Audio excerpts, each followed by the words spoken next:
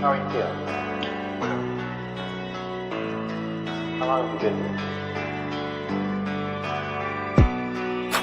3 months, May 17th. And what brought you? That's difficult to answer.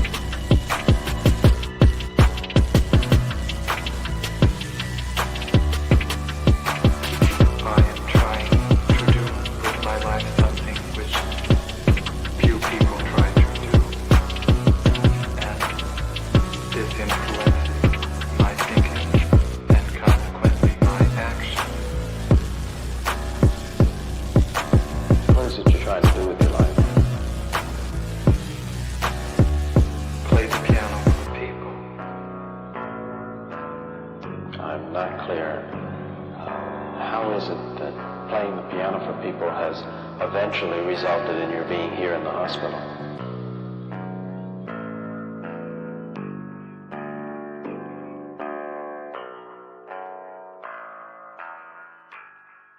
That's difficult to answer.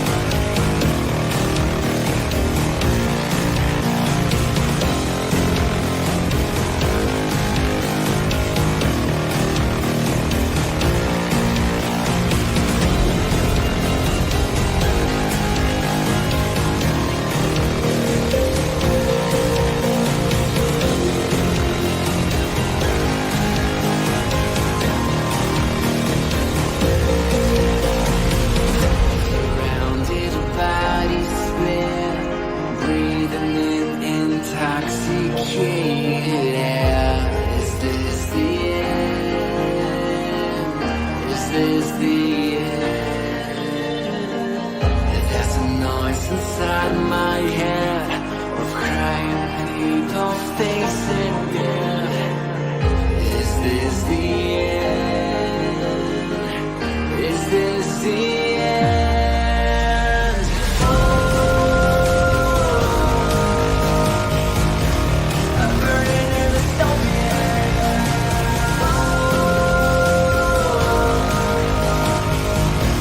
There's no place to hide.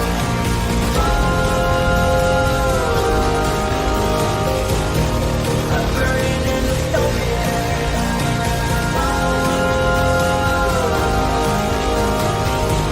This is the final side. What have we done to the world?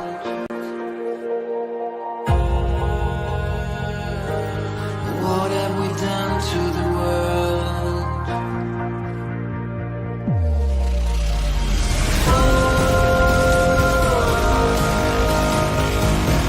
I'm burning in the dystopia.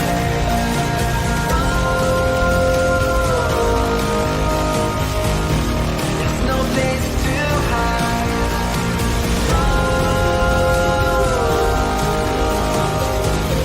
I'm burning in the dystopia. This is the final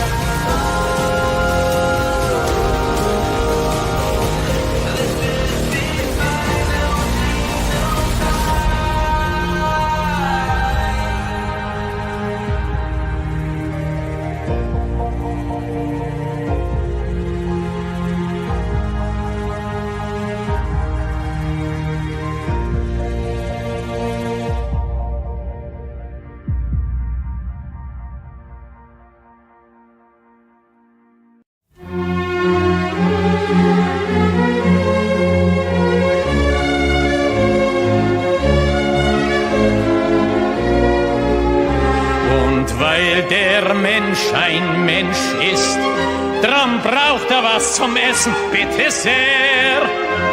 Es macht ihn ein Geschwätz nicht satt, das schafft kein Essen her. Rum links, zwei, drei, rum links, zwei, drei, wo dein Platz genossen ist, weil ich ein in die Arbeit einheimst komm, weil du auch ein Arbeiter bist.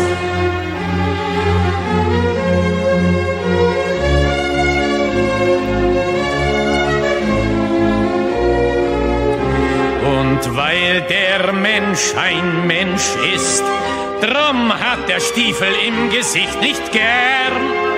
Er will unter sich keinen Sklaven sehen und über sich keinen Herrn. Drum links, zwei, drei, drum links, zwei, drei, und ein Platz genossen ist, weil ich ein in die Arbeiter einheimst komm, weil du auch ein Arbeiter bist.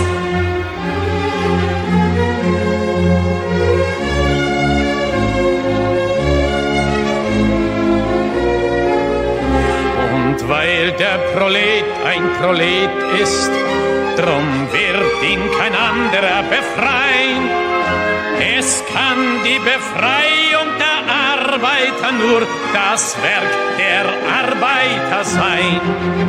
Drum links, zwei, drei, drum links, zwei, drei, und ein Platz genossen ist, weil ich ein in die Arbeiter einheimst komm, weil du auch ein Arbeiter bist.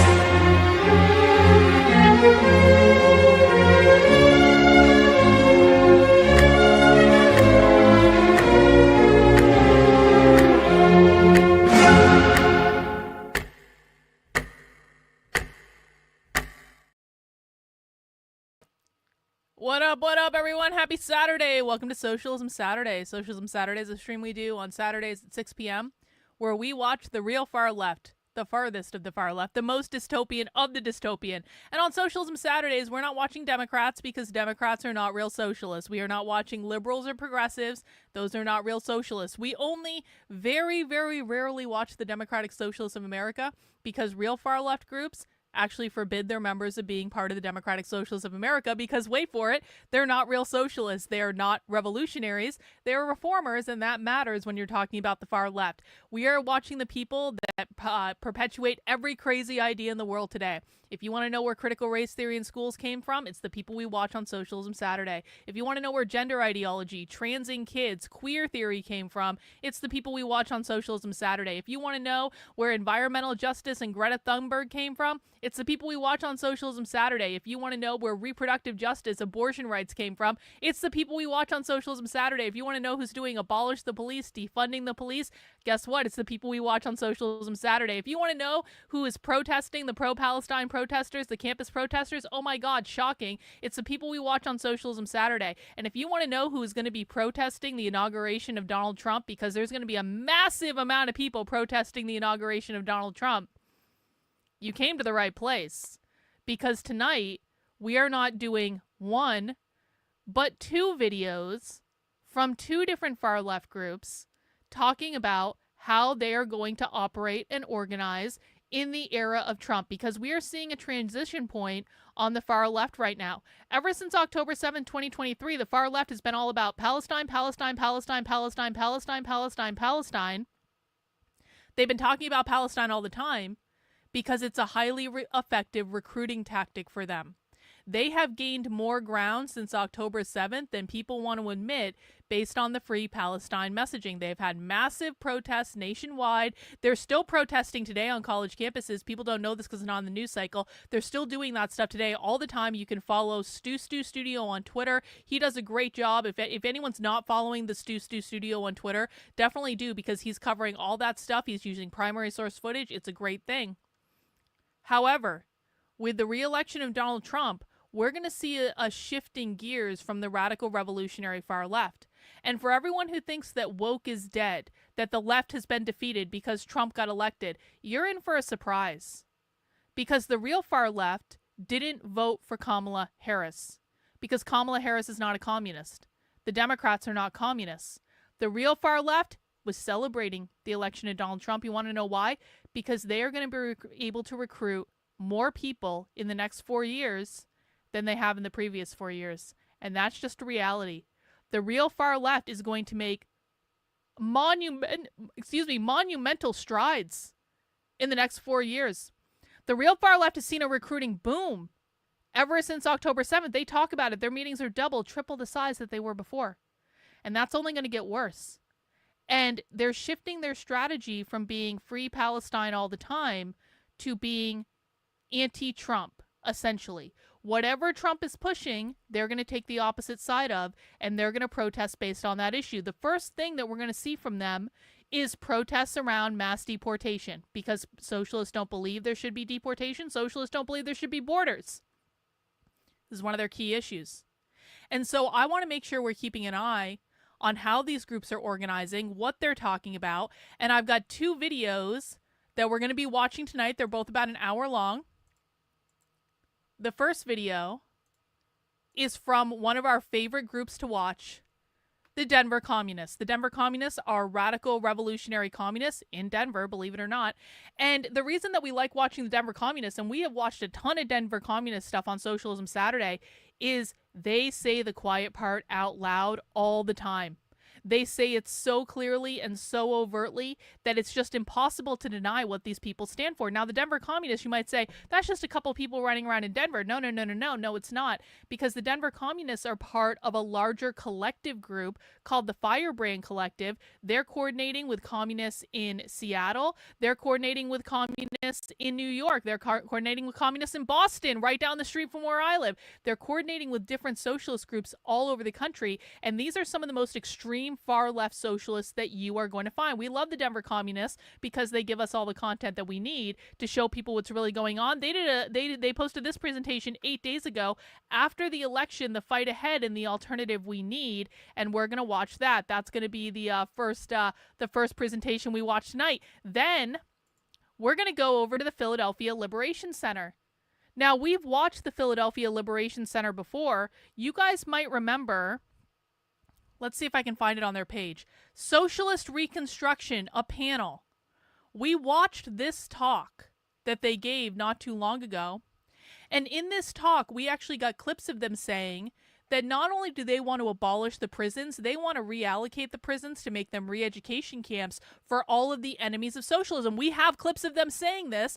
That was a clip that took place at the Philadelphia Liberation Center, and I'm pretty sure this is an organization that's connected with the Party for Socialism and Liberation, which is another one of the main socialist groups that we do track. And they had a presentation about a month ago saying, don't antagonize or don't agonize, organize post-election community meeting. So we're going to watch that too.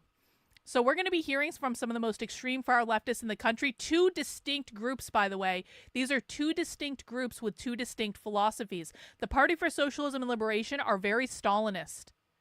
And not a lot of socialists in the United States are, to be honest. So, but the Party for Socialism and Liberation has a lot of people. They've been recruiting a lot. They're very Stalinist in their ideology. The Denver communists are Marxist-Leninists, and they fundamentally reject Stalin. So we're looking at information from two different groups. And I think it's going to be interesting. We're going to do a nice little double feature. Let me get some super chats real quick. Milo, some conservative cheer. Marxists are like Christmas lights. Only half of them work, and those that do are not very bright. Hey, I appreciate that, Milo. Thanks for the $5. Scott, it's good to see you. I'm against protesting, but I might have to protest the protesters. I did stop protesting at the University of Minnesota. Thank you for being a member of the channel, Scott, for 5 months. I really do appreciate that. And then two ladies in with the big super chat right off the bat.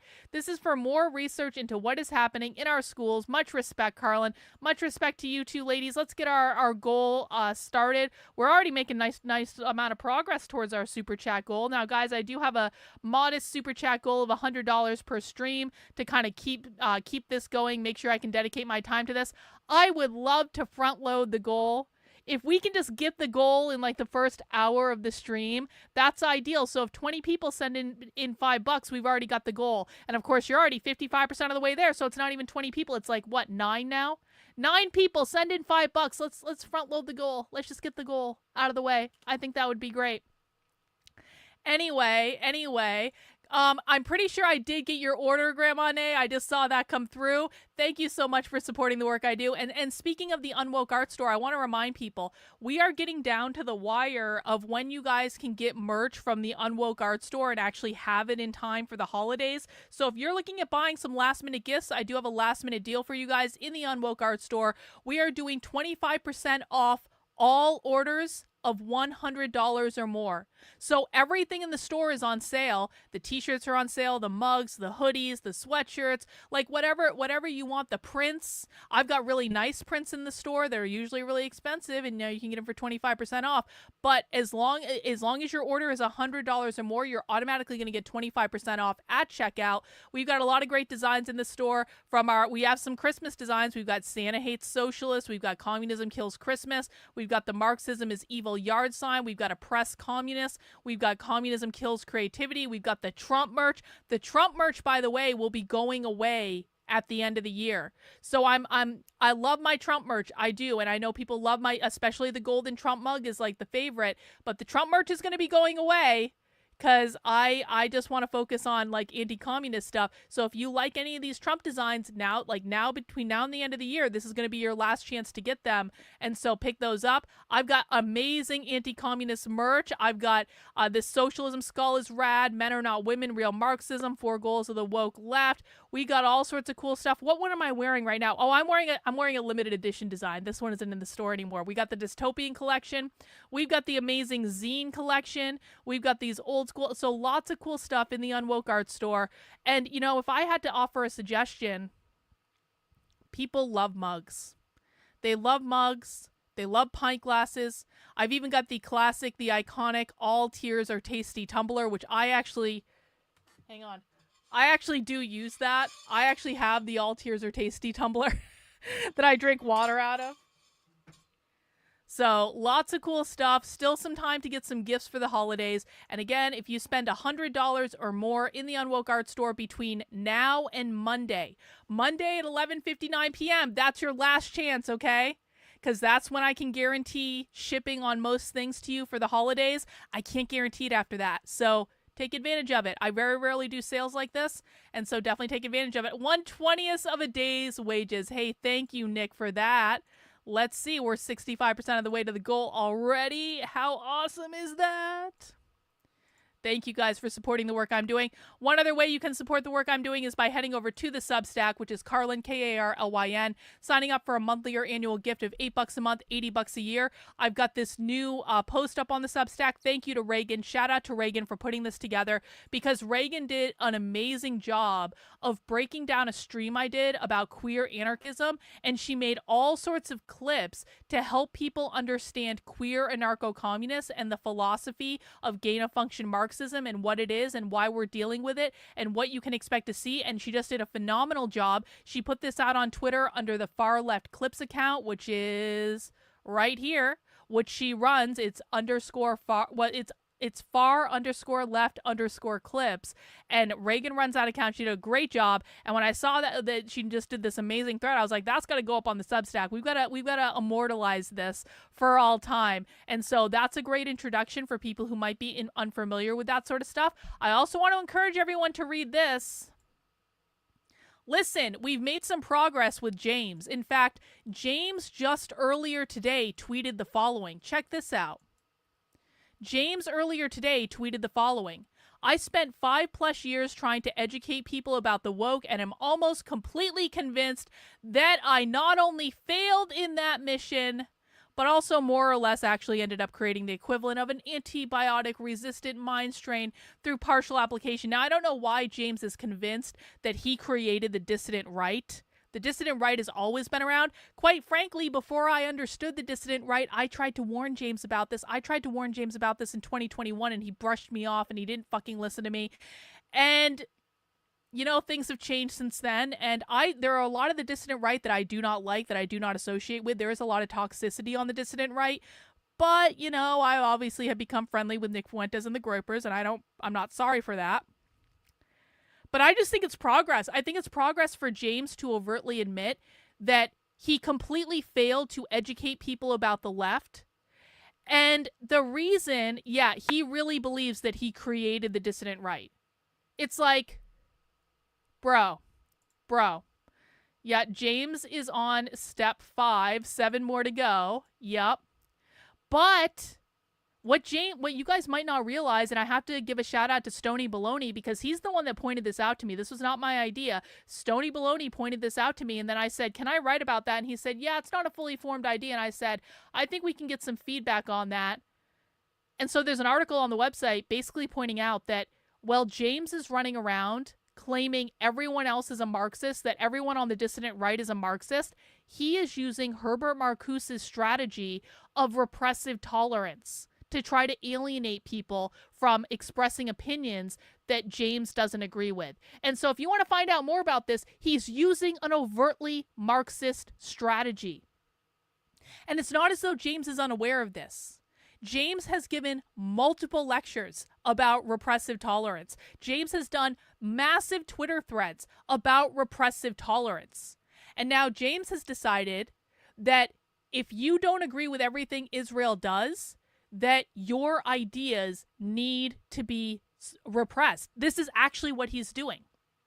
He's using Marcuse's strategy of repressive tolerance to try to use social pressure and psychological games to repress any ideas that James Lindsay does not approve of. And if you want and he's doing that because he's funded by Israel. He has Israel financial connections, which are in this article, through the guy that funds him, Michael O'Fallon, who literally has had meetings with the Israeli government. So James is correct that not only has he massively failed to educate people about the left, he is now shilling a completely contrived narrative that is part of his plan to repress ideas that he does not agree with. He is a total fraud. And people can look at the information and they can decide for themselves what they think about this. Because, listen, there are real problems with the left. And we're going to be watching those problems today.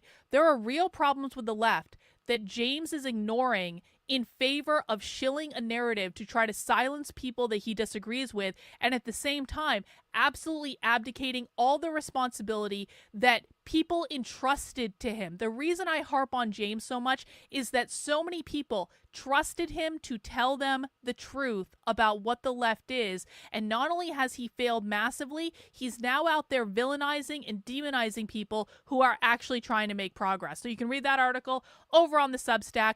And if you feel like supporting the work I'm doing with a monthly or annual goal, I have, dubbed my Substack the Better Discourses Substack now, in kind of a tongue-in-cheek way to say it, because James's website is New Discourses, but I think my work is better. So we're going to call it Better Discourses. You can find that at Carlyn, KARLYN.substack.com, and give James the finger, because he is massively effing things up, and he's lying to a lot of people, and what he's doing is going to allow the left to win, because he is running cover for the real far left. James isn't the only thing I talk about over on the Substack. We got the Woke 101 series. Why do communists say that real communism has never been tried? If you want the answer to that, you can find it there. We're analyzing queer propaganda from the 90s and the 2000s. We got lots of cool stuff going on, and if you want to sign up as a founding member, which is $250 a year, it's like the highest level of donation that I have on the Substack, I will send you a free t-shirt from the Unwoke Art Store, free t-shirt of your choice. All you need to do is request it, and that's for my highest level supporter over on the Substack, and I really do appreciate the support, guys. When did I first begin noticing he was a grifter? About 2 years ago. Honestly, I kept it to myself for a long time. I didn't say anything for a long time, but I knew about it. I started getting inklings of it in early 2022, essentially. So actually, it's even more than that. It's almost 3 years ago now. I didn't say anything about it until the end of 2023. So I knew that James was playing games for almost 2 straight years before I actually said anything about it. And then as soon as I covered for his ass. This is the thing that I covered for him. Like people used to like DM me all the time complaining about James, and I'd be like, just let it go, like he does more harm than good, let it go. I can see your X chat, but you might have more fun in the YouTube chat. And so I covered for him. And then as soon as I started speaking out, he started tweeting about how I was a narcissistic sociopath that was devaluing him. And I'm like, bitch, I covered for your ass for 2 fucking years. No. I knew what was going on a long ass time ago. And I'm glad other people are seeing it. I'm glad other people are seeing the reality of it, because you know why? We have real problems in the world. And this type of bullshit should not be tolerated. It just shouldn't. So without further ado, guys, I do want to get into the main content for the stream. Again, for people who just joined, we are watching 2 different socialist groups talking about organizing in the era of Trump. We're watching the Denver Communists, and we're watching the Party for Socialism and Liberation. Now, I want to see in the chat, I'm seeing a lot of new names in the chat. Who's here for the first time? Or who is relatively new to my content? Who's relatively new to watching socialism with me, or maybe this is your first live stream that you've been able to make it to. So awesome to see so many new names in the chat. I love it when new people find my content. You guys are in for a whirlwind experience today, I'll tell you what. Let me know if you're new in the chat. If you're new in the chat, it's going to be helpful for you to tell us. Just trust me on that. We've got Aaron here for the first time. Welcome, Aaron. We've got Boss Bully Boy here for the first time. Welcome, Boss Bully Boy. We've got Tranquility here for the first time. Really welcome, guys. You're in for a ride tonight. Now, listen, I do have a couple rules that I do enforce on Socialism Saturday that I would just like to take a minute here. Let's see. We've got Liberty Styles, relatively new. I do recognize you, Liberty Styles. I'm relatively new, but you're a person I knew on YouTube. Okay. You're RJ. I got you. Deborah's new. Welcome, Deborah. Okay, we got a couple guidelines. Let me go through the rules. Hang on. I gotta find them. Hang on. All right. Listen.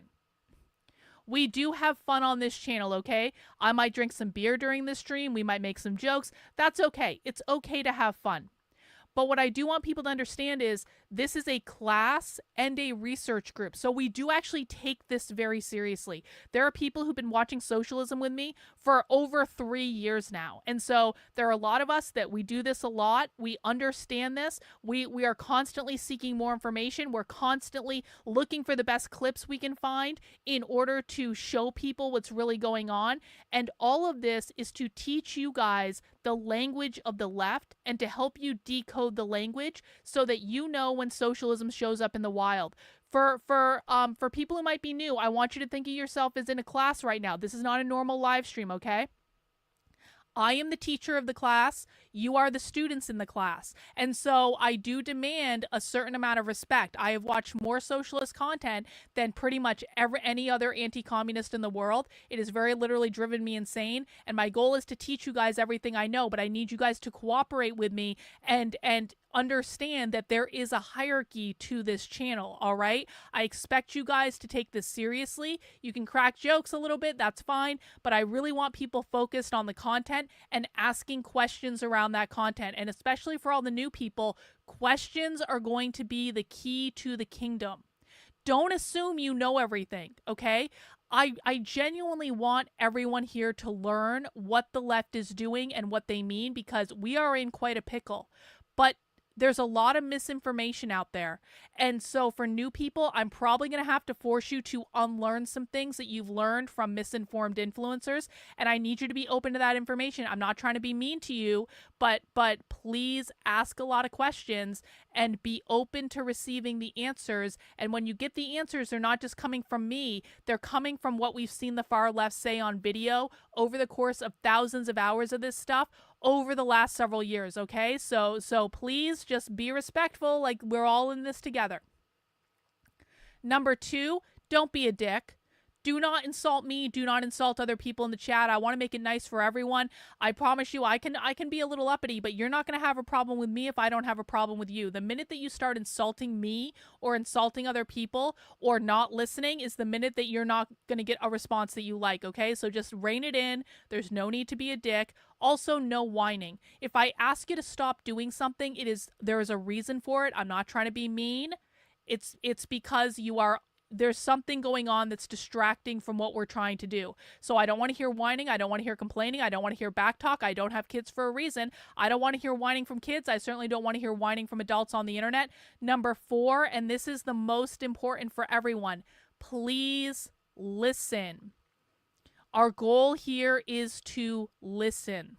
And what that means is no debunking. No debunking what the socialists say, because especially for new people, it's going to be every fiber of your being to say that's crazy for reasons X, Y, B, and Z, or socialists are wrong for reasons X, Y, B, and Z. I promise you, we know.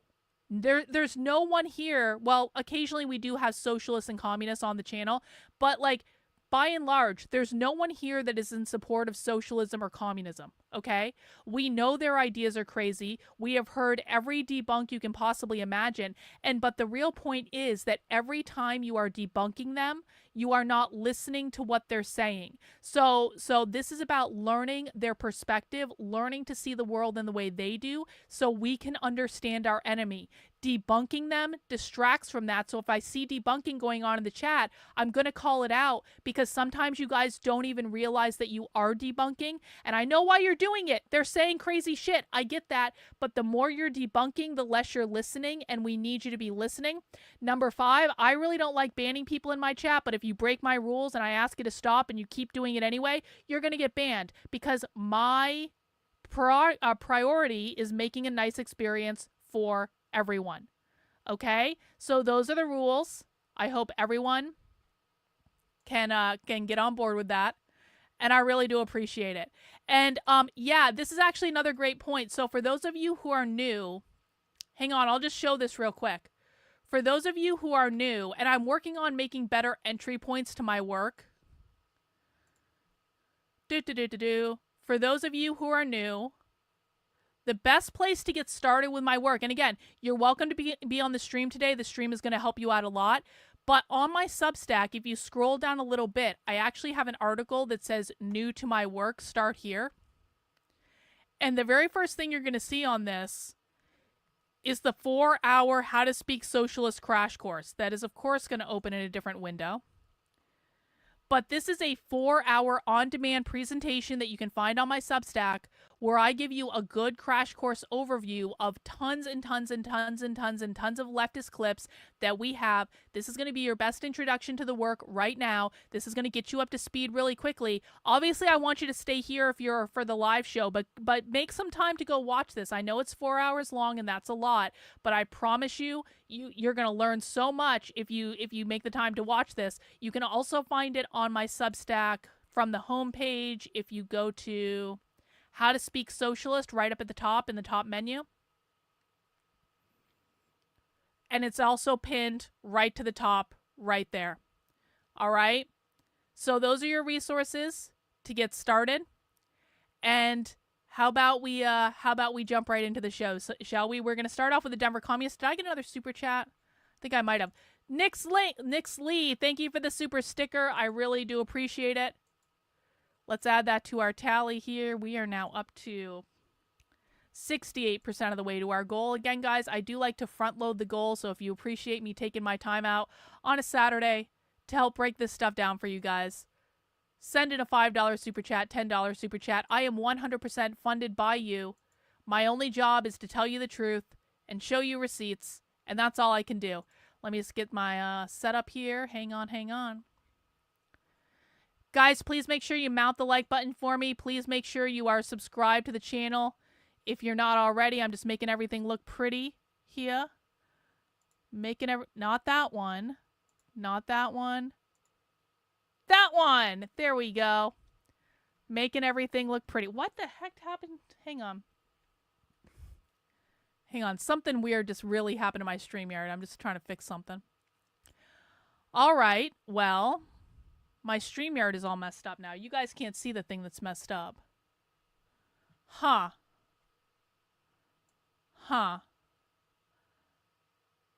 Okay, guys, give me just 1 second. I need to reload my... Wait, no, hang on. I might have fixed it. I might have fixed it inadvertently. Never mind. Everything's fixed.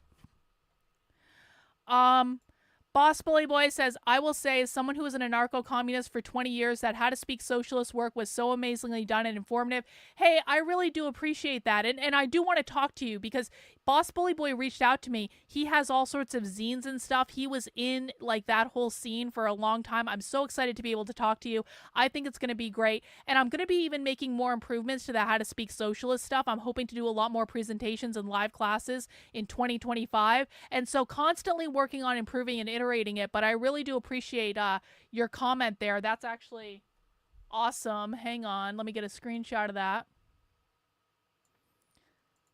Cool. All right, everyone, mount the like button. Let's get this party started. We are starting with the Denver Communist today.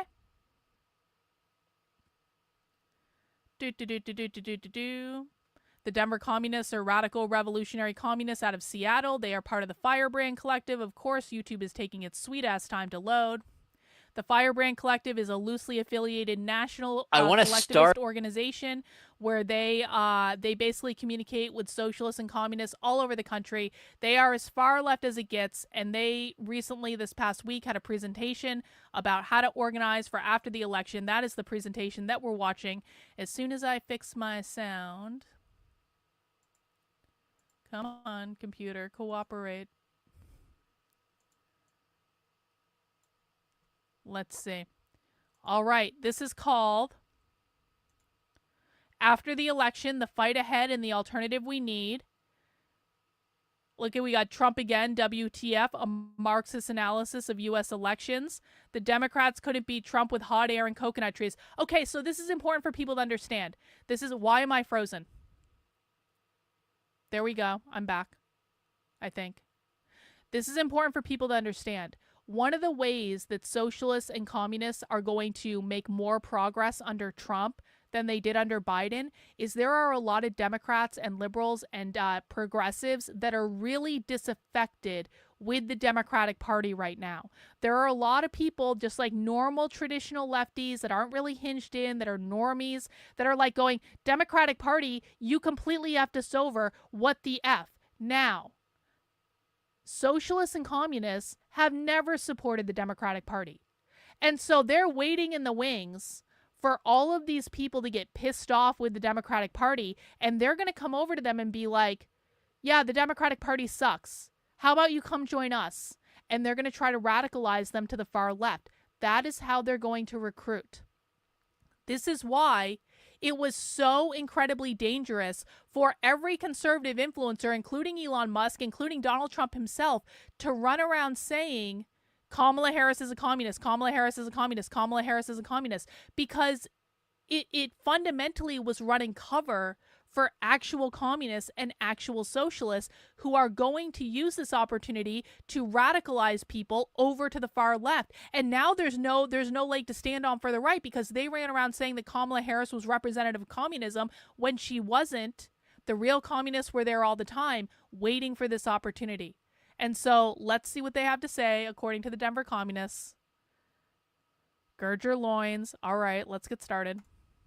Start by going back to Wednesday, November 6th.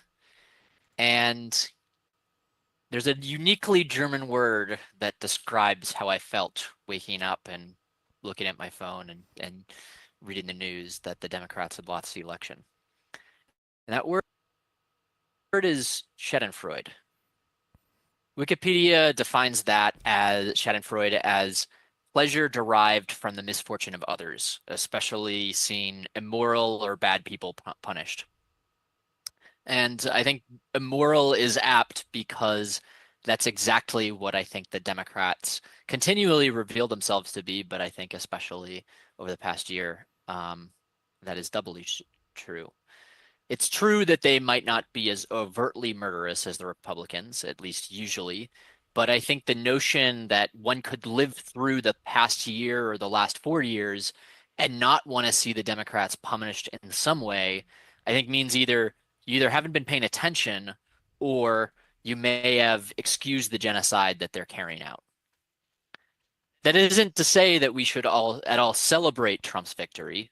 I also felt anger, disgust, horror, and a readiness to fight. For many people, there's plenty of disgust, horror, and despair too. As I'll get into in a minute, Trump is an oncoming disaster that we will need to fight. But his return to power is not exactly surprising either. 2024, in many ways, I think feels like a redux of 2016, and not just because of one candidate or the result, but the way society looks and how it's brought us to now disastrous elections, and actually 3 if you count Joe Biden's election too. This talk I'll go over the conditions briefly that our enemies have overseen, the conditions that led us to Trump 2.0. Then I'll discuss the election and results themselves, and then I'll talk about the kinds of inspiration and action that I think we'll need to take in the coming months. To do a true analysis of the election, we can't just look at exit polls and vote tallies. I think we need to start by looking at the state of society, and that's a Marxist approach for understanding any kind of election, but especially this one. So, the state of the world. I think we can, in shorthand, I think we can say that the old political order, this period since 1975 known as neoliberalism, was defined by U.S. world dominance. All that now has been on life support, but anytime you hear them say neoliberalism, they're talking about the Democratic Party. Neoliberalism is not a good thing. It's a slur. They don't like it, but they're talking about the Democrats when they say that. At the same time, there hasn't been a revolutionary alternative on offer. Trump has stepped into that vacuum. Or to quote Italian revolutionary Antonio Gramsci, the old world is dying and the new one struggles to be born. Now is the time of monsters. And I think that sums up our situation pretty well. For decades, the US-led global neoliberal order seemed stable. They called it the end of history. But in true dialectical fashion, beneath that stability, changes were happening. No, these people do not see Islam as socialist. The reason they support Palestine is not because they see them as socialists, but because they see them as the oppressed party that's being oppressed by the settler colonists that are Israel. And I know you know this because you've been to my stream several times now, and you keep pushing this talking point, which I don't like, because I've answered this for you before. The reason the left supports the Palestinians is not that they believe that they're socialists. The reason the left supports the Palestinians is because Israel are the settler colonists who stole the land from the indigenous people. This is what colonization or colonialism means.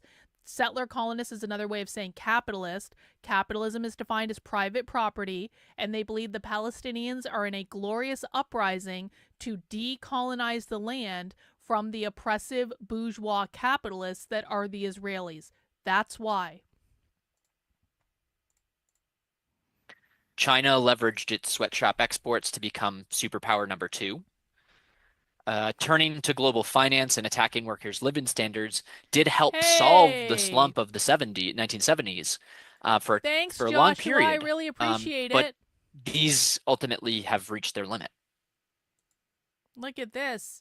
Thanks, Joshua. And then we've got Nix here. These streams have become one of my favorite things to do, illuminating. I need to get some knitting to do. Everyone should have knitting or crochet or quilting or whatever craft you want. I appreciate it, guys. Thank you. Amid multiple intersecting crises of U.S. world hegemony, capitalist profitability, political leadership, there's been a long period of polarization that started after the 2008 market crash and continues to reign today. Since 2016, Democrats have tried cobbling together the quote-unquote adults in the room of various stripes to maintain that old political order. Since 2010's Tea Party movement, Republicans have seeded and cultivated more and more radicalized coalitions of crazed petty bourgeois, atomized and desperate workers, capitalist demagogues to shift U.S. society decisively backwards, while more and more turning to economic protectionism and bilateral trade as for foreign policy. Both Democrats and Republicans are capitalist parties. Both rely on growing the repressive state. Both have made workers pay for the crises, what was that? especially the most repressed sections of the class. Both Democrats and Republicans are capitalist parties. These are real communists. They're telling you they don't like the Democrats. They believe the Democrats are a capitalist party. They're no different than the Republicans. And just to expand on this a little bit for people who are new, real socialists and communists believe their explicit goal, and I actually have this group in particular on video saying it, their explicit goal is to overthrow the government because they believe our entire government is grounded in capitalism. They believe the Constitution is a capitalist document. They believe that all of these things need to be overthrown in order to get socialism, Marxism in this country. That is what their explicit stated goal is. I need everyone to be aware of this. Like this game where Republicans and conservatives are calling Democrats communists all the time, that runs cover for these people who are flat out telling you that they don't believe the Democrats are good. They believe the Democrats are the capitalist class, no different than the Republicans. Anything related to capitalism, and if people have questions about how this is related to capitalism, because a lot of people think that capitalism is just an economic system, it's not to the far left. Capitalism is an economic system, and it's a social and cultural system. It's both at the same time. They believe the United States was literally built on capitalism. They believe our Constitution is grounded in capitalism. Therefore, in order to abolish capitalism, they need to abolish both of those things and every mechanism that supports it. Documented immigrant. Actually, let's just listen to that again. Just for funsies. Just for funsies. Policy. Both Democrats and Republicans are capitalist parties. Both rely on growing the repressive state.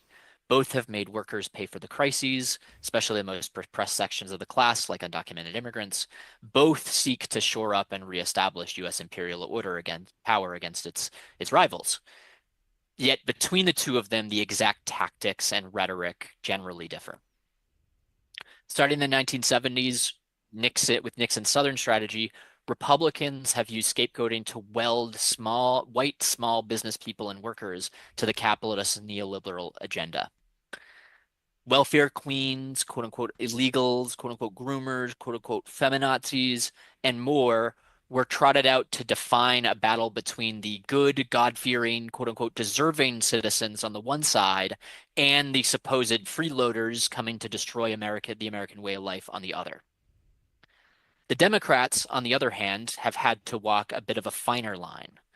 Since the 1930s and 1960s, they have presented themselves as the party of the people, supposedly the voice of labor, Black people, immigrants, women, LGBTQ plus people, and any other social movement that has sprung up. Yet, they are also in charge of the same neoliberal agenda that has created mass incarceration, expanded the military, attacked workers' living standards, criminalized immigrants, and more.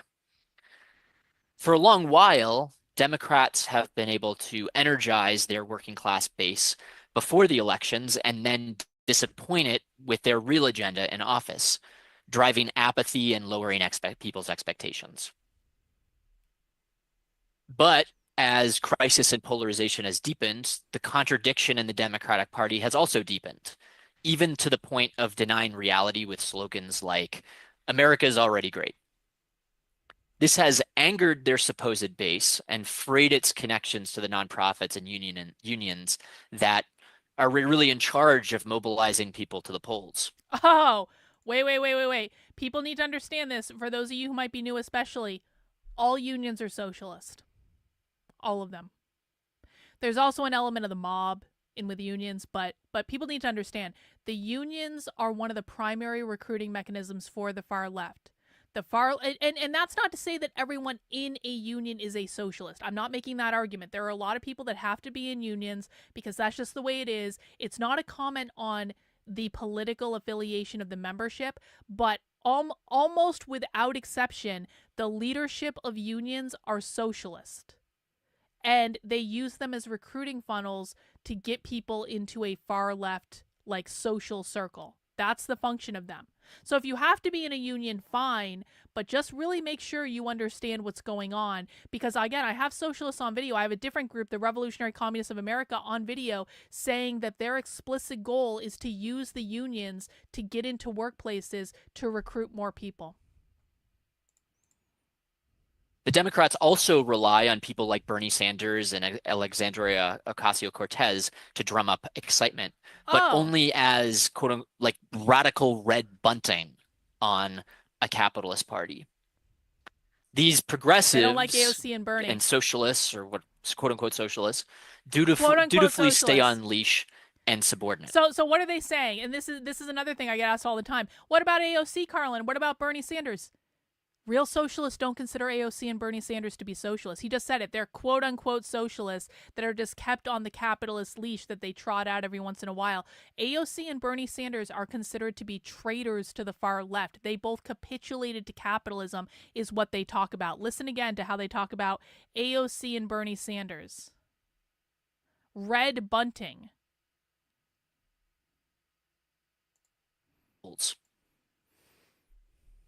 The Democrats also rely on people like Bernie Sanders and Alexandria Ocasio-Cortez to drum up excitement, but only as like radical red bunting on a capitalist party. These progressives and socialists, or what quote unquote socialists, dutifully stay on leash and subordinate.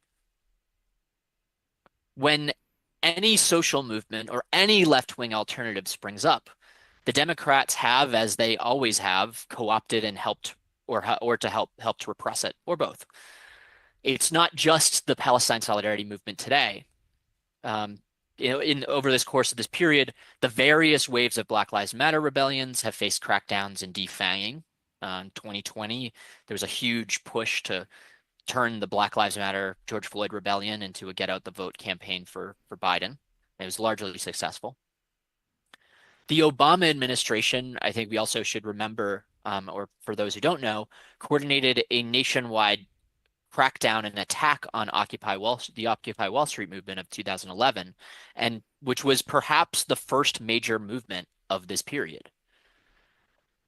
The mainstream Democratic Party, including figures like Kamala Harris, continues to assume that the left and working class are contained so that they can continue to reach out to wealthier voters on the right. And unfortunately, for us, and I guess, quote unquote, fortunately for the Democratic Party, when it comes to the left, they are largely correct. The left has been and continues to be continually contained and defanged, as we've seen from the Democratic Socialists of America. See, they don't like the DSA but either. Regardless of the existing left and the fact that there isn't a real alternative, without that space for the left to grow, the Republicans have largely been able to position themselves as the sort of mainstream, in some respects, anti-establishment group, even as they've pushed politics that explicitly prop up that very same establishment. Racism, heterosexism, fossil fuel extraction. I think the list could go on, and including, as we saw with this election, immigration as being a huge scapegoating immigration. See. As these crises have deepened, so has their scapegoating and demagoguery. Unlike the Democrats, in this election especially, they have acknowledged an economic crisis exists for working and middle class Rust Belt and rural areas, except, of course, their solution is to punch downward. Leading into November, I think we can say that these dynamics were in full force. The Democrats, wedded to propping up the American empire, couldn't simply co-opt the Palestine movement, so they did their best to repress it, ignore it, shut it out of mainstream political life. They couldn't acknowledge the declining living standards that they themselves were responsible for, hiding behind all their rhetoric about a quote-unquote booming economy.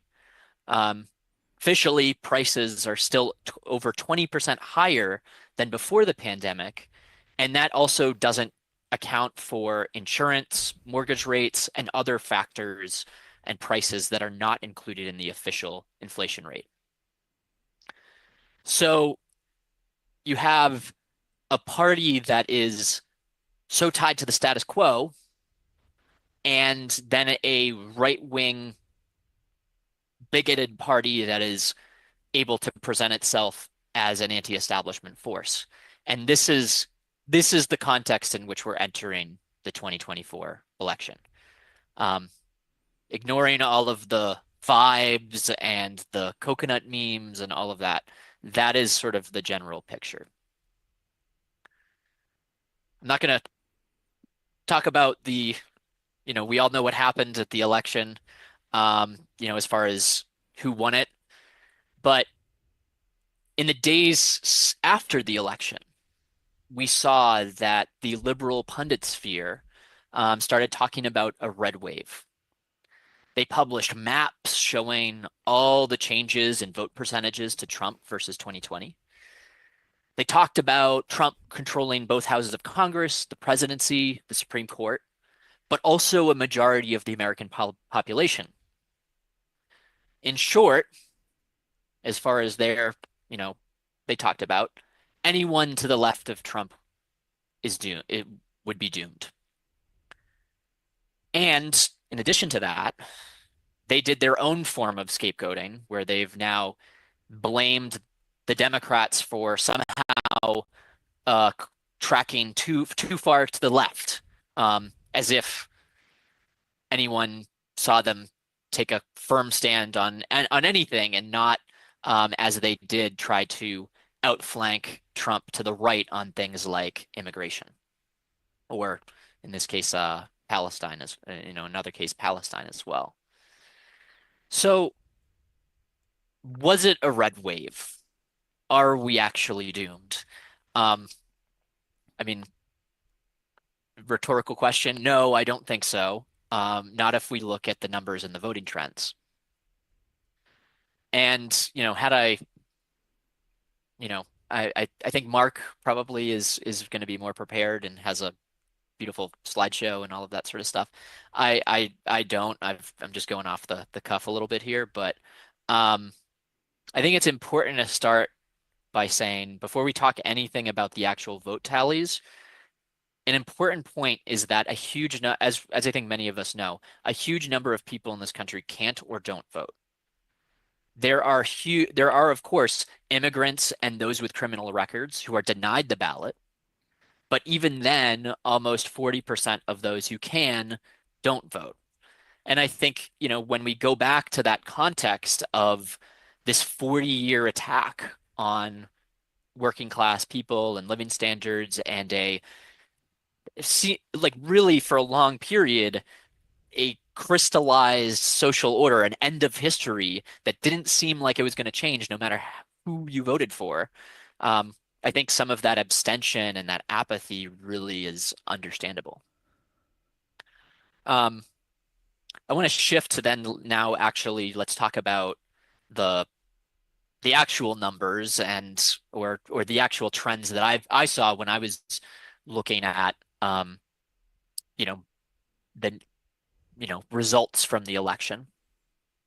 And I think first and foremost, while it's true that for the first time in almost 20 years, the Democrats lost the popular vote, the reality is not a red wave of a huge increase in Trump. Well, I mean, you just heard them say this. They never really did, is the thing. This is another bullshit conservative narrative, honestly. Bernie Sanders and AOC are not socialists according to real socialists. I mean, I think that they tolerated Bernie for longer because there was a long time that Bernie wasn't a millionaire. Like, most of Bernie's political career, he was not a millionaire. He was actually just a working class fighter, and I think they liked him more then. I think that they were very supportive of Bernie when he ran for president because he's basically like the closest that they ever got to having that type of power. But even in 2020 when Bernie ran, they were not like, it's like one of those things where like they're like Bernie would be better than Biden, but like they'll claim him if he's able to do it, but like they weren't like super psyched about it, you know what I'm saying? But now they completely disassociate with Bernie and AOC because both of them have capitulated to capitalism. Trump and Republican voters. But actually the reality is that the Democrats lost more votes than Trump gained. And although, with the Electoral College in this country, there's only a few states that really matter as far as deciding the election. Wait. I've got some chats over on Rumble. Someone's called Trump Weave over on Rumble is calling me a magatard. Bro, I didn't even vote for Trump. So you're too stupid to be here. Goodbye. I literally didn't even vote for him. And with that, some of, is being rich capitulating to capitalism? It's not just being rich. Because they don't mind if people have money, but that money needs to be spent on things that are going to overthrow the capitalist system. And also it's about not giving in and living a capitalist bourgeois lifestyle. So, Bernie's mistake is Bernie owns like 3 different houses. Many socialists, even if they have money, they don't own their houses. They're renters because they don't believe in the ownership of private property. It's the same reason why, like the whole BLM corruption thing where where the BLM leaders bought $1 million houses with all those donations. That was never co-signed on the real far left. The real far left doesn't even basically disassociated with them long before that because those are traitors according to them. And so it's not that it's the same thing with AOC. AOC lives in luxury. She has designer clothes. She's going to all these bourgeois events, right? It's not that they have money. It's that it's that they're living a capitalist lifestyle. I'm not going to vote for someone who doesn't stand for the values that I stand for. Period. Full stop. I've explained this ad nauseum. I'm not going to go into it again. I did not vote for Trump. I voted for Nick Fuentes for president, and I'm not sorry about that. And Trump is now living up to the standards that I expected him to live up to, which is basically being a cuck to Israel and not doing anything conservative. And all of his appointees, with rare exception, have been awful. And I'm fully expecting Trump to get nothing done. And I don't think that Trump is going to defeat communism. I don't think Trump even realizes who the real communists and socialists are. And that's really all I'm going to say about it. Trump and I have different values. I actually care about beating the left. I don't think Trump does. Trump is bought and paid for by Israel. He's Israel first. So, no thank you. Some of those counties or some of those states, it really was a few thousand votes here or there. I think one of the things that's really important to look at is that where Democrats lost votes, Harris lost, more, but not exclusively, in blue states versus swing states. That is to say that the people in blue states that saw themselves saw it as doesn't really matter. There's no point in me voting. And this candidate and this party does not deserve my vote. They stayed home.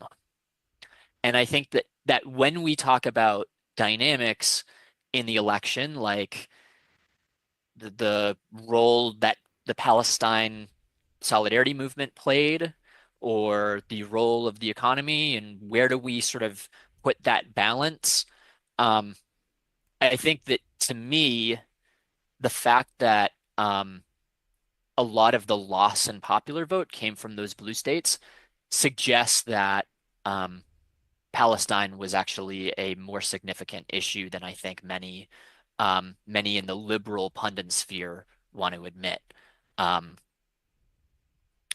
But it's also true that, if you look at the exit polls, which only poll people who voted, the economy was a major factor in people's voting. So I think we can say that the people that stayed home might have stayed home because of Palestine or because of another issue, but the people that were swayed by to especially to vote, to switch their vote, or to come out and vote for Trump, the economy did have a significant impact. Listen, I've been calling out conservatives and GOP influencers on their bullshit for years, and this is exactly right. Had I been shilling the talking points that the conservative right wanted me to shill, there never would have been a single smear campaign against me. The reason there were smear campaigns against me was because I downright refused to shill the bullshit talking points that the conservative right wanted me to shill. And especially in the last year. Now, there were smear campaigns before me. There have been smear campaigns against me since 2021, when I said things on Twitter they didn't like.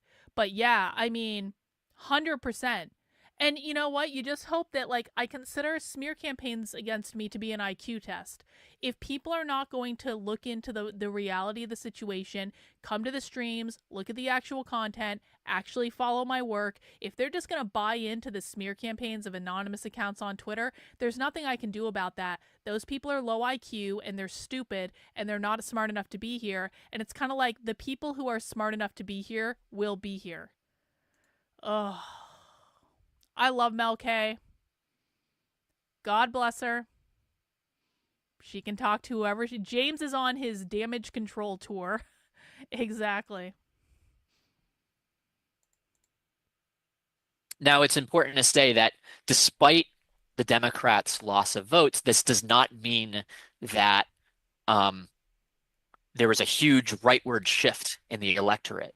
Because I think if we look at some of the ballot initiatives, like we look at the abortion rights measures, including in a place like Florida, which only by the, bureaucratic limits that are placed on ballot initiatives there won 57% of the vote in a place like Florida with DeSantis. And, I mean, we often laugh about Florida being this bastion of right-wingdom, but the reality is that, people are not so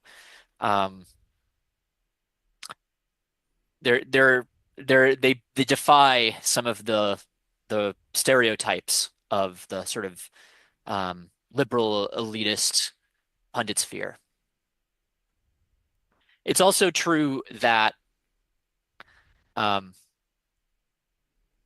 when we talk about immigration and the role that the Democrats have played, as well as the Republicans over the past 4 years, it looks a little bit different.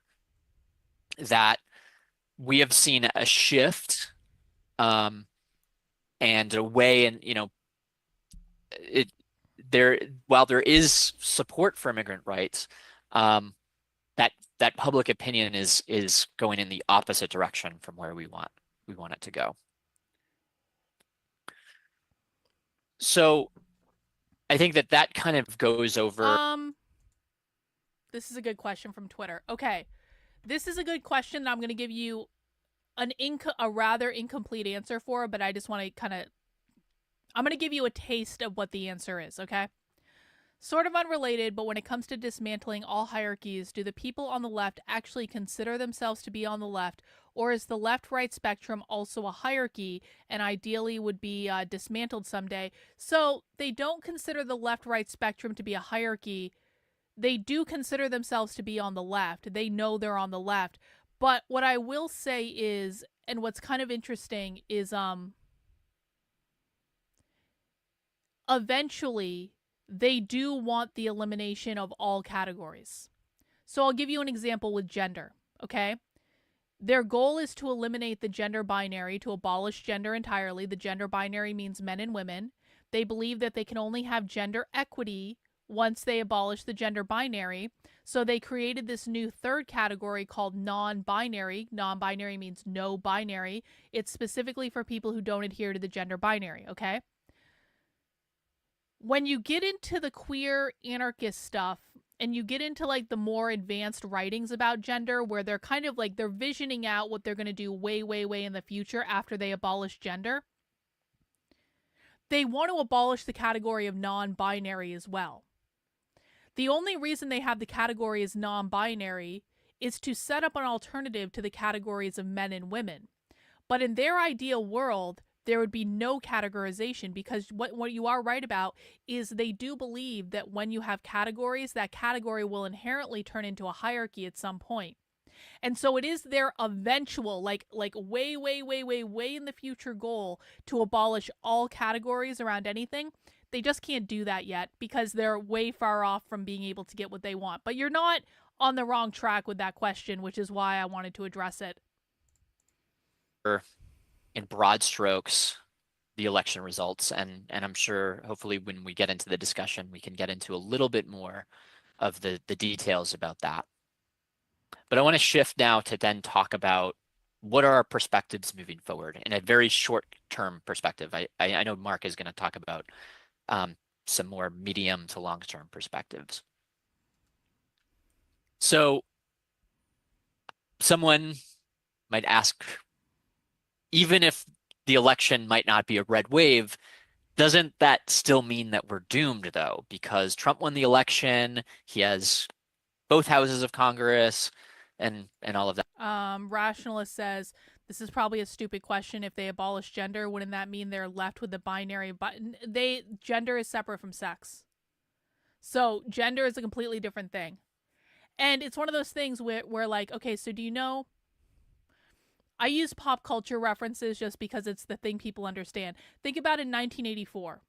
Think about in the movie version of 1984. The movie version is better because it gives people a visual. If you've never seen the movie version of 1984, they actually did like a relatively decent job with it, just in terms of being able to understand like visually what this thing is. in the movie version of 1984, you had men and women that were both comrades, but there was really no differentiation between the two. They all wore the same clothes. They all did the same jobs. There were no men jobs. There were no women jobs. It was just like, it was sameness. Everyone was treated the same. And so you did have biological men and you did have biological women, but they all dressed the same. Everyone was treated, quote unquote, equally within their society. And it's kind of the same thing. It's like, they understand that there will be men and women from a biological perspective, but in terms of gender, the social construct of gender is what they would abolish. So even though there will still be people with different genitals, they're going to be all treated exactly the same. So the comrade, like if you're a comrade, you're a comrade. It doesn't matter if you're a biological man or a biological woman, you are a comrade. That sort of stuff. And I want to, as I keep referencing 2016 as being, this sort of a similar election to this one, I want to just read off something that it was written right after 2016, and I think gives you, I don't know, tell me if this sounds familiar to you. The Trump presidency dawned with the opposition Democratic Party finding itself at its lowest ebb since the 1920s. The Democrats lost the executive branch, remained minorities in both houses of Congress, and stood to see the Republicans lock in another generation of control of the Supreme Court and U.S. judiciary. At the state level, Republicans controlled 68 of the 99 state legislative bodies and held 33 of 50 governorships. And the Democrats held more than 1,000 fewer state legislative seats than they controlled in 2009. And I think that you guys are asking great questions. Now, the questions are unrelated to the presentation, and so I'm answering the questions even though they're unrelated to the presentation. I do want to make sure we're actually listening to the presentation, though. So I'm going to answer one more question, and then I'm just going to ask, can we listen to the presentation? Because if you guys are asking questions that are unrelated to the presentation, that means you're not listening to it, okay? I know sometimes there are boring lulls, and I don't mind people asking questions. Would the left support getting rid of biological hierarchy forcefully, like giving women testosterone whenever they're children, or taking the testosterone away from men just to get rid of all straight? Okay, so I've never heard them talk about this. So I can't say with any degree of certainty that they would do something like this. So I'm just giving you, this is my opinion, okay? I think they want to degender birth, which means they want to remove gender from the process of reproduction. The reason I think they want to do that is they've literally written papers about it that were literally published at Harvard. You can find it over on the Substack. This is not something that I'm making up. I know they want to decouple gender from being able to give birth.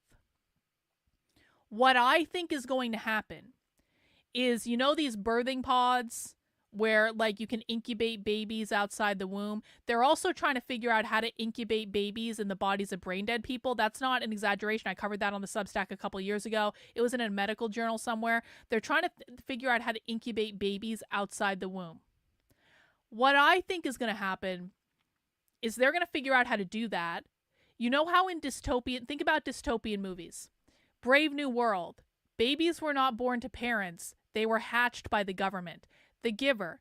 Babies were not born by parents. They were hatched by the government and then distributed. Logan's Run.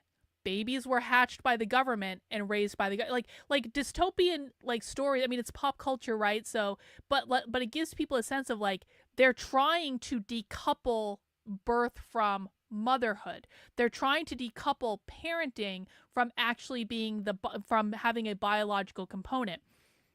Once they do that, then we've got genetic engineering. So if they can figure out some way to decouple the birthing of children from gender or from parent biological connection with their parents, then they're going to have control to the gene pool. That's when they can genetically engineer things. Again, I haven't heard them talk about this genetic engineering stuff. I have absolutely heard them talk about decoupling pregnancy from gender and children being born outside the womb of the mother. I've heard them talk about that a number of times, But it just stands to reason that if they're doing that, they're going to genetically engineer at some point.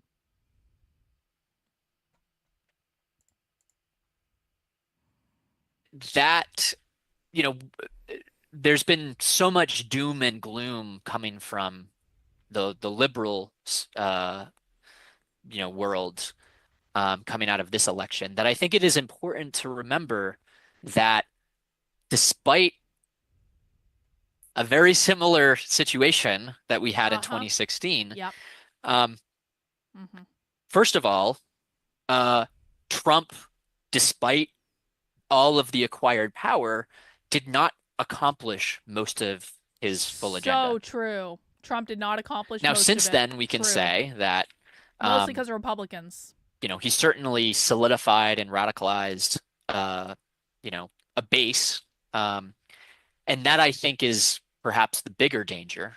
I think that we've seen since 2016, if we want to use 2020 as another sort of milestone, the development of the anti-lockdown protests, and then January 6th, it shows that there is to a degree a mass organized base around Trump. True. And around the right. Well, I wouldn't say. And I think it's also organized. important to say that as evidenced by something like Project 2025, although it's not quite the blueprint of exact, a full plan. It's really a document that's a coalition of different forces trying to figure out, what do we do in 2025 if we win the presidency? And some of that stuff is kind of contradictory to one another if you get into the details of it. It's also true, though, that Trump and the Republicans have learned from the last go-around. They've learned nothing since the last go-around, but okay. But false. At the same time, we do have some examples, both from the first Trump election, but also from others, as we just saw recently with South Korea and the declaration of martial law, and the not only the left wing in Congress, which is like what people, or their parliament, which is what people are focusing on, but also the call from the South Korean Trade Union Federation to call a general strike if the prime minister tried to implement martial law, and then also calling for a general strike to demand his their resignation. And so that's also why,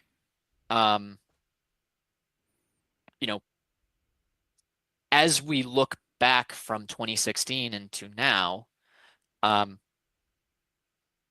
we can't, unlike the liberals and the Democratic Party, we have to go beyond just all this talk of constitutional safeguards that either for the last 8 years, the Democrats who have tried to go through the institutions to stop Trump, or as they're saying now to us, which is like, it might not seem as bad, but now Trump doesn't have, there's nothing stopping him. There's no constitutional safeguards. I think for us to focus on the lack of these quote unquote constitutional safeguards, I think first both minimizes the mass resistance that was effective, like airport protests when Trump tried to pass the Muslim ban, or this general strike example that we saw just recently from South Korea. So it minimizes that mass resistance, and also falls into looking to the same failed strategy that the Democrats have used to co-opt anti-Trump sentiment started since 2016, that we have to trust in the institutions, that, to be clear, just happens to be the home turf of the bourgeois political establishment, especially the Democrats, and that somehow that's going to restrain Trump. I think the second point, and I'll just start to finish up on this, that even as the Democrats appear to have collapsed, it's important to remember that similar to 2016, they could very easily, again, successfully co-opt the anti-Trump sentiment to rebuild themselves and ultimately doom us to the repetition times 3 of what we're now facing today. Right now, they might cravenly leap rightward to absolve themselves from losing the election, like saying it's not Liz Cheney, it's not Liz Cheney's fault we lost, it's because we went quote unquote woke. We should expect that the Democrats and their NGOs will try to place themselves at the head of any resistance to Trump that takes place. Perhaps, maybe with the exception of Palestine Solidarity, but even that remains to be seen. So as revolutionaries, where do we go from here? And I think that first and foremost, it's important for us to all get on the same page about a perspective of what's happening, that we're not entering fascism. We're entering a new period that requires, definitely some caution, but not does not mean that mass resistance is impossible or we should just go underground. I think what it means is that we need to convince people of a perspective that resistance is possible, that that resistance needs to be clearly independent from the Democrats that have gotten us into this mess, and that where possible, we should explore the formation of broader fronts and campaigns with other forces that can lay the basis for cohering these forces, first and foremost, to defend the rights that are going to be attacked, but also lay the groundwork for a real alternative, something that can pose, can really reclaim the position that I think the left has traditionally played, which is, against not just the quote unquote corrupt political establishment or the swamp, but actually this whole system that, the swamp, or quote unquote this, bourgeois political system, is just one part of. I want to just end by saying it's important to recognize that the crises that I mentioned at the beginning, the crises of U.S. hegemony, crises of profitability, the crisis of U.S. political leadership, none of these are resolved. And while the right has solidified itself around Trump, the left right now, the working class, have coalesced neither their political ideas nor organization. Struggles have provided radicalization, but largely, unfortunately, on the level of individual ideas, without an organized, systematic, or collective expression. The opening for organized politics still remains wide, and it is up to us to actually figure out, from where we are standing right now, so what are you going to do? Where do we go from here? What are you going to do? Both fight Trump, but also build the left. And I think that's the perspective we need to have. Fight Trump. I want and to also start build the by left. just kind of reframing, what is, when we're talking about long-term goals, what is you. our long-term goal? Well, our long-term goal is the abolition of capitalism and exploitation and oppression, and establishing, to paraphrase Marx. Thank you. What is our long-term goal? The abolition of capitalism, of course. Thank you. Hang on. Clipping that shit. Clipping. And it's like, it's so stupid that I even need to clip this. But when James Lindsay is running around calling these people like a Gnostic cult, I actually do need to clip this. Like, I almost just spit. Yeah, you're just going to come right out and say it exactly.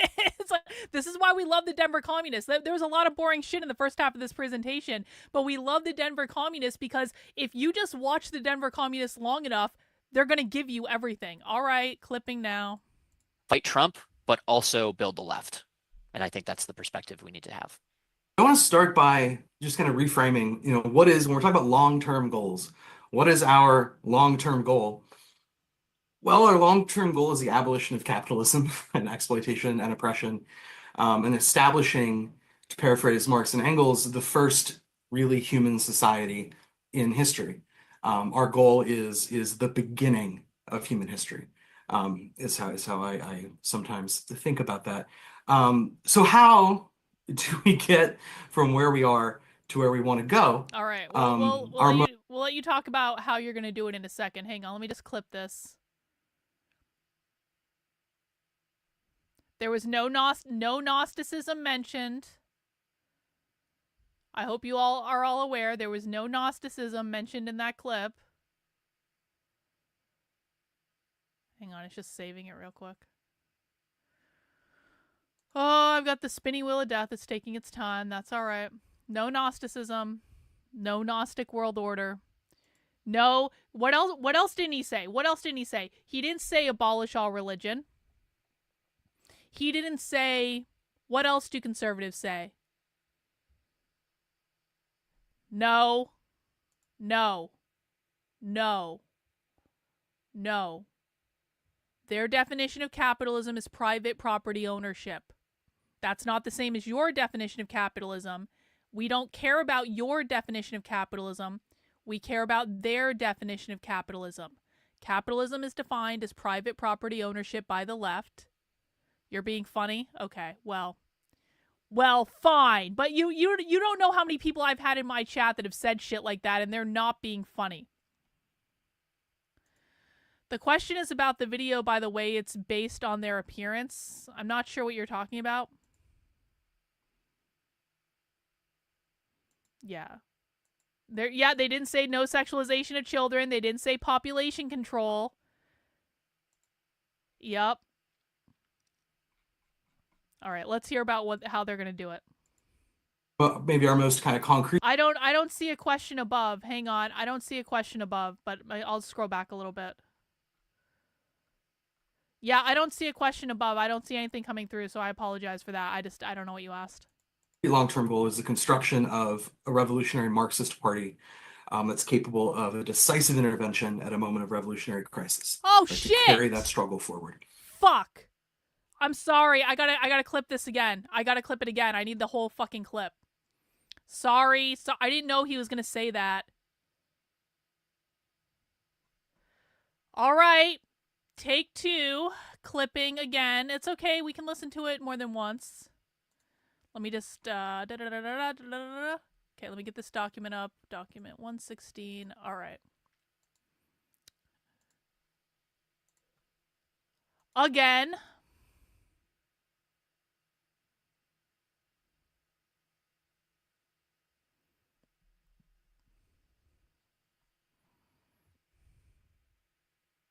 It was just so beautiful. It's everything all rolled into one. I thought he was going to be more long-winded in the how we're going to do it. Trump, but also build the left. And I think that's the perspective we need to have. I want to start by just kind of reframing, what is, when we're talking about long-term goals, what is our long-term goal? Well, our long-term goal is the abolition of capitalism and exploitation and oppression, and establishing, to paraphrase Marx and Engels, the first really human society in history. Our goal is the beginning of human history, is how I sometimes think about that. So how do we get from where we are to where we want to go? Maybe our most kind of concrete long-term goal is the construction of a revolutionary Marxist party that's capable of a decisive intervention at a moment of revolutionary crisis, right? To carry that struggle forward.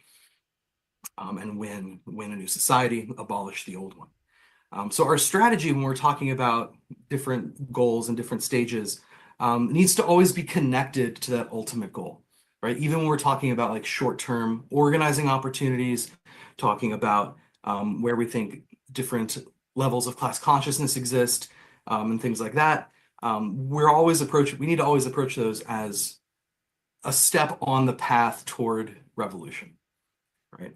So in what follows, I'm not going to be arguing for any like major changes in our perspectives, I don't think. Okay, If you are there's a lot to unpack in that. I just need, there's a lot in that tiny little clip. Hang on. Do you guys notice how he kept saying the word revolution over and over and over and over and over again? When they're talking about a revolution, okay, so he was talking about how they want to establish a Marxist party, right? A Marxist party that's going to be something they can utilize for their time of intervention. Hang on, I just need to save this clip real quick. Hang on. There we go. Okay, got it. Thank you. So, when they're talking about establishing a Marxist political party, they're not talking about doing it to run in elections. These people reject electoral politics. They're not saying, we're going to create a Marxist political party and we're going to run in elections and we're going to get elected to the government and that's how we're going to win. That's reformism. That's what the Democratic Socialists of America do. These people hate the Democratic Socialists of America. These people are actually one of the groups that do not allow their members to be part of the Democratic Socialists of America. When they say they're establishing a Marxist party, they mean to overthrow the government and the current system. He said it. He said, we want to abolish everything and create a new world, right? We are on a path toward, hang on, let's just listen to this last part again. He's saying that everything we do has this long-term goal of establishing a human-first society. That means Marxism, socialism. And we need to abolish the entire current system in order to get there. Listen again. organizing opportunities, talking about where we think different levels of class consciousness exist, and things like that. We need to always approach those as a step on the path toward revolution, right? So in what follows, I'm not going to be arguing for any Okay, hang on. I didn't go back far enough. Apologies. I thought I went back far enough, but I didn't. There it is. Okay. They are establishing a Marxist party to give people something to join so that they can create some sort of revolutionary crisis. And when that revolutionary crisis happens, then they're going to be able to go in and abolish the whole system. Does everyone understand that? We're going to play it again, but please let me know if you understand what I just said in the chat. long-term goal is the construction of a revolutionary Marxist party that's capable of a decisive intervention at a moment of revolutionary crisis, right? To carry that struggle forward and win a new society, abolish the old one. Our strategy when we're talking win a new society, abolish the old society. They're not talking about winning elections. They're not talking about the political process. They're not talking about getting elected to local government or getting elected to state government. They're not talking about that at all. They're talking about utilizing the party as a means of organizing to take advantage of some pre-revolutionary crisis that they themselves are probably going to cause. That crisis is going to cause massive upheaval, and that's when they go in and they try to overthrow the government and the Constitution. That's what they're talking about. When they say they want to abolish the old world and create a new one, the old world is the current system we have right now, our current system of government. They want to get rid of all that, wipe it all out, and start fresh. A decisive intervention means to overthrow capitalism. Yes, exactly. About different goals and different stages needs to always be connected to that ultimate goal, right? Even when we're talking about like short-term organizing opportunities, talking about where we think different levels of class consciousness exist, and things like that, we need to always approach those as a step on the path toward revolution, right? So in what follows, I'm not going to be arguing for any like major changes in our perspectives, I don't think. If you are a Firebrand member or a person who's been to our meetings in the past, this isn't going to shock you that these are the positions I'm putting forward. But I do think it's still important to hang on. Evaluate Kazmar asked a good question. I'm sorry I missed it, Kazmar. An example of a crisis. Okay, George Floyd. George Floyd was an example of a crisis. The death of George Floyd by itself, I mean, people die every day, right? But when George Floyd died, the left shot out into the public like a cannon. Do you guys remember that? All of a sudden, these mass protests, this mass upheaval, we had city blocks being taken over in Seattle and creating an autonomous zone. That was all the radical revolution. Those were Seattle revolutionary socialists. We had fires all over the place, like massive protests all the time, covered on the news all the time. That's a pre-revolutionary crisis. That's something where they're staging massive upheaval. There is massive social unrest. That type of thing. So they're constantly on the lookout for like these opportunities where they can kind of like go into the public in a very big way and mobilize a lot of people. That's how they get their revolution, is by mobilizing people, organizing people, getting people out to protest, causing problems, setting fires to things, causing $2 billion worth of property damage. Yeah, they tried to use the Palestinian stuff for this as well. This is what all the campus protests were about. The campus protests were largely coordinated by the Party for Socialism and Liberation, which we're going to be watching in our next video. The Party for Socialism and Liberation was coordinating these things all over the country. We have a video of the Party for Socialism and Liberation from 2022 saying that they wanted to cause a pre-revolutionary crisis. We have this on video. It's not even a question of if they're trying to do this. And then when the Free Palestine thing happened, Party for Socialism and Liberation starts coordinating with campuses all over the country. These were the outside agitators that people were always complaining about. Now, the left doesn't view it as a problem to have outside agitators on campus, right? But like they were trying to do the same thing with that, stage a pre-revolutionary crisis.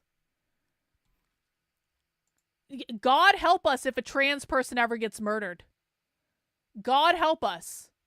Because you want to see queer Marxism make a comeback, like they really haven't been talking about queer Marxism a lot lately, which is disappointing to me because I love queer Marxism. It's so dystopian, it's so crazy. But Lord help us if a trans person ever gets murdered in like some sort of like public spectacle. Oh, we are fucked. We are so fucked. You, like, especially if it's like a trans black woman, like hang on to your hat. That's going to be a pre-revolutionary crisis. That's going to cause a lot of problems. Daniel puts us over goal for today. Thank you, Daniel. Now you guys can still send me money. Don't feel free to continue to send me money. Okay. I'm not, just because we hit our goal doesn't mean you can't. Is there any hierarchy within the socialist left intellectual circles that would lead to more authority invested in one thought of socialist over the other? Or is okay, so the vast majority of socialists in the United States are Marxist-Leninists. Marxist-Leninists reject Stalin and they reject Mao. There are groups that are Stalinists instead of Leninists. Leninists also embrace Trotsky more than they think that Trotsky was the rightful successor to Lenin instead of Stalin. Marxist-Leninists basically think Stalin screwed everything up. They think that Mao is in the tradition of Stalin, and so Maoism is not something that is accepted by Marxist-Leninists. There are Stalinist groups in the United States. There are also Maoist groups in the United States. It's just that the vast majority of socialist activists in the United States are Marxist-Leninists. Now, is there a hierarchy among those groups? I wouldn't say so. Like socialists in the United States operate within a completely decentralized movement. So we're talking about thousands of little collectivist cells that are all over the country.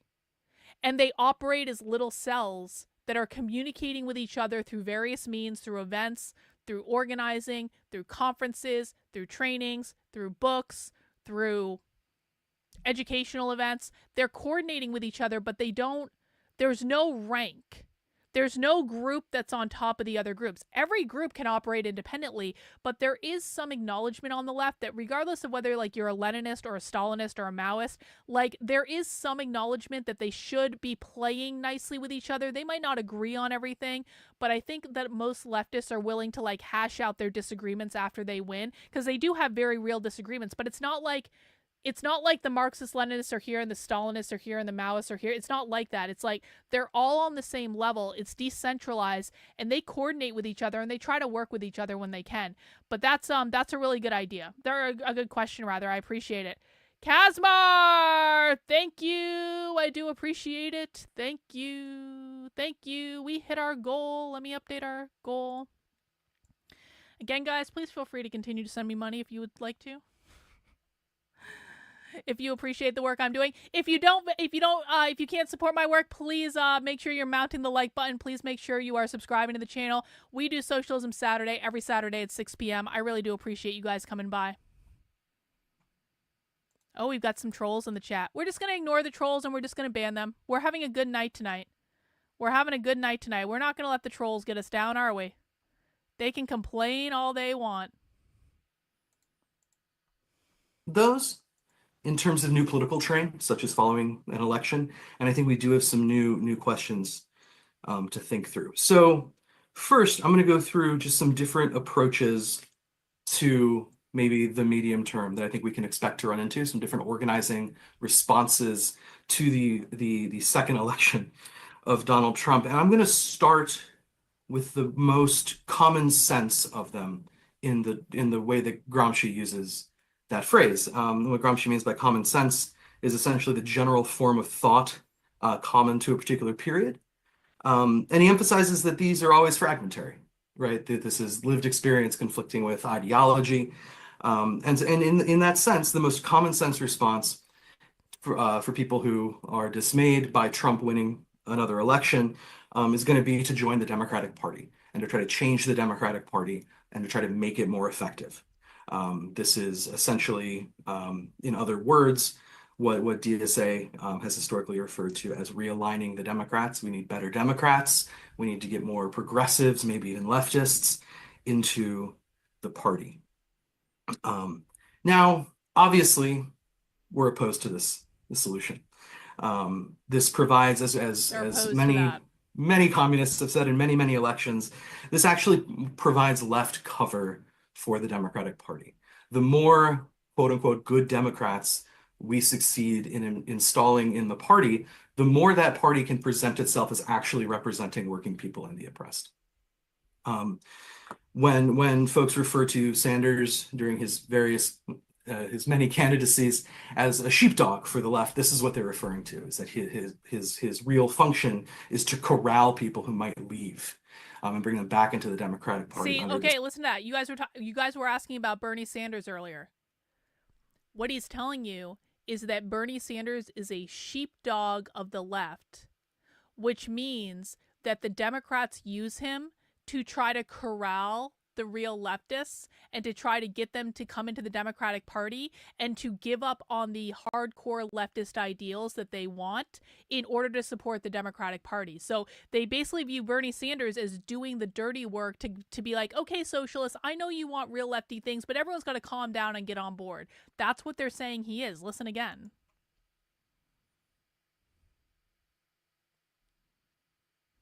Itself as actually representing working people and the oppressed. When folks refer to Sanders during his many candidacies as a sheepdog for the left, this is what they're referring to, is that his real function is to corral people who might leave and bring them back into the Democratic Party under this left cover. But there's another side to this, which we're seeing right now, and which comrades have alluded to already, and that is that it doesn't just provide left cover, it also provides a ready scapegoat for the Democrats after they lose.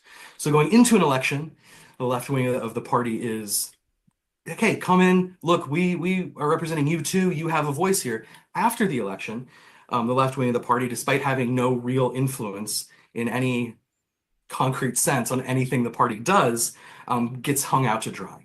So when Democratic functionaries with such glorious campaigns as Hillary Clinton's failed electoral bid on their resumes, come out and say that the problem was that Kamala Harris was too pro-trans rights, despite the obvious evidence of our eyes and our ears. This is what they're doing.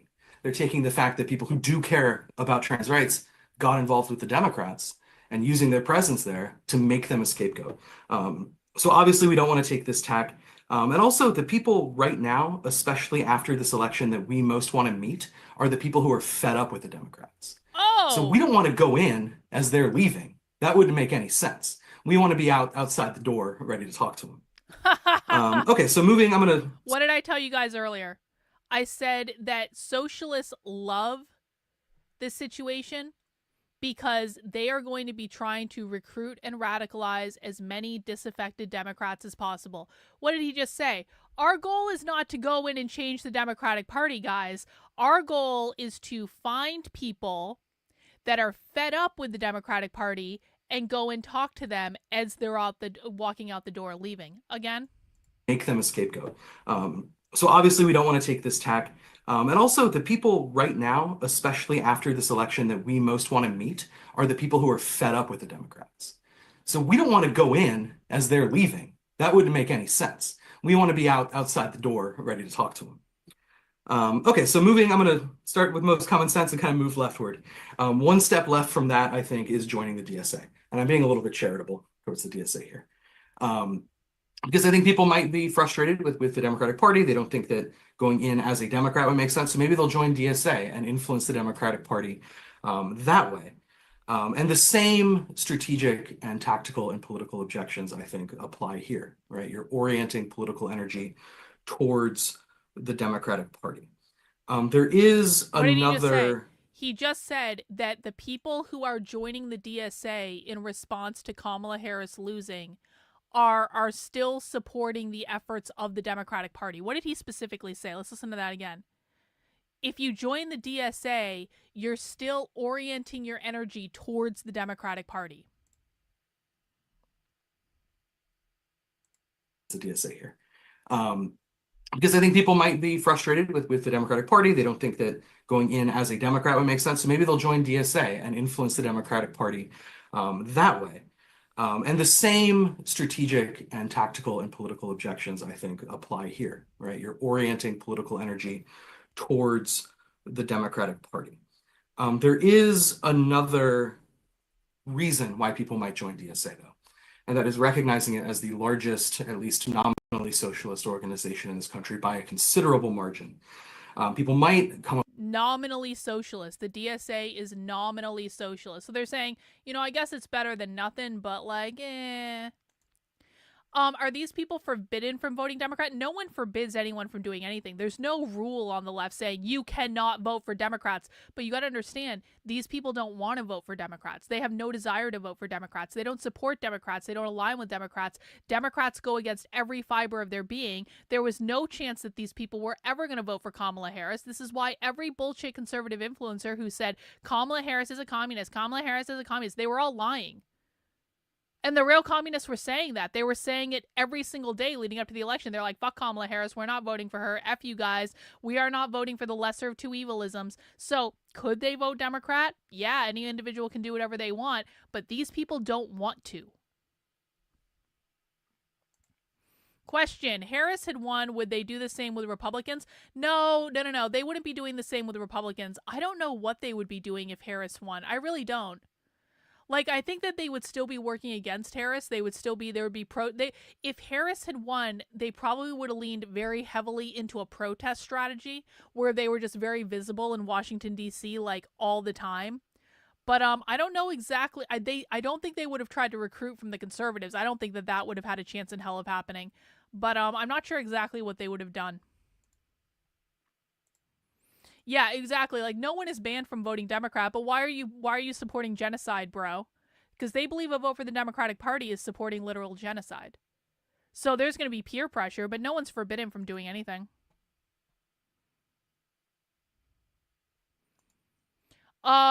If you're at Thanksgiving and your dad says Kamala Harris is a communist and everyone nods, you speak up and you say, I've seen a lot of videos on the internet from real communists. I watch this. Here's what you say, RJ. You say, I watch this crazy bitch on the internet that shows videos of real communists saying that they're not voting for Kamala Harris. Maybe be a little bit nicer than that. But like, direct them to this content. Honestly, like, you can say, like, I've seen a lot of videos of communist groups on the internet saying they're not voting for Kamala Harris and they didn't vote for Kamala Harris and they don't support Kamala Harris. And I don't think that's true. Make them question it. Now, listen, you might not be able to convince them in a single sitting, but plant the nugget, plant the kernel in their brain, and then just let it percolate a little bit. And if they have questions, they'll come and ask you. But sometimes we have to take advantage of these opportunities to like plant the seed that we can come back to later. No, this is what I'm telling you. They don't believe Kamala Harris is a communist. The only people that believe Kamala Harris is a communist are Republicans and conservatives or Trump voters. There is no belief on the left that Kamala Harris is a communist. That is a conservative bullshit narrative. Which I think is what you're saying. I may have read your thing wrong. I may have reacted a little bit, but like, there is no reality in which the left thought that okay, so I read it. I apologize. Okay. I'm triggered by this because I am triggered by stupid conservatives and Republicans saying Kamala Harris is a communist because they're running cover for the real far left. And I think that they do actually believe it. I think that Republicans and conservatives do actually believe that Kamala Harris is a communist. I think that that Republicans and conservatives do actually believe that the Democratic Party is the worst communist threat in America. Or that maybe the Democratic Socialists of America are a little bit more threatening, but Republicans and conservatives have no idea about any of the stuff we watch. They legitimately have no clue. They don't know this exists. Their influencers don't tell them about this. Almost never.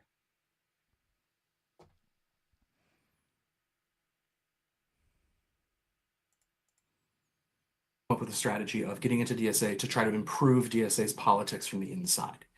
And we see this with various caucuses in DSA, various minority positions and blogs and so forth. And this, you can see how people come to this conclusion, right?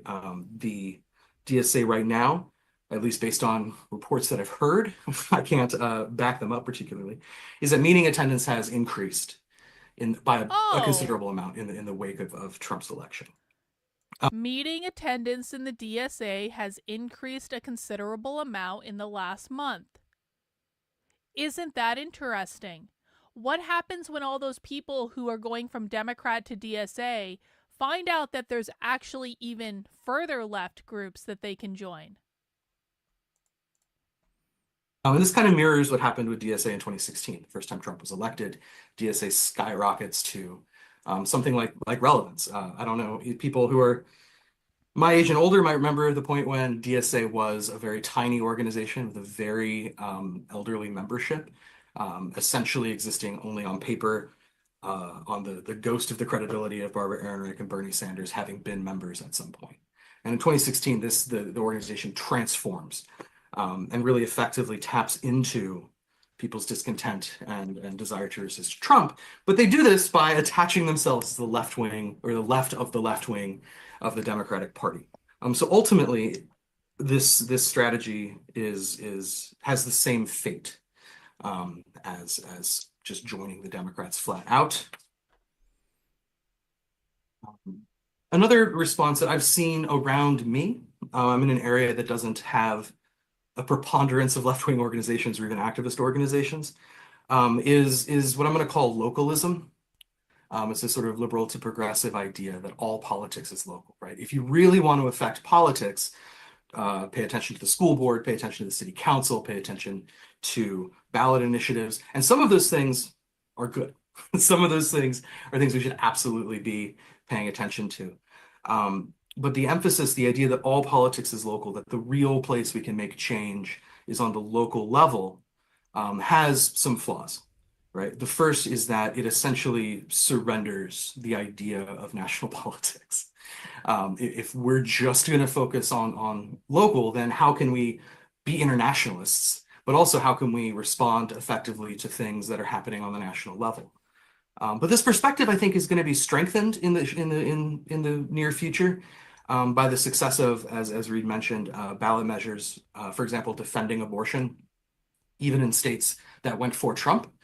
This would seemingly provide some proof for this perspective, right?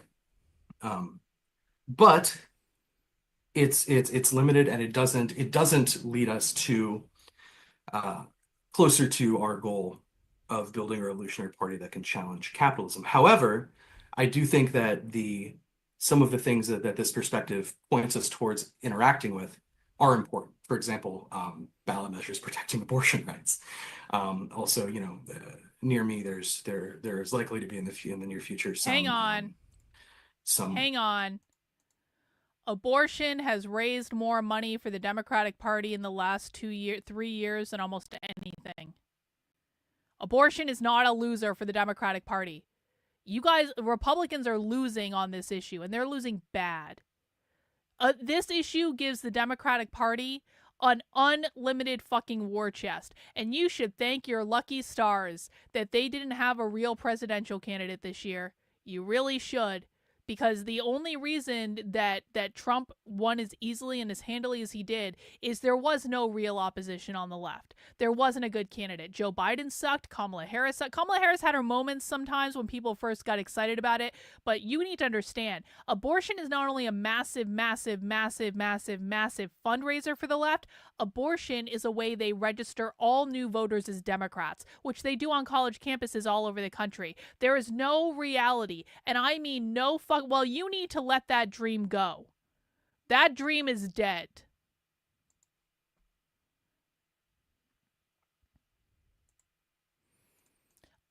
Sir, we are watching radical revolutionary leftists. I don't give a flying fuck about the Democratic Party. Ask questions about the real left, because this is actually the problem. The Democratic Party is not a threat. These people are a threat. Voting around homelessness and things like that, and those are going to be things that leftists should absolutely engage with, while not mistaking them for the whole political picture. Sort of relatedly, I'm going to call this, and I don't really like this word, but I don't have a better thing to encapsulate this, movementism. The idea that it is only social movements, only through social movements and in social movements that politics emerge, right? Making social movements the entirety of a political perspective. So there's this emphasis on movement work and on organizing and protests and things like that. And oftentimes, especially recently and in more left-wing iterations, this involves waiting for organizational perspectives and organizations to emerge out of social movements, right? So the idea of, well, we don't want to come in and tell the movements how to organize. We're going to go in and learn from them what the best form of political organizing is. Obviously, social movements are co-optable, right? The Democratic Party has no difficulty over a long enough stretch of time bringing any given social movement into the fold, unless that social movement has its own organization, unless there are organizations willing to hold it up and defend it. So rather than the perspective of just get involved in movements and support them in whatever they're doing, I think we actually have to be harder on our anti-Democratic Party perspective with Trump in the White House. Because as comrades have said, liberals are going to rediscover activism now, right? And they are going to be there and ready to slide the movement rightward, no matter how confrontational it may get. Briefly. I'm going to take a brief digression here into what I've written in my notes as Labor Party, and then in parentheses, Bernie's version. You may be familiar with the American politician Bernie Sanders. Shortly after the election, Sanders came out and said that the Democratic Party had abandoned the working class and called for the formation of a Labor Party. A couple of days before that, Bernie Sanders was making statements about how it was absolutely critical to support the Democratic Party because they respected the democratic institutions of this country. So whether you agree with Sanders or his new friend Dick Cheney, you had to vote for the Democrats. So somehow, in the space of 48 to 72 hours, for Sanders, the entire character of the Democratic Party changed. And I think that this harkens back to my characterization of him before as a sheepdog. I think this is a response to the very real potential for masses of people to leave the Democratic Party and trying to set up a little net to catch them. See, again. But there are more actual left-leaning calls for a Labor Party, which deserve actual serious discussion, which I don't think Sanders necessarily does. So when I'm using the phrase Labor Party here, what I mean is a large party that represents, broadly speaking, labor, right? So unions, usually I think people are imagining something similar to the Labor Party as it used to exist in the UK, supported largely by organized labor. And this is a development that we as communists, if a Labor Party came into existence, we would absolutely be stoked about. It would be a hugely positive development. It would demonstrate a turn towards more combativity in the class struggle, I think. And we would work with that Labor Party sometimes, and we would be opposed to that Labor Party sometimes. Hang on. One of the things that a Labor Suzanne's asking a great question. I appreciate this question, Suzanne. Would it be beyond them to stage the murder of a black trans woman themselves in order to ignite a revolutionary moment? No. No, it wouldn't be beyond them at all. And I'm sure that there have been people who've thought about this. But, you know, I mean, okay, so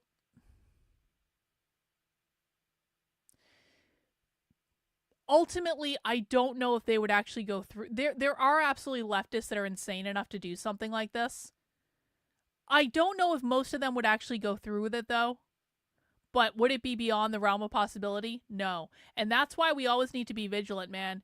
Like, what I think is more like what I think is more likely than that, if I'm honest about it, is that, no offense, conservatives, but I think what's more likely than the left staging something is that you're going to have one conservative retard that does something stupid one night because they're showing off and they're going to be like 1776, bro, da, da, da, da, and they're going to do something stupid.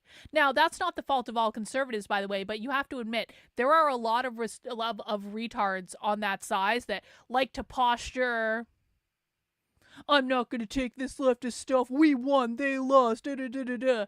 And something happens and a trans person ends up dead because a conservative retard did something stupid. Again, not the fault of the entire right, but it's kind of like the January 6th thing, right? Listen, I know there were feds at January 6th, but a lot of conservatives also behaved like raging morons on January 6th. I was there. I saw it. There were a lot of people behaving. There were people breaking shit. Like even if there are feds there, that doesn't mean you have free license to go and break shit and to go into buildings that, quite frankly, you're going to get in trouble for being in. And so it's kind of like, can this stuff be instigated? Yeah, it can be instigated. But if you don't take the bait, I didn't go into the building on January 6th. A lot of people did. A lot of people took that bait that was fed to them by the feds. And it wasn't just feds who were breaking windows. Again, I was there. I saw what happened. And it is not possible that every single person that was going up to the breaking windows and causing fucking mayhem, it wasn't possible they were all feds. They may have been instigated, but that's their own damn fault. So do I think it's out of the realm of possibility that someone does something stupid, maybe even that they're instigated to do something stupid? I think no. I think that that's actually much more likely than the left staging a false flag. Yeah, they tried to do this with Nick Bennett. They tried to do it with Next, and it didn't work out, but they tried. Labor Party, at least conceptualized like this, does or tends to do is represent positions held by large numbers of workers. We don't agree with all of those positions. And we're not going to agree with all the positions the Labor Party takes, especially if it had a real chance of winning a majority in Congress or winning the presidency, right? That would generally lead such a party to develop more conciliatory approaches. And I think that calling for a Labor Party right now is a little bit putting the cart before the horse, which does relate to a number of other perspectives like this. There's an idea amongst organizations fairly close to Firebrand called infrastructures of dissent, coined by, I don't remember who, but popularized, at least in our part of the left, by the book, The Second Revolutionary Rehearsals. And this is the idea of building up working class structures that are needed to resist. Sometimes you'll see the example of German socialism in the early 20th century. They had all these social institutions, all of these unions, all of these kind of reformist parties that then revolutionaries could work within. So this perspective is saying, let's build those institutions.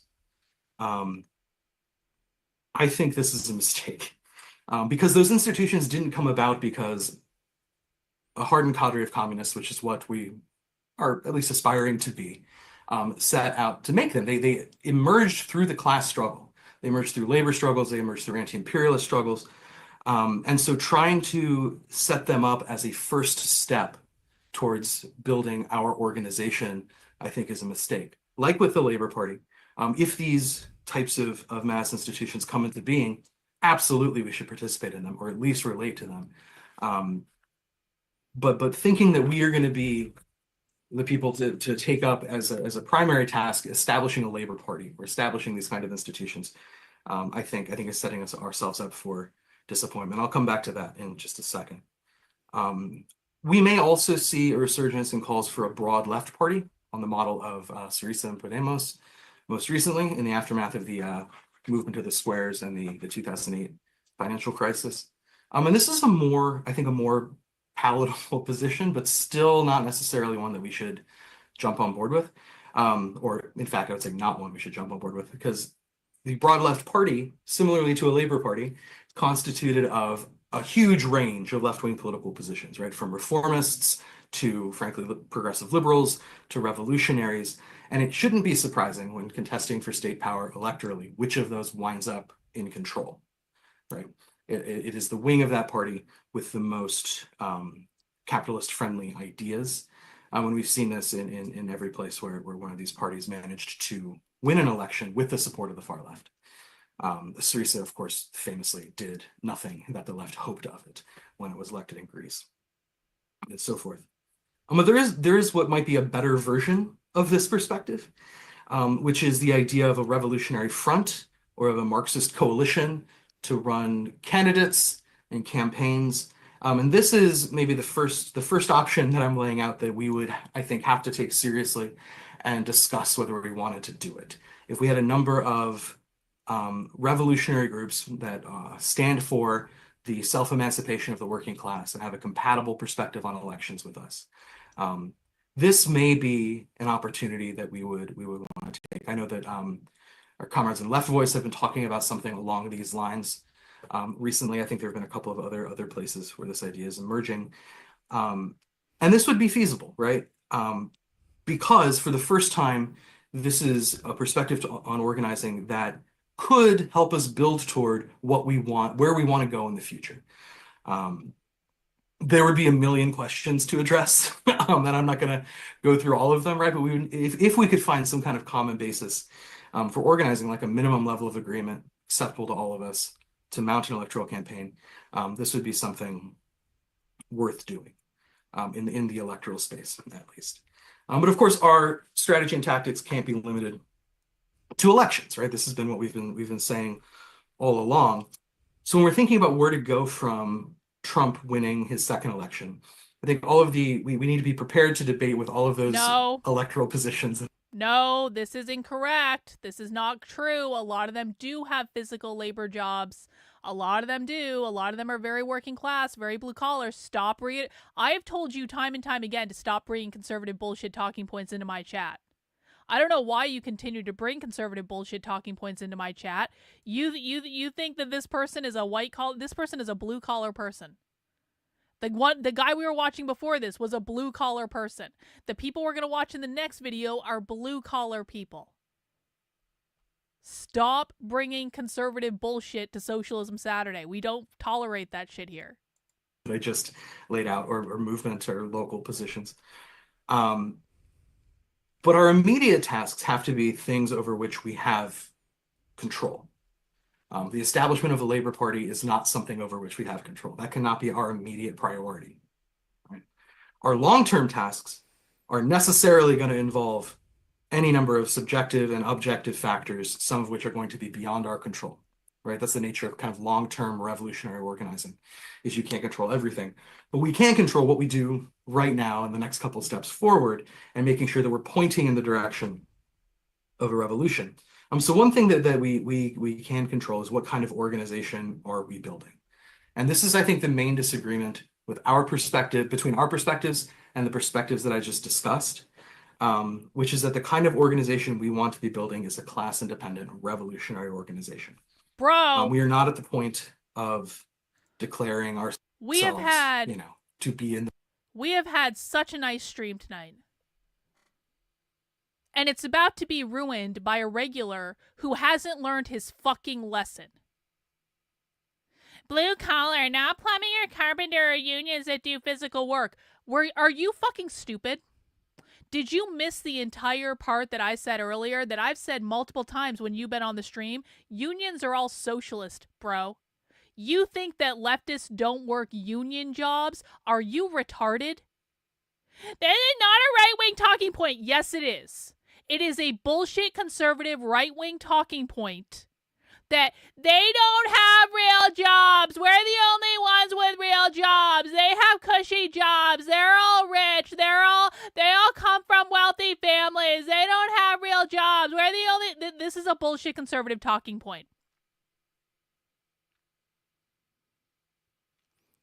The unions are run by socialists.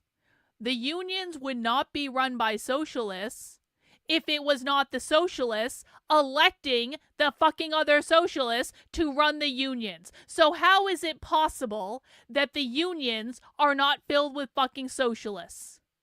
This is basic logic, bro. Either you're here to learn or you can get the fuck out. Oh, you're still arguing with me. You're still arguing with me. Do you understand the president of the fucking Teamsters was endorsed by socialist organizations? Do you not understand that the Teamster guy who gave the speech on the first night of the RNC was reiterating fucking socialist talking points? Or are you just too snowed by all the bullshit conservative commentators that you listen to that you can't interact with reality?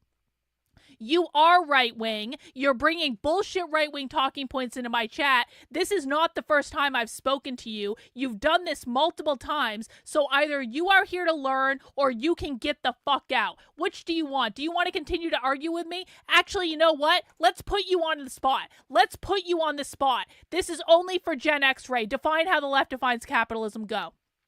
I'm going to see how much you've learned, because you to me seems like someone that just shows up to hear what you want to hear and doesn't actually fucking pay attention. Gen X-Ray, only Gen X-Ray. Tell me how the left defines capitalism. Go. We're waiting for you. We've stopped the entire stream to argue with you because you are not fucking listening. How does the left define capitalism? Go. You've been watching my streams for a long ass time. If you can't answer this question, it's because you're not fucking listening. Define how the left... No. How does the left define capitalism? Go. The next thing I want to hear out of your mouth is how the left defines capitalism. I don't care about anything else you have to say. How does the left define capitalism? Go.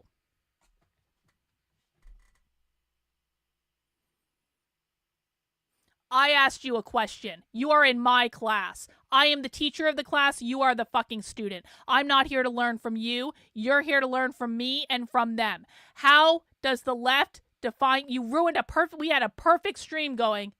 Had to ruin it. No. Again, no. If the next thing out of your mouth is not how the left defines capitalism, you're getting permanently banned from my chat. You are either going to tell me how the left defines capitalism, or you're going to admit you don't fucking know because you don't fucking listen, or you're going to get banned from my chat. If you say anything else that is not the answer to the question that I'm asking you, you are permanently banned and you will not be unbanned ever. How does the left define capitalism? Go.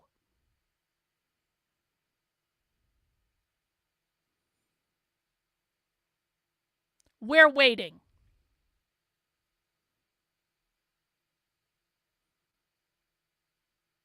You are in my house. Oh, look at that. You just got permanently banned. Goodbye. I had told you to fucking answer my question. You didn't fucking listen. Now you're removed. Goodbye. Let's continue. The Vanguard or anything like that. We are not about to storm the Winter Palace. And the organization that we're building won't exactly look like a mass communist organization in the future. But we should insist on certain characteristics that will enable us to build the kind of organization we need now. For people who might be new. For people who might be new and you don't know what just happened is I've had that person in my chat for probably over a year now, and they don't listen. And so the way that we point out when people are not listening is we ask them a basic 101 level question. The 101 level question is, how does the left define capitalism?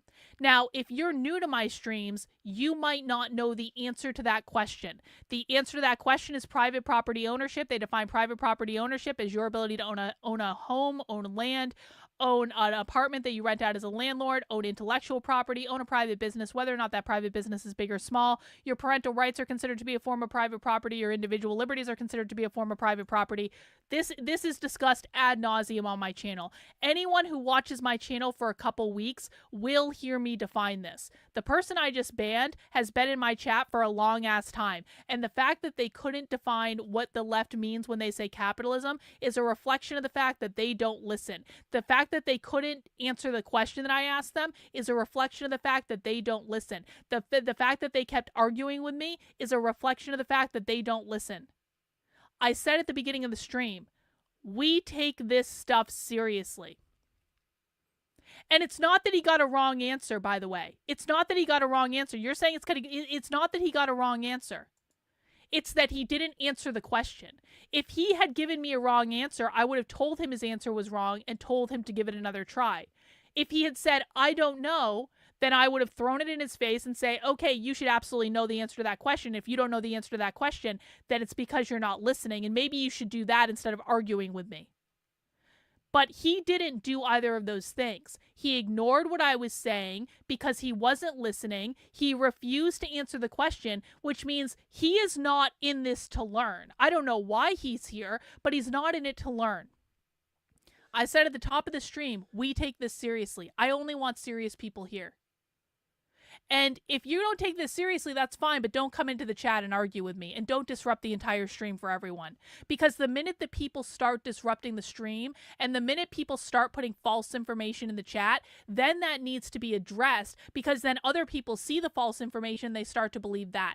This is part of the problem, is that the right has no standard for the behavior that they allow, which is why there is so much misinformation out there about the left. So I'm not just being mean. There is actually a purpose to this, and I explained the purpose at the beginning when I read the rules, saying, if you follow my rules, we're going to get along just fine. The minute that you start, the minute that you forget that you are in my classroom, I am the teacher of the class. I am the queen bitch fascist dictator of this channel. If you go against me, you better be able to show that you have some basis for why you're doing it. And if you can't define basic leftism 101, that means you have no cause to come against me at all, because you don't know shit about shit. And we remove those people when they don't humble themselves to learn what is actually going on. That's what just happened. And make that the kind of organization that can build toward the organization we need in the future. So for us right now, I think that the two main points of emphasis that we should have is that organization is badly needed, and we need the working class to be organized, and on the and also that organization has to be fully and completely independent of the Democratic Party. I think those 2 points should be kind of the guide rails for navigating the coming period. Oh, good, there's another page. Good Lord. So as we're trying to build that organization, we have a different take on organization than, for example, a liberal group or other Marxist groups. And we're looking at building a cadre organization that has trained, committed members, but we're also looking to have those members be involved in the struggle. So I think that our perspective, that part of our perspective, has not and should not change with Trump in office, but we should be ready to apply it to a new political terrain. So, for example, I think that we should maintain focused interventions in social movements, where we can and where we can effectively get involved in social movements. make the argument for socialist politics, try to win people and the movement to socialist politics. I think. Hang on. Noob here. Would the extreme left also? No. No.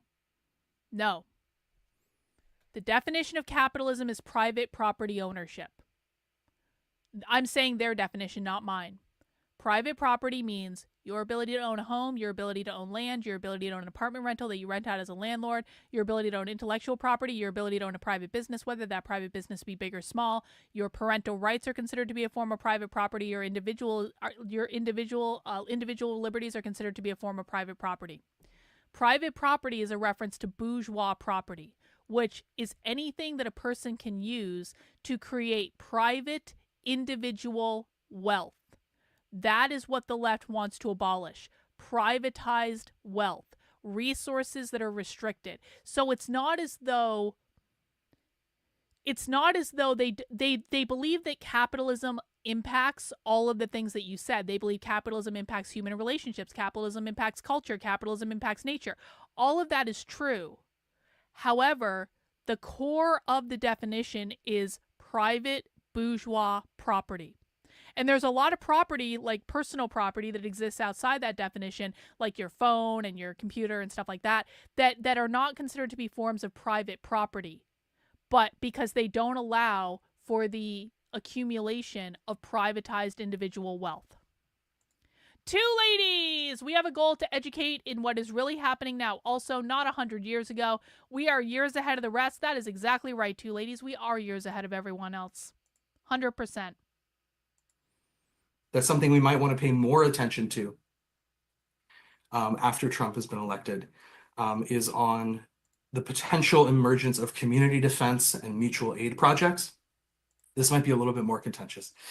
But I do think that, for Marxists have always said, or have long said, when he says community defense, he means Antifa. About labor unions, that they are the what's the phrase? The basic unit of working class resistance, essentially. Oh, hang on. What was that? What was I trying to tell that guy earlier when he didn't want to listen? And he's like, no, Carlin, the unions really support, the unions are conservative now. No. Listen. This might be a little bit more contentious. But I do think that, for Marxists have always said, or have long said, about labor unions, that they are the what's the phrase? The basic unit of working class resistance, essentially. Labor unions are the basic unit of working class resistance.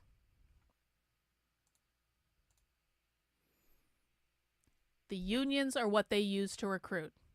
And I don't give a flying F if a union head spoke at the RNC, because that union head was using socialist language in his speech.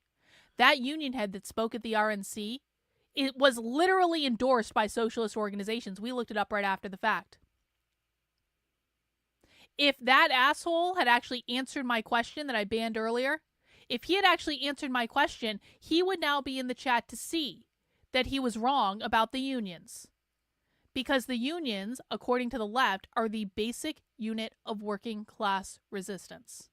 Not everyone in a union is socialist, but they're all led by socialists. They all have socialist agendas. It is where the recruiting takes place. This is undeniable for anyone who understands how this works.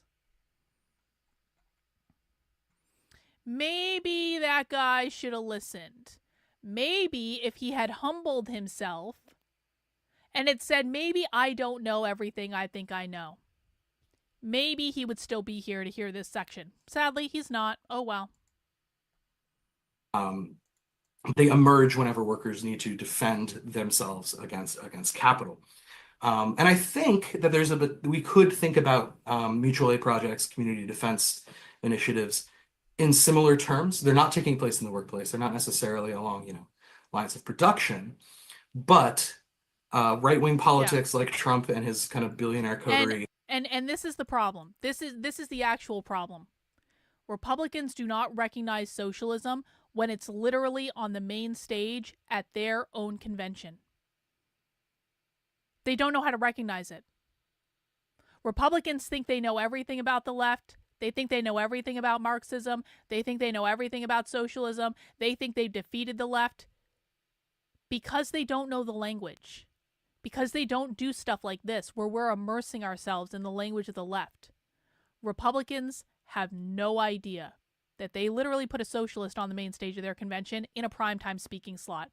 Republicans have no idea that even though there are a lot of union people that voted for them, that's very true. But keep in mind, not all union members are socialists. We're not talking about union members. We're talking about the leadership, and we're talking about people in key positions that use the union apparatus to recruit. You can put a socialist right in front of your average Republican. They have no idea what they're looking at because they don't know the language.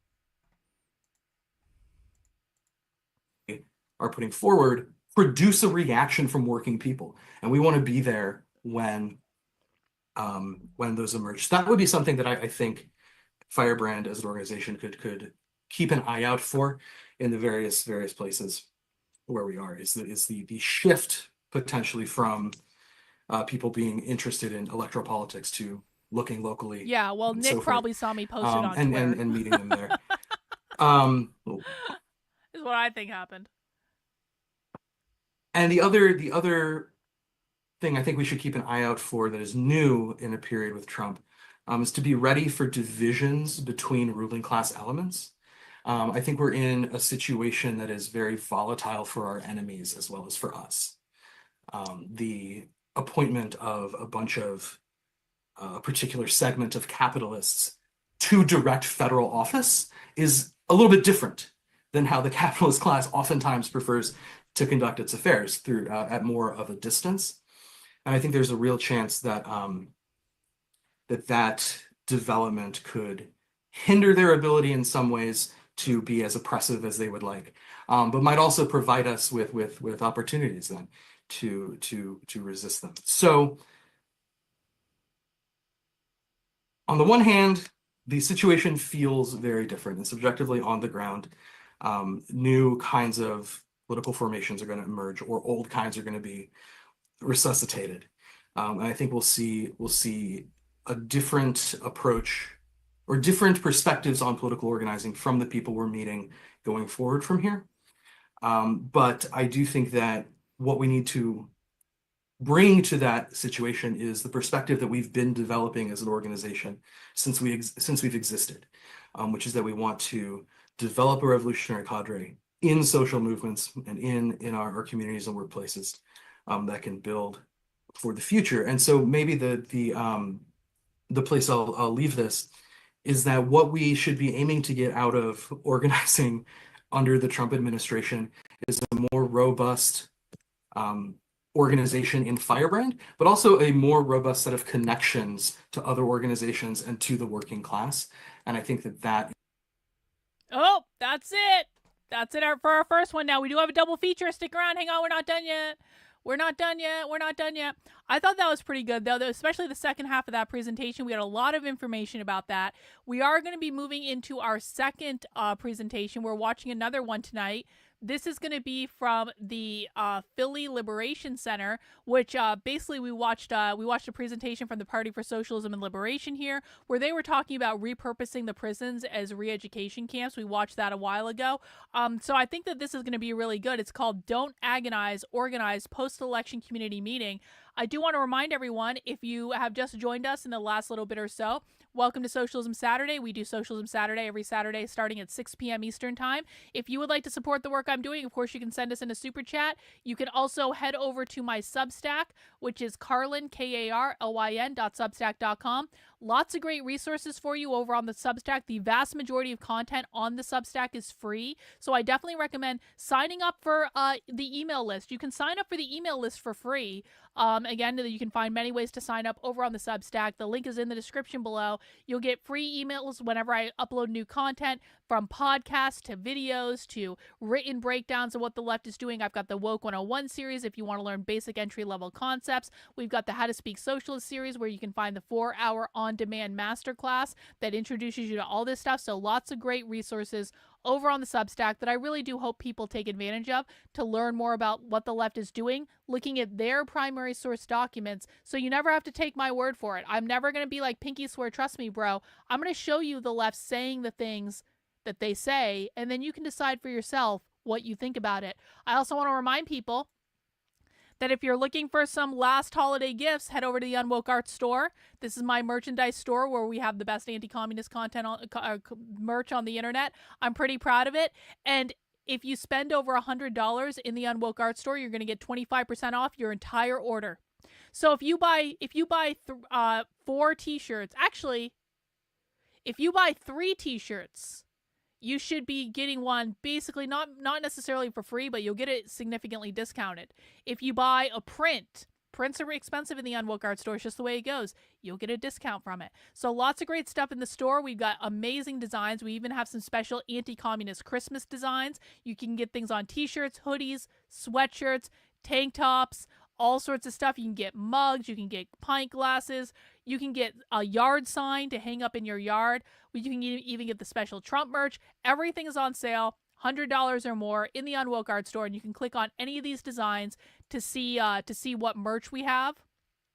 So lots of great stuff, and all of that does help to support the work I'm doing, which I really appreciate it. Please make sure you mount the like button if you have not mounted the like button already as we move into our second presentation for the night. We are doing this one. And you'll see this only has like 136 views, which is my absolute favorite.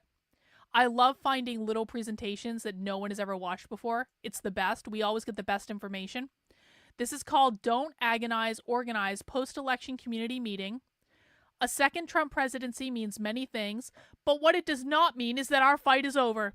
Organizers in Philadelphia and around the country have been prepared to continue to build socialism under any condition, regardless of the outcome of the election. Although the prospects may seem bleak and the road ahead will not be easy, we have the opportunity to show both parties what working class is really made of. Oh, that's very nice. That's very nice too, ladies. Thank you. Thank you, Julietta. I appreciate you and your dad. You guys are the best. All right, guys, let's dig in. Second presentation of the night.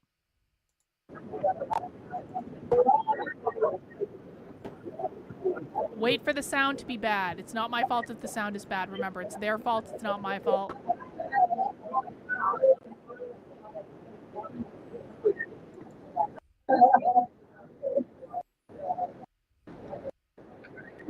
I'm fast forwarding to find the beginning. Look, okay, so I said this was going to be the Party for Socialism and Liberation. That's what I thought. The Philadelphia Liberation Center is the Party for Socialism and Liberation. Okay. Says so on the slide. Come on, give us some sound, girls. Come on. Let's fast forward a little bit more.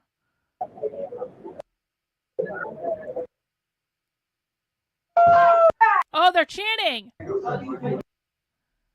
say get back, we say fight back. Get back. Fight back. Get back. Fight back. They say get back, we say fight back. Get back. Fight back. Get back. Fight back. They say get back, we say fight back. Get back. Fight back. Get back. Fight back. They say get back, we say fight back. Get back. Fight back. Get back. Fight back. Woo! Thank you all for this full house. I love seeing how many people are here and ready to fight back. My name's Caitlin. I'm an organizer with the Party for Socialism and Liberation. And I'm going to introduce Katie, who's going to get us started. Yeah. Hi, everybody. How's everybody doing tonight? I just want to get one more round of applause for everybody who came out on their Friday night to do some political.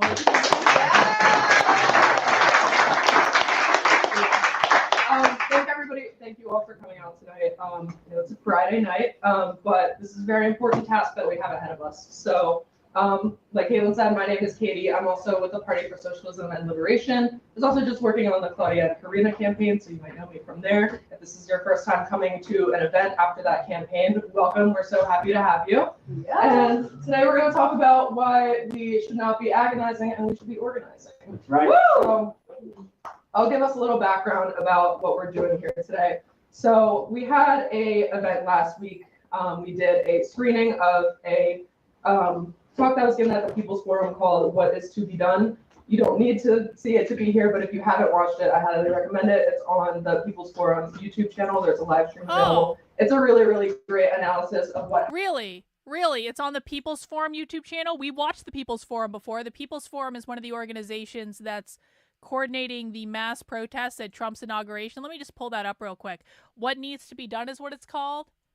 People's Forum. People's Forum NYC. That's the channel they want us to look at. Let me just see. Maybe we can watch that sometime this week.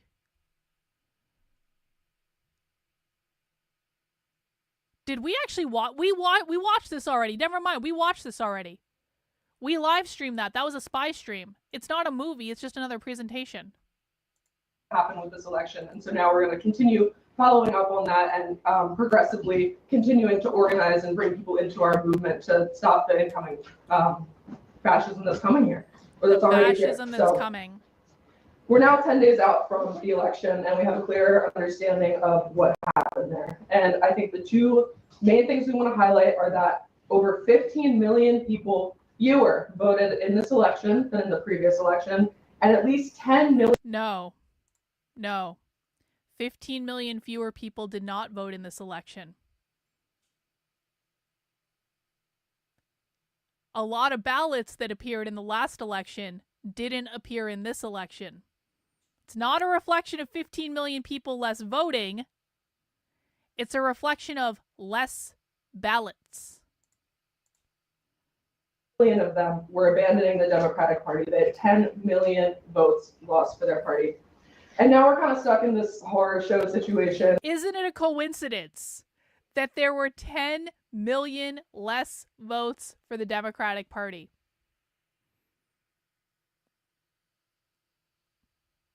That's a lot of votes. Yeah, less dead people voted. Ballots don't equal people. We're watching these cabinet picks roll in that are just increasingly scarier. We have Matt Gaetz, classic alleged pedophile lawyer for overseeing torture. Oh, and by the way, Matt Gaetz has got to be like kicking himself, because it's like Matt Gaetz just like let go of that nomination so quickly and so easily, and then they started doing the same thing to Pete Hegseth, and Pete Hegseth was like, no, I'm not going to drop out, and then they all had to get behind him. And it's like, if Matt Gaetz had just stayed and fought, he could be attorney general and it would have been great. But no, now we get stuck with a neocon as attorney general and Pam Bondi. Oh, good. Guantanamo Bay. We have Elon Musk. Don't really need a disclaimer there. Stephen Miller, Kristi Noem, the lady who shot her dog, among other things. Yeah, fuck Kristi Noem, seriously. And notably Marco Rubio, one of the most aggressive, disgusting in terms of foreign policy, who wants to drag us right into war with Cuba, China. He doesn't care. That's actually true. He's a dog mistake. We know that. So, funny enough, this is a shocking reality that we have to deal with. And 2 weeks ago, we just saw the Democrats calling these people Hitler. We saw them calling them fascist dictators, narcissists, existential threats, every name under the sun. And now they're shaking hands with Trump.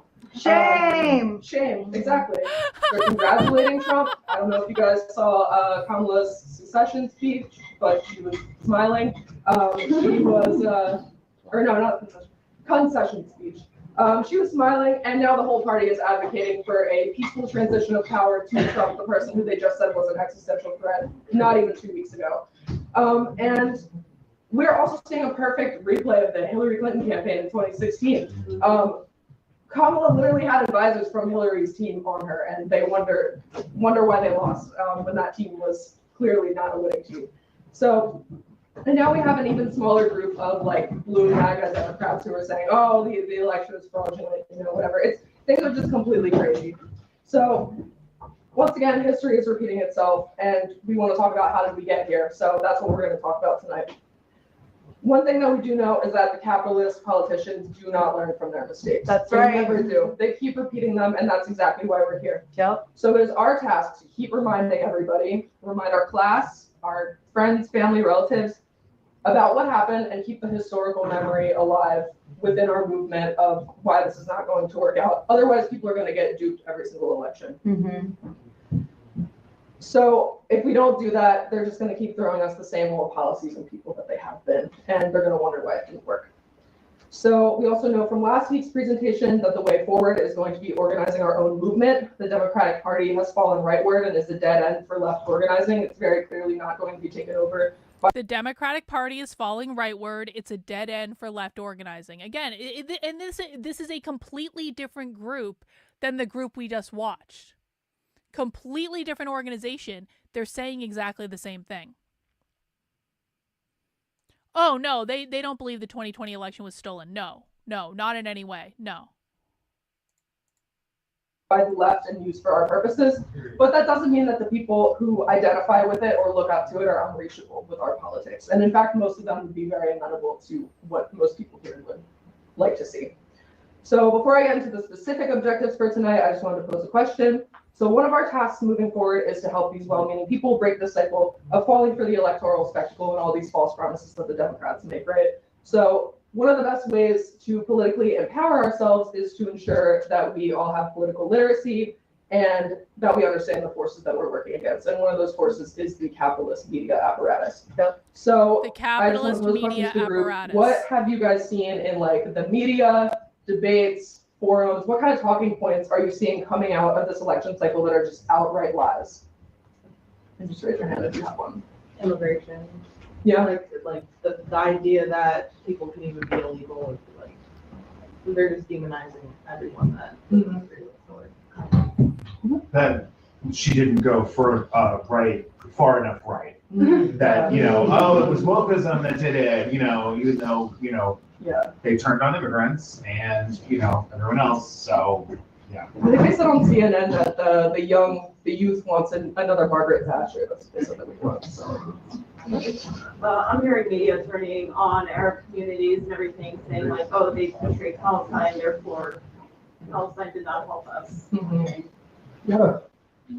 Demonizing the transgender community. Anyone else? Anything sticking out? The usual scapegoating minority voters. They could take some accountability for like Democrats' involvement in mass deportation as well. Yeah. I know this election. All right. Any last ones?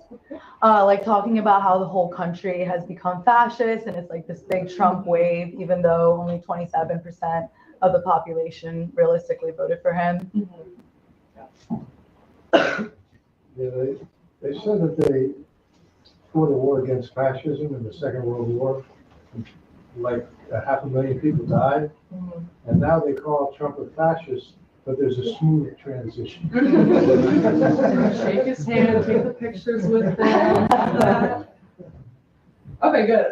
Any last ones? I think this is a good foundation to start on. Well, the question is the lies they say why Democrats lost. Yeah, just any lies that you've been hearing coming out where it's so obviously the very common is like people who didn't vote for Kamala are basically uneducated. I want to point this out too. This was right after Trump lost. Or Trump won, excuse me. This was right after Kamala lost and Trump won. The far left, when something happens, they immediately get together and they do an analysis. They're like, what happened and what can we do about it to advance our interests? The right doesn't do this. If the right loses, they whine, they complain, they say, it was stolen, it was unfair. They blame everyone else, but they don't get together and actually talk about like what happened and what can we do about it and maybe how can we do things different next time. I think there were a few key people on the right, like in terms of like you have someone like a Harmeet Dillon. Harmeet Dillon is one of the best things that's ever happened in the right. It's great that she's going to be Assistant Attorney General. I think that's awesome. She's one of those people that constantly keeps focused on like, what can we do about this? And they had her working in Arizona on all of the election stuff to make sure everything went okay. You have someone like Scott Pressler. Scott Pressler is like the king of just analyzing the data and then going out and getting into the community and doing stuff. So there are onesies and twosies on the right that do this stuff, but like as a group, they don't do this. The left does this all the time. Well, they're sexist. Oh yeah, yep. I was gonna say they blame like third party voters. Yeah. Add it up, but it's not matching. Okay, cool. RJ wants to know, are the people in the crowd necessarily well versed on leftist thought or only the speakers? I mean, I don't know exactly who's in the crowd, but I will tell you that these people put an inexorbitant emphasis on education. So probably the people in the crowd are very well versed on what they're talking about.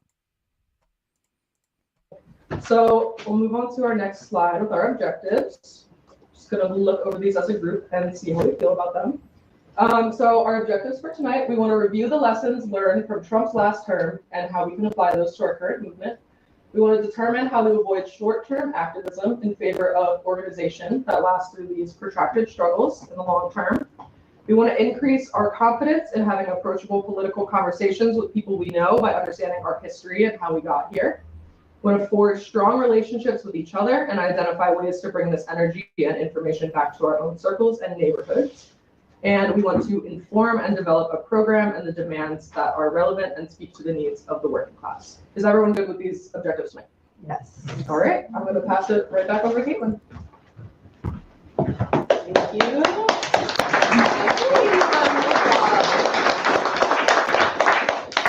Okay, so this looks like a lot.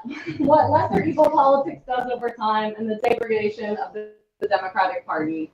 Like my goal with this section, I don't want to just bore you and go over like, okay, here's this major timeline. Let's talk these points to death. Some people that might bring joy, they love this. That's not really my cup of tea, but what I do want to do though is to show a clear timeline of when and why the Democrats have conceded to the people's needs. That even in conceding to the people's needs, they still upheld imperialism at every chance, like no matter their concession, and to really just paint a picture of how the Democrats moved further right over time. Because like we just talked about, it's a lie that they weren't right enough, that they were actually this like totally left group this election cycle that, you know, really identified with the people and helped their needs. That's a lie. So that's kind of what I want to accomplish here. So we're gonna start all the way back to 1945 with Harry Truman.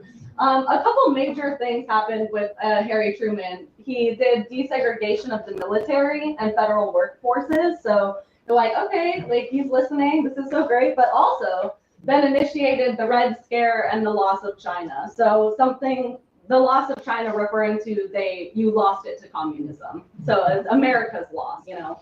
Don't forget Hiroshima. Right. Yeah, exactly.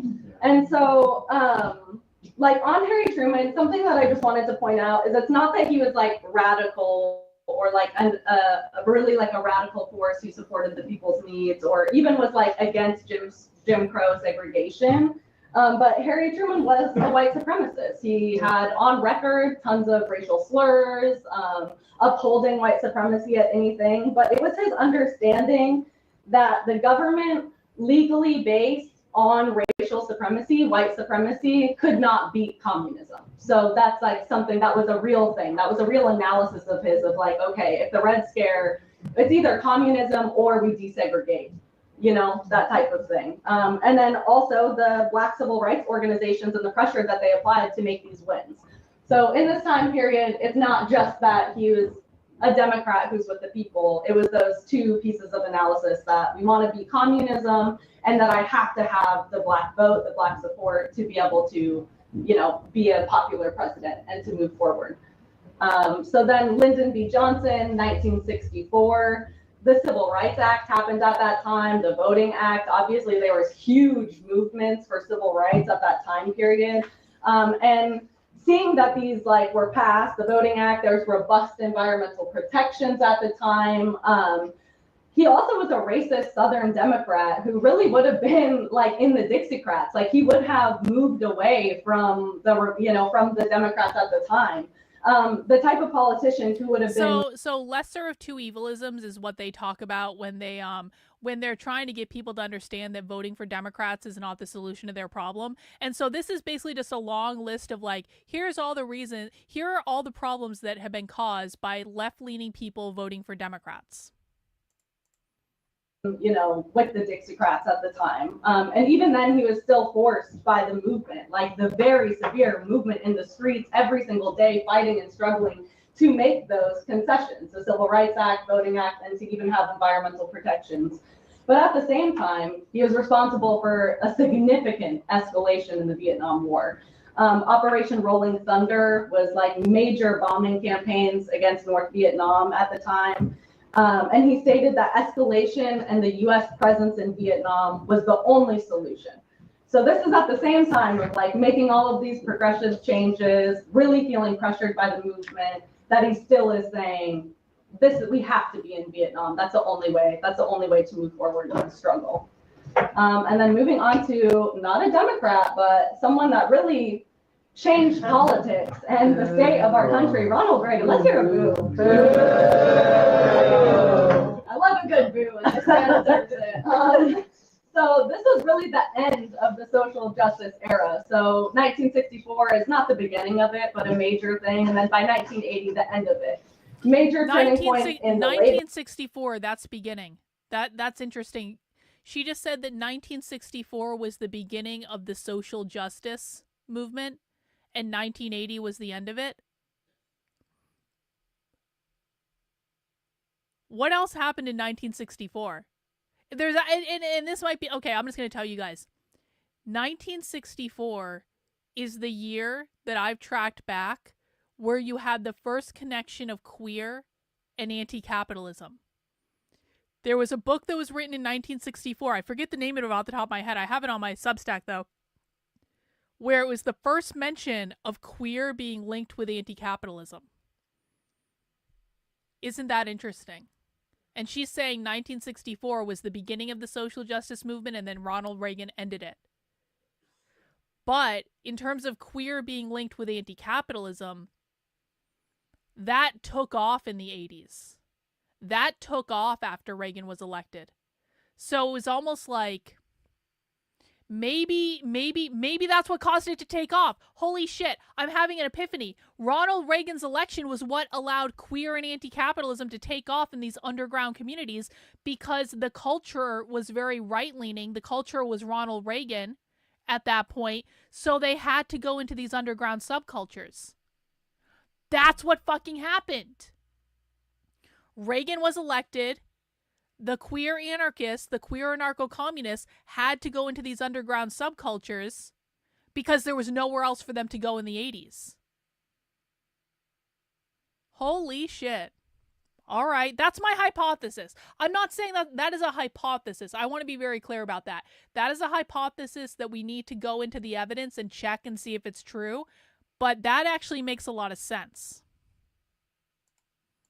Movement. There was the Iran-Contra, Nicaragua-Contra, greatest increase in defense spending, and then greatest cutbacks in domestic programs.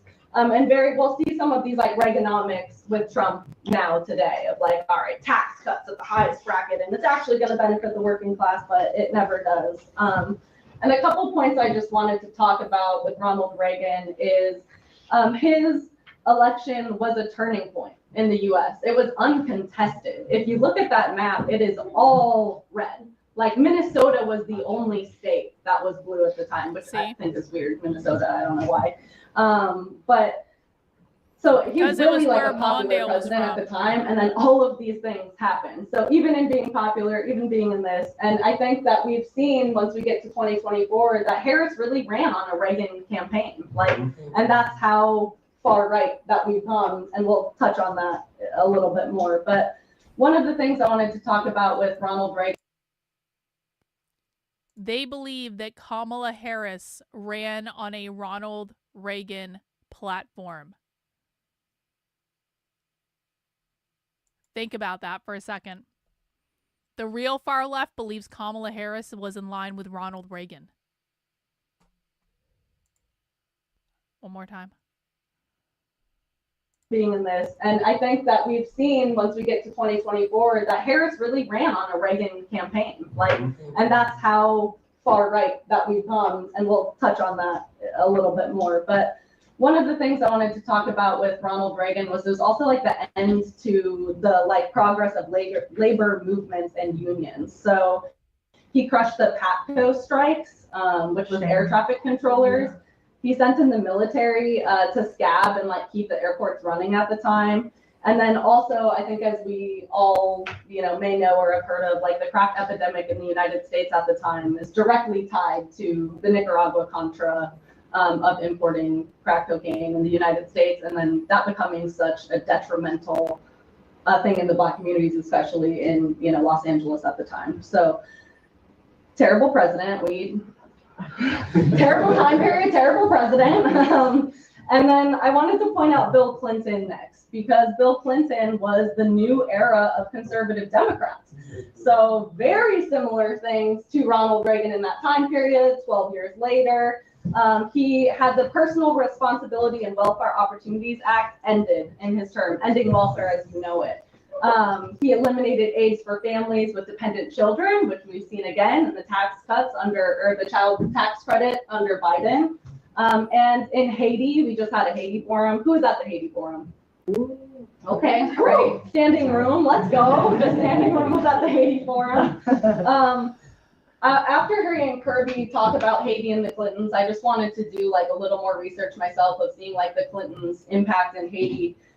He lobbied to have really sweeping changes in Haiti's agriculture at the time that would make it more dependent on the United States, like for all of its crop and all of its things. He was the main benefactor in Haiti and still is today, like I think top. They're not doing it for 20 to 25 people at a meeting. They do this over and over and over and over and over and over and over again. This is not just for 20 to 25 people at a meeting. They use this stuff over and over and over again. They have multiple meetings with multiple groups. It is wrong if you just think that this is just a couple people. It's not. They wouldn't be as successful as they were if they're just doing this for 20 to 25 people. Of all of the like economy and commerce there. So really he changed their entire economic programs under the guise of like philanthropy. There we go. So he's like, oh, I'm going to help. This is how organizing works, guys. This is how real political organizing works. You organize among a bunch of groups. You do the same presentation over and over and over again. You get people involved. You have to teach them once you get them involved. But this is what real political organizing looks like. And remember, this is real world organizing. This is not online Twitter bullshit. They can probably get hundreds of thousands of views on their Twitter account, and they do. Of those hundreds of thousands of views on their Twitter account, maybe 100 people show up to a meeting, maybe 50 people show up to a meeting, because social media views don't actually translate to the real world. It is more powerful to have 20 to 25 people in the room in the real world than it is to have 100,000 people on Twitter. That's just reality. That's just real. Because you can have 100,000 people on Twitter, but most of them aren't even paying attention to what you're doing. Most of them aren't doing any sort of they're not looking past the tweets. They're just looking to be outraged and obsessed and you get 20 to 25 people in a room in the real world, they can outwork 100,000 Twitter followers any day of the week.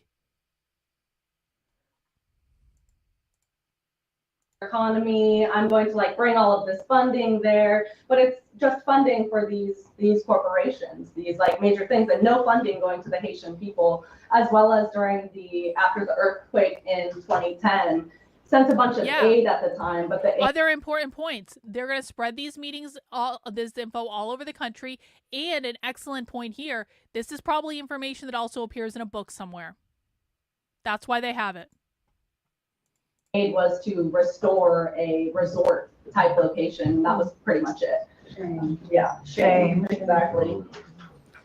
All right, and hang then moving on. to We got Thomas C. Thomas is new. I love questions from new people, Thomas. Welcome. Everyone give Thomas a warm welcome. It's always fun on your first night watching socialism with me. What do you believe is the primary driver towards communism, socialism, Marxism?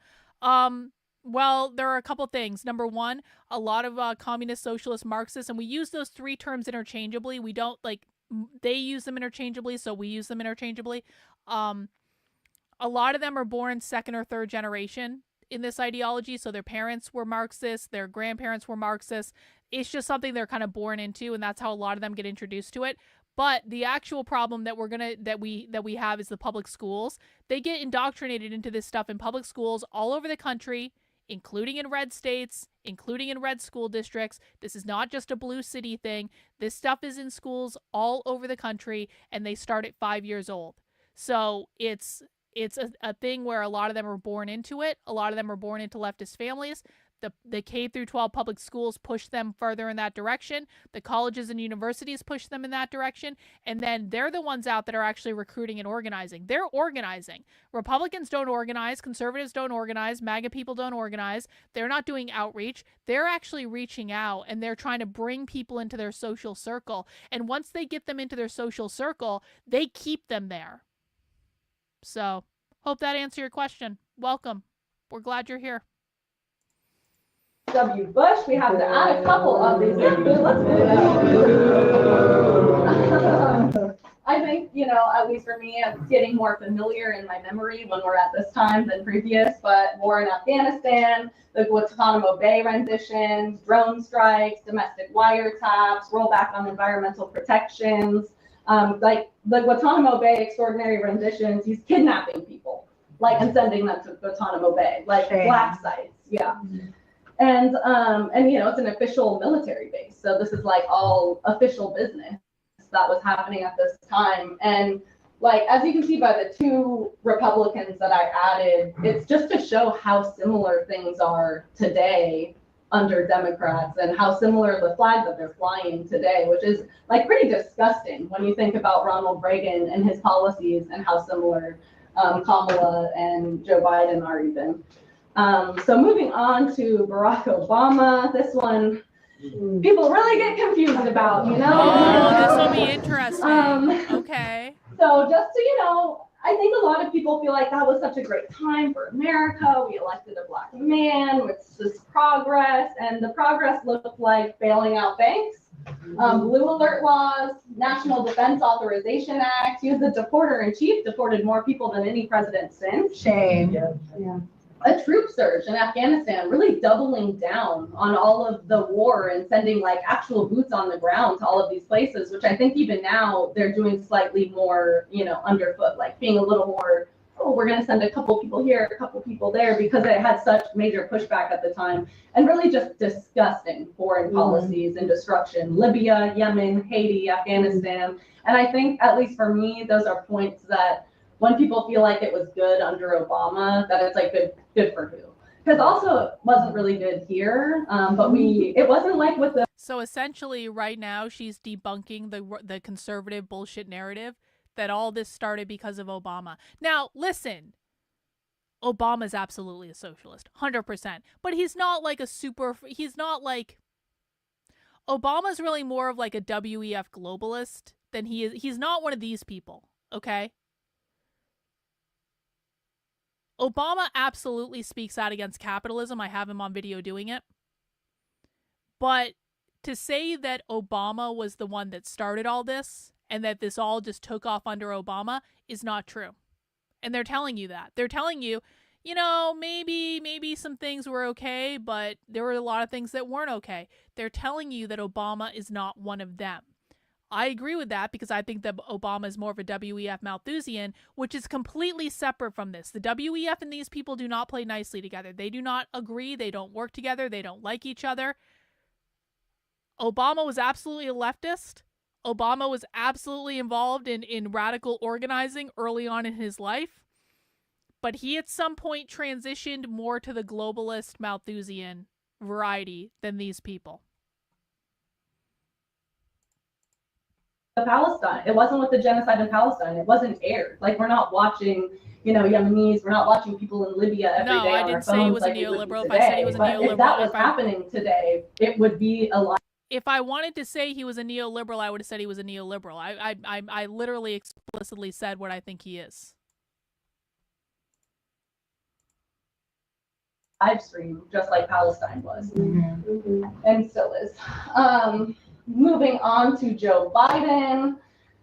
Same thing with the Democrats on this. He's obviously funding Israel an insane amount. Like, I can't even get shame. I can't even get the numbers when I was like calculating this, because it's like so vast. It's folded into so many different bills that are like lumped together with other bills at the time. Like, oh, we're going to pass some social service and also this funding package. Sam, this is a horrible, horrible description of the WEF.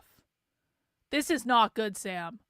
WEF are not a weird kind of socialist. The WEF are Malthusians that are completely separate from the socialists that we're watching. And you got to be careful about this, because when you say the WEF are a weird kind of socialist, that is going to lead people to believe that the WEF and these people are the same. They are not the same at all. So please, just a little bit of feedback. This is not a good explanation. You got to be very, very specific about this, because if you're not specific about it, you're going to end up confusing people. No, I don't. No. I don't like that idea. It's not about shaming people. When I offer people correct. Now, if people say something stupid, they're going to get shamed by me. And if people are getting shamed by me, I can kind of get behind this. If I'm laying into someone because they're being a retard, I could almost get behind this. But like in general, and I do actually mean this, when I'm giving feedback to people in the chat, I don't mean it as a shaming thing. Like, if this is a classroom and I'm the teacher of the class and you're the students of the class, it's okay to be wrong. It's perfectly fine to be wrong. We should all embrace, and this goes for me too. I admit when I'm wrong, I admit that I'm wrong. We're all wrong sometimes, okay? It's okay to be wrong as long as you're open to taking in new information and adjusting your thought process around it. When it's not okay is when people start to argue and people start to get belligerent and people stop listening and they don't humble themselves to the process of learning this information. Like, we live in a society where like people like they view it as like a mortal fucking stab in the heart to admit that they're wrong about something. A lot of people here are still learning this stuff. You're going to get things wrong. The key is not getting everything right all the time, and we don't want people to feel shame when they get things wrong. We actually want people to see it as like, oh, this is a moment where we can learn what we're talking about. So, oh yeah, absolutely. People prove me wrong. Yeah, 100%. Now, it doesn't happen often. When it does happen, I will say that I'm wrong. It doesn't happen often, but there have been times where people argue with me and they turned out to be right. And you know what happened? I had to go, oh, I was wrong. You're right. I have to own it. Because if I want you guys to admit when you're wrong, I have to admit when I'm wrong too. I get stuff wrong. Not often, but I do get stuff wrong. Yeah, WEF are classical. That's actually a really good way to put it. WEF are classical liberals, for sure. To Ukraine, to Israel, and also these things. Abortion turnover, just like as a reminder, that happened under Biden. Like, that was under Biden. We had the House, we had the Senate, we had a Democrat in the White House, and that got turned over. So I think when people feel so afraid, and it's okay to feel afraid under this term with Trump, it is just worth remembering that we are fighting just as hard under a Democrat. Yeah. And then there's fascist policies and turning over of all of our, human rights under a Democrat. Obviously ended COVID relief, what I touched on before about the child tax credit, that put kids in poverty, like children, like in poverty. That was like a couple extra $100 that just benefited families that was removed, like a choice to remove it. Expanding oil drilling and fracking, that essentially has no differentiation now between Republicans and Democrats at all. There's no environmental protections like you would see in 1964. And then obviously the inflation crisis as well. that brings us to Harris ran as a Reagan Democrat. I think just like hearing these things and looking at it, for me, it became so clear how far right that campaign was. And so I think to your point of saying, oh, it wasn't far right enough, it's like how much she was further right than Trump on the border. She was further right on like immigration policy. She's further right on wanting to the arms embargo. They're like fighting over who wants to give Israel more and more money. Shame. And like the other thing for me that really got me this round is she could have done anything. She could have picked anything. It could have been that I'll wipe out $500 of debt in every American's household, and it would have got more votes. It would have got more people to support it. Maybe there wouldn't be 15 million people who abandoned her campaign. Could have just done an arms embargo. Like at the very least, the most relevant thing that has been on all of our minds this entire time, could have at least done that, but refused to make. No. Socialists don't say that. The WEF overtly says that. Socialists imply that, but they don't say it. Again, we need to be precise in here. Any concessions for the people, refused to make any policy. Could have said, I'm going to codify abortion rights all across America, codify LGBTQ, codify same-sex marriage. Like Sam, you're trying to explain something that's very, very simple. Socialists and WEF are not the same. They're two different groups. They're two different teams. They're both globalists. That doesn't mean they're on the same team. They have completely different strategies. They have completely different managers. They have completely different players. They're two teams that are going to fight at some point because they both want the same trophy. That's it. Stop overthinking it. This is one of your biggest downfalls, is you overthink things, and in overthinking them, you make it too complicated. They're just two different teams. And we shouldn't even be talking about the only reason that we should be talking about their similarities is to emphasize how different they are. Like leading with, yeah, they're kind of similar on a lot of things and they say a lot of the same stuff. Can you see how people are going to find that confusing? If you're saying to them, they're saying similar things, they have similar goals, and, you know, it's really kind of like, you know, sometimes like it's like, but they're not on the same team. That's confusing for people. They're not on the same team. That is the lead. And you should not even be offering all the ways in which they're similar. You shouldn't even be offering it. Because the minute you start offering it, well, are you sure they're not on the same team? Because they sound like they're on the same team. They're doing the same thing. We are trying to counter conservative bullshit narratives. If you give people a nugget to say, you know what, maybe you have a point with that, well, then why are you saying I'm wrong? Why are you saying it's like, just you need to be firm in this and stop overthinking it. They're both globalists, but one are capitalist and so the WEF is technically like fascist. It's more fascist. The WEF is fascist. The Radical Revolutionary Socialists are socialists. And now I want to stop talking about the WEF. Because this is not about the WEF. These are Radical Revolutionary Socialists. We are now stopping all conversation about the WEF. I shouldn't have even brought it up. And we're focusing on this, because the minute the WEF talk starts is the minute we never hear the fucking end of it.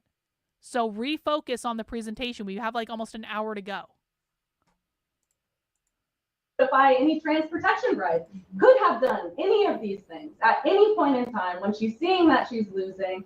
Raised $1.5 billion. Came out in debt of $2 million. Can you imagine blowing that amount of money in that 8 months? Like, can you imagine? Like, if we're gonna go $2 million in debt, at least have that hit our pockets, right? And yeah, I think there's so many quotes with her of just wanting to maintain the most lethal military force. Like, we're gonna continue to be as lethal as possible. So on this, I just kind of want to ask, like, what else have we seen from Democrats this election cycle or in recent history? Like, let's really drive this point home of how far right Democrats have been. What's some of the ads you've seen or? Well, just completely throwing trans people under the bus, just like totally turning code, as well as immigrants. I mean, actually, I feel like this is a point from earlier, but I want to emphasize this point because it's a really good one. I don't want to name over on Rumble. He's talking about how these presentations take place in small groups, right? And how sometimes people overlook the impact of small groups. I don't want to name over on Rumble says, as to small group sizes, That's how Christianity spread. Small churches in homes. So never confuse the fact that it might seem like they're only talking to small numbers of people with the fact that with their effectiveness, because they talk to small numbers of people all the time, over and over and over and over and over again, all over the country. This is how ideas are spread. He's exactly right. This is how Christianity spread. Christianity took over the world before the internet. How do you think that happened? Like this.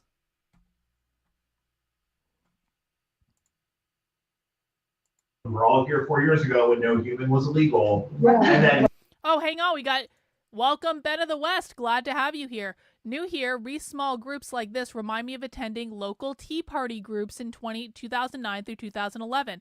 The right had something like this. Is a really good point. Another really good point. The Tea Party stuff used to do stuff like this, and then the Tea Party got wiped out and Conservative Inc. took over, and here's what we have now. They don't do anything like this. Really fantastic point, Ben. I'm glad that you're here. Welcome. Yeah, small groups are good for organizing and for learning. Exactly. yeah, suddenly it's like build Trump's wall, we're the Democrats. So yeah, absolutely. And like using it as a bargaining chip. Like, because this time they didn't even really do that. They're like, oh, no bargaining chips, just actually fuck everybody. We're like, oh, okay, that's crazy, but sounds good. What else? And also like adding on to that, like even just watching the first debate, the way they talked about immigrants as a problem and never acknowledged the humanity of people just was like horrible. Right. Yeah. And like, we'll send them all back. You're like, what are you even talking about at this point? Like, what else? It felt like a lot of the, during this campaign, it felt like a lot of the things that were on the table in 2016 in terms of healthcare for all, environmental protections, like things that at least like we were at least a part of the cultural conversation have been completely removed. Like it's not even an option. It's not even a part of the campaign anymore. Talk about it. Yeah, and having months and months of having no policies at all. I mean, talk about that. We're running on a campaign of like genuinely zero policies, no policies on the website, no policy in talking about it, and at every step deferring to state legislation. Like, oh, I just think whatever the state decides. It's like, that's not a policy of a president. Knowing that it failed last time and then continuing to run on the Not That Guy campaign. Yes. Yeah. Like the delusion. Like that didn't work before. Not that guy and what? How are you not that guy? Could you explain it to us? Because it's feeling like you're the same. Danielle? I think one that was like so annoying is like there were all these interviews where she was like, I'm a cop, so I have a Glock. And I was like, who do you think you're winning with that? And also the fact that her and Biden came out saying that they were not going to be okay with doing gender affirming care for people under 18. And I was like, well, if you're that way and you're pro-Israel, is there any difference at all? Right. There's not. No. A chain endorsement.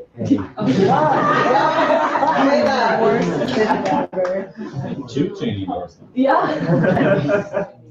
And like, who do they think they're kidding when they're getting these like far right people to endorse? Like, who is that for? Like, those people aren't going to vote for you anyways. I saw a couple more hands. Couldn't say how she was different from Joe Biden at all. Right. He was extremely unpopular, probably the most unpopular president. And she kind of knew that because she was the vice president, right? Like, he was forced to drop out. How you different from him? She's like, I think we're the same. Love that guy. I was back and forth on whether or not I was going to vote the whole time, and then I was finally successfully bullied into voting for Kamala. And as soon as I walked into the polling place, the first thing I saw was Republicans for Harris. Yeah, that's crazy. Celebrity pandering. Like,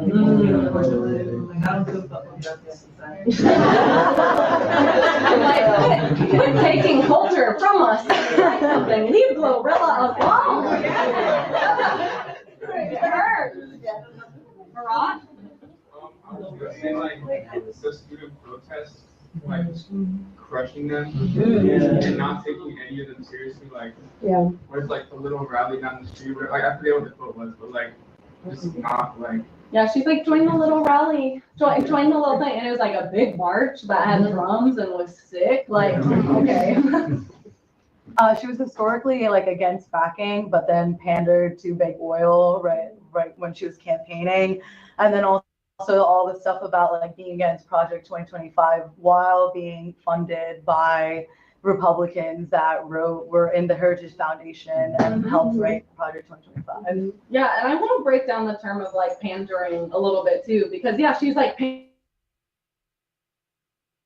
pandering to these interests. It's because she's paid by them, you know. Right. It's like with the arms embargo. It's not that, you know, I mean, if she wanted to win, she could have said that, you know, she could have like, all right, we're going to do an arms embargo. But in that, that's also saying to all of these major donors, all of these insane like donations from weapon manufacturers, partnerships, like, you know, that's landing in her pocket, in her friends' pockets, and everybody's pockets. So that's why it's no arms embargo, is because that means the stop of like that economic promise for the ruling class.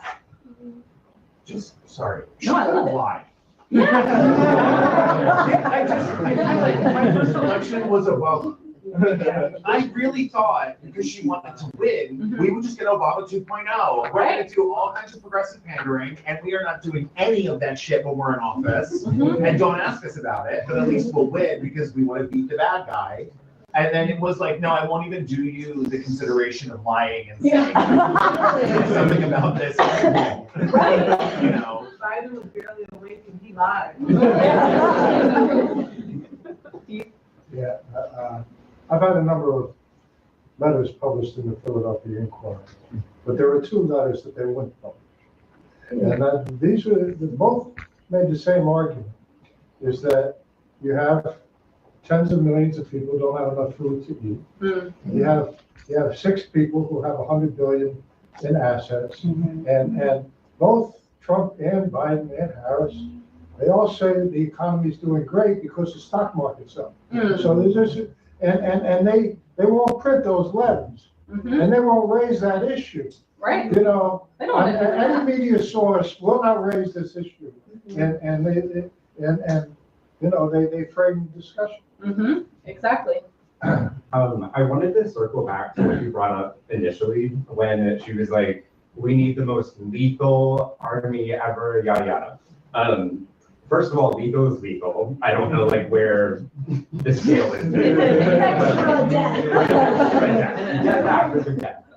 But along that same note, in the same like speech, which by the way, I don't even know if that was written in. I feel like she was just kind of like going off at that point. Ad-libbing. But what bothered me so much about the campaign was that it seemed like she was trying to please everyone, right? And she stood up there and called for a ceasefire, right? Finally, mind you. And then on the same note, followed up with Israel has a right to defend itself. So here's what I heard. The fire needs to stop, but where's the gasoline? We need more gasoline on the fire. Exactly. And it's like, we can't say that. And who are you pandering to when saying it? So anyways, no, absolutely. Because it's like, okay, if you want it to stop, then stop sending them weapons. Right. At least that, like, just stop your own participation in it and see what happens. But couldn't do that. There was like an interview where she said something like, "Oh, they made so much collard greens in the house that they did it in the bathtub." And let me just say, you know why that's a lie.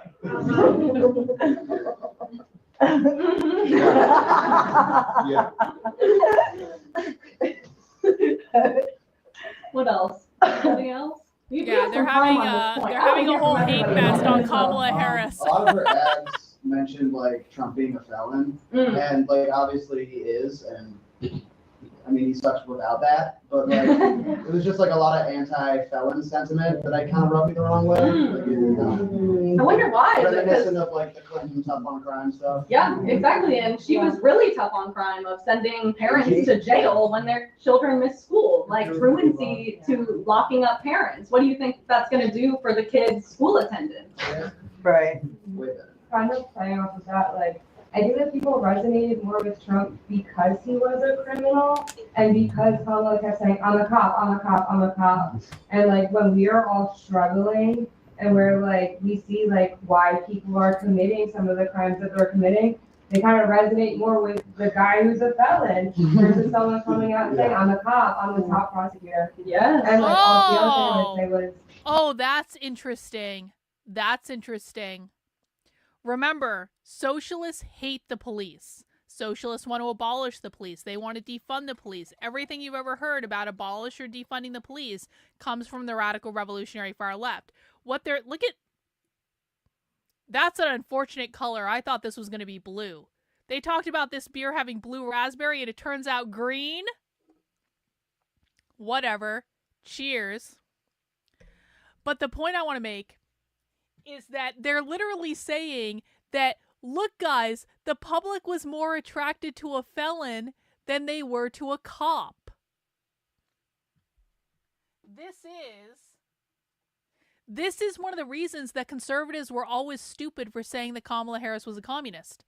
Because Kamala Harris was a cop. And they said this all the time. One of the key reasons why socialists hated Kamala Harris is that she was a cop. And now you've got this person in the crowd saying the country wasn't attracted to cops. The country didn't want a cop. They wanted a felon. Listen again. that, like, I think that people resonated more with Trump because he was a criminal and because Kamala kept saying, I'm a cop, I'm a cop, I'm a cop. And like when we are all struggling and we're like, we see like why people are committing some of the crimes that they're committing, they kind of resonate more with the guy who's a felon versus someone coming out and saying, I'm a cop, I'm the top prosecutor. Yeah. Remember, they believe that capitalism causes all crime. They believe that crime would largely disappear if capitalism was abolished because they believe that the cause of most crime is that people don't have access to the things that they need. And so they're saying, listen, we know why people commit crimes. They commit crimes because they don't have the things that they need. And so we can forgive the people not committing the crime, or we can forgive people from committing the crimes because we know why they're doing it, because capitalism forces them to do it. And if we just got rid of capitalism, then we would get rid of all crime. And Kamala Harris was over here calling herself a cop and a top prosecutor. Well, she's prosecuting people who are committing crimes that capitalism forced them to commit. That's the thought process that they have. I'm not saying what I think, I'm saying what they're thinking. Isn't that funny? And like all the other thing I want to say was Kamala Harris was not even popular when they went through the primary in 2016. Mm-hmm. No one liked They're like, the Democratic Party fucked us over. And she didn't get like elected in. She didn't get chosen. It was just, she just got placed on that. And to touch on the point that you said about Trump and people's relating more to him, I think that we saw that a lot. We recently did street interviews at like Diamond Street and 23rd, and that's what we're hearing, you know, like people just really being like, oh, well, he's more aligned with me. He's the person who's saying the quiet part out loud. I at least know that he's batshit crazy and saying all this wild stuff instead of conniving and being like behind the scenes and secretive and whatever. And like, what I want to point out about that is that's a really sad state of the country, that we would rather like, you know the hand that's going to hit us than to, be worried about when a hit's going to come. Like that's a sad choice. That's a sad choice. And I think that in that choice is why we saw so many people abandon voting in general and abandon voting for Harris, because if the Democrats are supposed to be about the people, then be about the people. And if it's not, then we're not going to continue to be like gaslit into thinking that this has anything to do with us, because it doesn't. Layla? Oh yeah, just building American consent for war against Russia, China, and Iran. It's kind of like unreal how we don't address how Biden's presidency also added fire to the Asian hate crisis that we saw in the United States.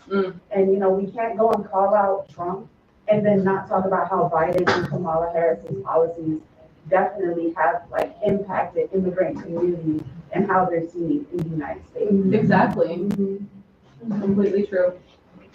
I just want to talk about people said they got bullied during this election, and I was definitely bullied, but I ended up not voting Kamala. But I lost some friendships over that. And I know. But it's like the whole time during this Palestine thing, there's nothing. Then these people come out the woodworks. And I don't want to do this because I know get into divisive politics. It's not like, that's what they want. They want to Right. divide. But it's still like disheartening. And I had friends and family just say, I just can't, I don't have the capacity to care about those people. And it's just like, but then they go, my one friend had a child. He goes, if you don't vote for her, it's gonna be hard to look you in the eye because I have a child. And what I see from his child, I see over in Palestine. Right. You Yes. can't beat me on those issues. And That's a beautiful point, and it makes me, we want to touch on that too, of like how to talk to even those people, because what we don't want to do is, however you voted, get away from me. I don't want to organize you. We all actually really need to be like breaking these barriers with people, and it's sad. It's sad when you lose friendships. It's sad when you lose relationships. It's sad when you can't talk to your dad how you normally would. That's a me thing, so. But it's like, those things are sad. It's sad to not have people who are principled around you. And some of that is based in fear, talking about your child versus someone else. But how do we make those people have working class internationalism? How do we make those people understand that it's not just about us in this country, while still being compassionate enough to say things are really hard here? So I get it. This is what they mean when they say raising class consciousness. So they believe that what they need to do in order to recruit and radicalize people to the far left is raise class consciousness, which means take advantage of people saying things suck right now. Things are expensive. Like capitalism is made things everything expensive, which by the way, people on the right shit on capitalism all the time.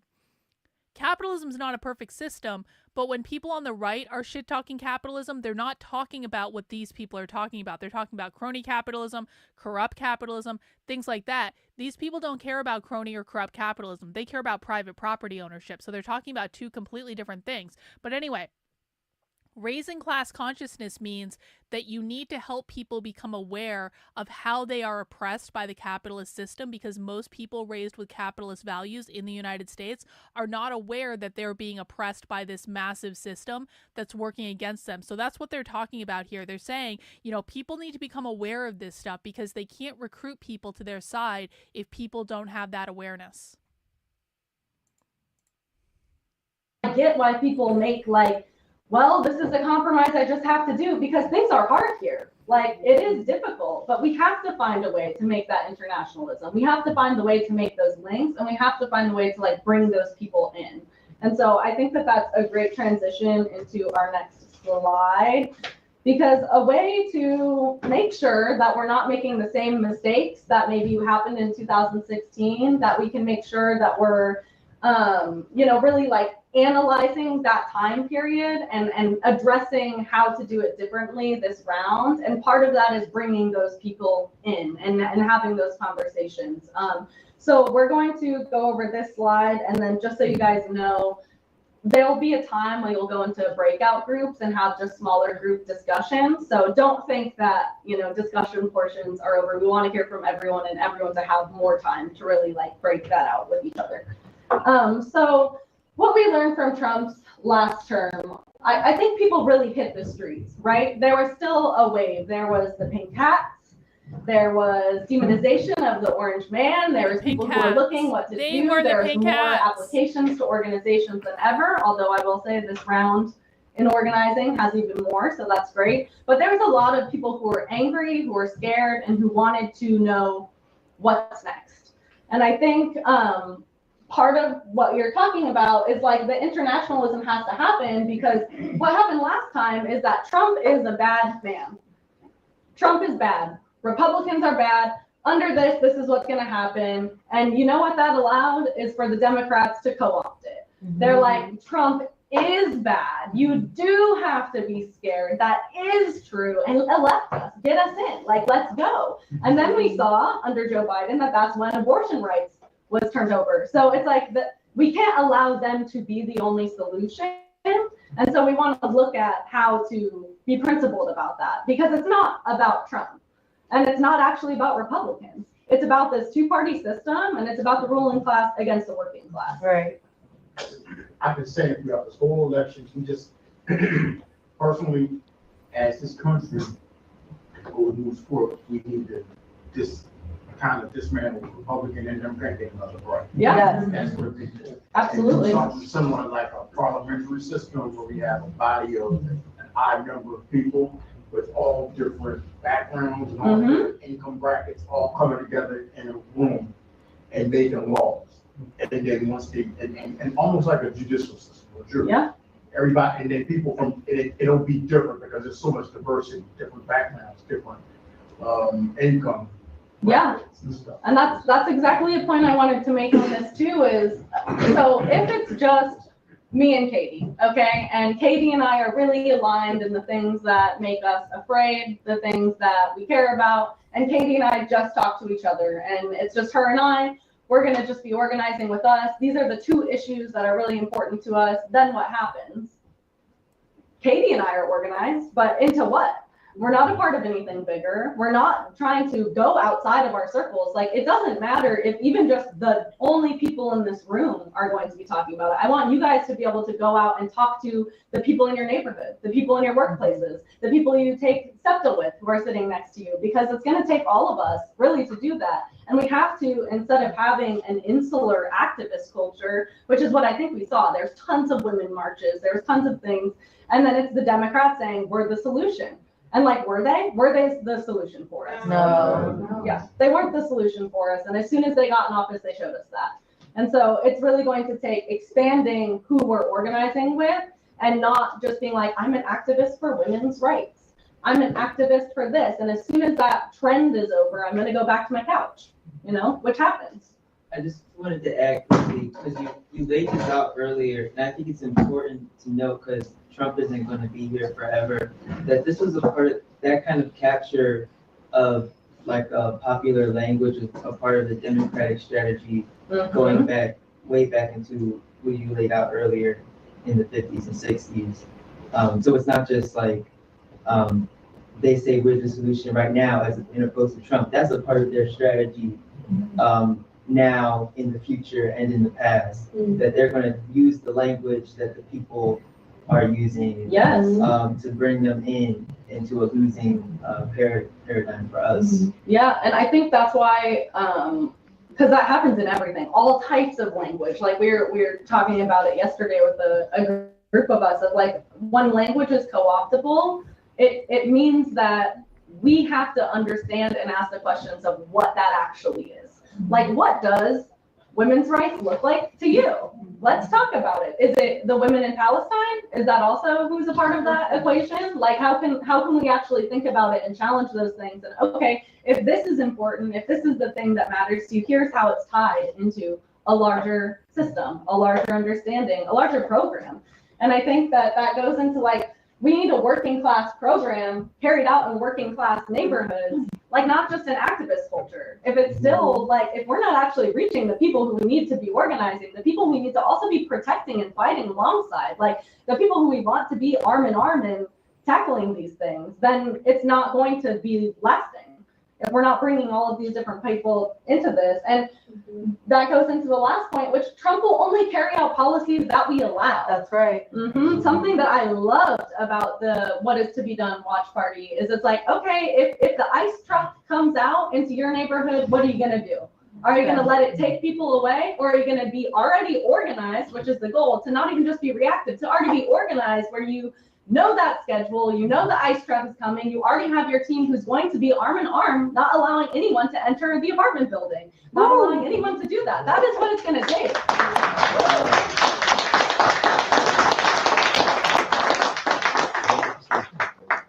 So what else have we seen from or observed from the previous term, whether it's under Trump or another term? Like what do we need to keep in mind in order to move forward? I just think if you lead from empathy, you can connect with anyone regardless of how they ascribe the moniker to themselves. So Hang on. Has this left-right always existed? For example, could we say the founding father? The Frankfurt School came to America in 1937. They started setting up shop at Columbia University. They really came over after World War II. Like, they started in the 30s, but really, like, it was like the bulk of it was like after World War II. That's when all this started. So that like everything stems from that moment. So am I going to go back and talk about the founding father? No, I'm not. Like, I'm going to go back to like the 30s is when all this really started like progressing.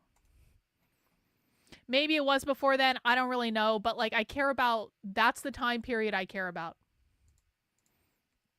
I really felt what you were saying, that people trying to like shame you for having issues. I was having that because I was connecting with a lot of people who were going to vote for Trump, who didn't think they were going to vote for Trump. And I was immediately able to get through to them past all of it because I just recognized he's the only guy who's admitting that you're economically suffering. Right. And saying, I'll do something about it. Now let's look if that's actually real. Yes. Right? Whereas the Democrats were like, actually everything's great, sweetie. Look at this graph. Yes. Like, our GDP is great. Maybe this is user error. And it's like, no one can work with that. Exactly. So I think the main thing is don't allow yourself to fall into the trap of like villainizing a common person for only having two options and going with the one that said that they would help them. Yes. You know, we don't give Americans a poli-sci degree every 4 years for the election. And it's not explained. So, No, absolutely. And I think I was also a part of the Claudia and Farina campaign, and we encountered a lot of people just talking about a third party option, and especially in a place that was such a Democratic stronghold, of people being like, you're gonna be the people who will do it. And it's like, here's the thing.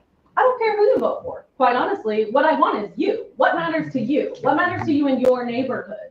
What do you want to see? And like, that was something we just did a cleanup in a neighborhood, because as talking to people about it, they're like, I want to see this neighborhood cleaned up. And it's like, bet. That's what we're gonna do then. I hope you join us. Like, because it's that easy. I don't need to villainize you. I don't need to be divisive in my language. What I want to do is to sharpen contradictions. Exactly what you're saying of like, you believe that Trump had your back. We know that's not going to be true. So when it's true, instead of being like, I told you, it's like, ooh, so that didn't work out. How do we organize around that? Danielle? I think one thing too is like identifying who the real enemy is. I have a lot of friends who like, because of stuff that they've heard, don't like unions and don't like striking. And like speaking to them about how we all got rights in the first place for like 8-hour work days, 5-day work weeks, and how like nobody who stands to make billions of dollars off of you is going to give up profit because you guys are voting for a Republican or Democrat, whatever. And like kind of talking them through that, and not in a way that makes them feel stupid, because I understand that a lot of people hate being educated by somebody who's their peer or younger than them. Like changing how we're talking about it and like making. Hey, Triz, do you want to send Big Tech a super chat saying I won yet? Point of personal privilege. I apologize. Moving on. Yeah, so they're interested. I think that's good. Like talking about what they need to focus on. Once they see that, once they know that, like Elon Musk, first of all, not a smart person. Some people think they're welcome to like worshiping him for a while. Yeah, Elon Musk is not a smart person. Yeah, totes socialist. Okay. There is a passive aggressive. Well, I think Triz and I are friends. There's no passive aggressive rivalry. Show them who he is. After a while, they're like, oh wait, this guy is an idiot. Maybe having him in charge of Doge or whatever the fuck they're calling it. It's really great. As somebody who invested in Dogecoin at some point, couldn't do it. But I think that like doing that kind of stuff has had a lot of friends realize it's not about the electoral college. It's about us as workers having to be with each other. Yeah, and a part of that's demystifying the American dream. For sure. Like, what you think that Elon Musk he pulled himself up by the bootstraps and he saved and he didn't make his fortune and his family off of blood emeralds in South Africa? I don't know. But what else have you learned? I thought it's just kind of helping people come to the realization that like capitalism is the enemy. Yeah. I think that that's like an easier way to lead into things. Like when people are complaining about the price of living and rent and groceries and all that. Hang on. I need to clip this. This is a person saying, like, in the crowd, We need to, in order to combat Trump, we need to help people come to the realization that capitalism is the real enemy. Oh, you don't say. Capitalism is the reason you can't afford stuff. You don't say.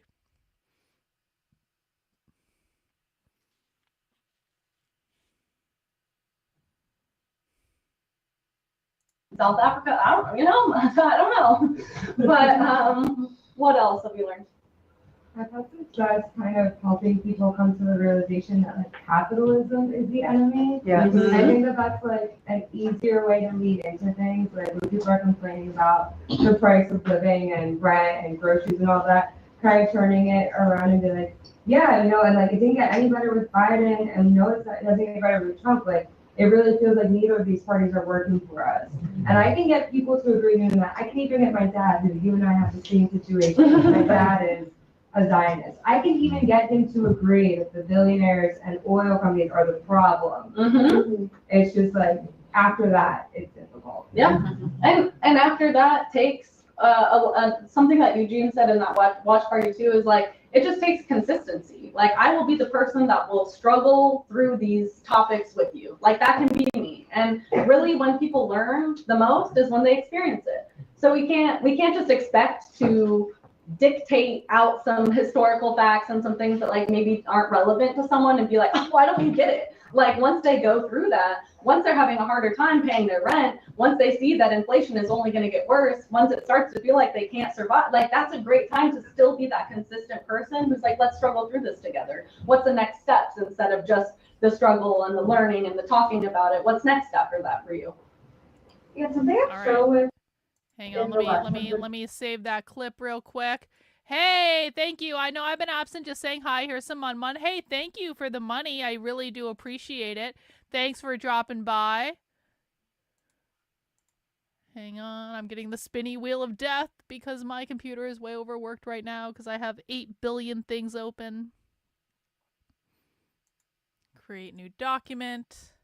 Save. All right, we're good to go.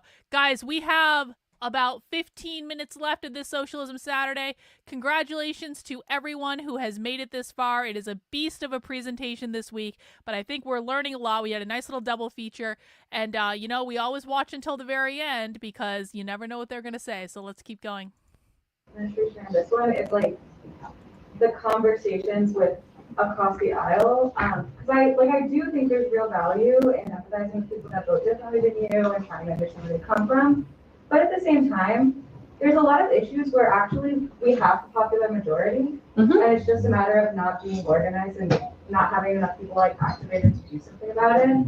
So I feel like confused sometimes about where I should put my own priorities and where we should put our priorities generally in terms of like changing the hearts and minds of like violent Zionists versus like, you know, looking for people that are already with us and just like don't have a spot to like put that energy. That is a great point. And for me personally, I'm not going to try to change the hearts and minds of Zionists. What I'm going to try to do is be organized with all of the like-minded people and show them they're wrong. Show them that we're the majority. Show them that the masses have power. That's right. Because we do. Yeah. And exactly what you're saying, it's going to take a lot less effort to win over those people who are already aligned and be like, what's next? What is next that we do? How do we do this together? How do we fight this together? And then, you know, at a certain point, the violent Zionists are going to tuck their tail between their legs and run away because they don't have the power anymore and they don't have the narrative. And they've actually already done that. When there are thousands of people in the streets and their little thing has 2 people who,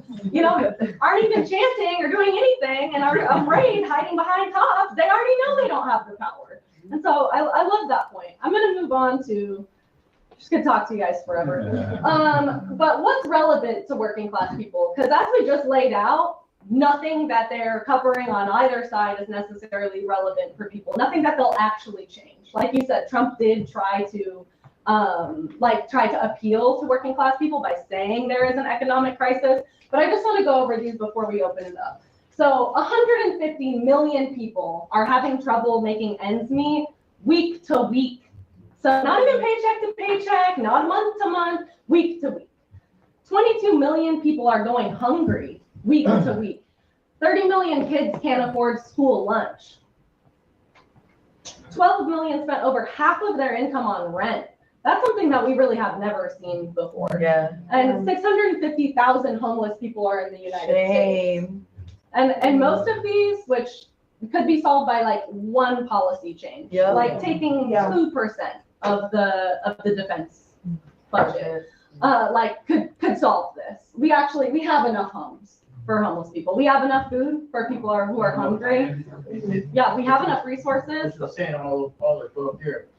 I was seeing that people who won this election, both parties are guilty for not addressing those Absolutely. points. You know, Yeah. there are people that are homeless that you wouldn't believe are homeless. They work 9 to 5. Yes. And then they sleep. I work at the airport. I see people sleep in their cars, in their vans, in the airport parking lot. Oh, that's a great point. Or sleep under the terminal. That's the demystifying of the American dream, is like you could have 3 jobs and still not be able to make ends meet and not be able to afford a home and not to be able to do any of these things. It's not like what they paint in so many other campaigns with welfare, that these are just lazy people who are cashing it. No, like times are actually tough.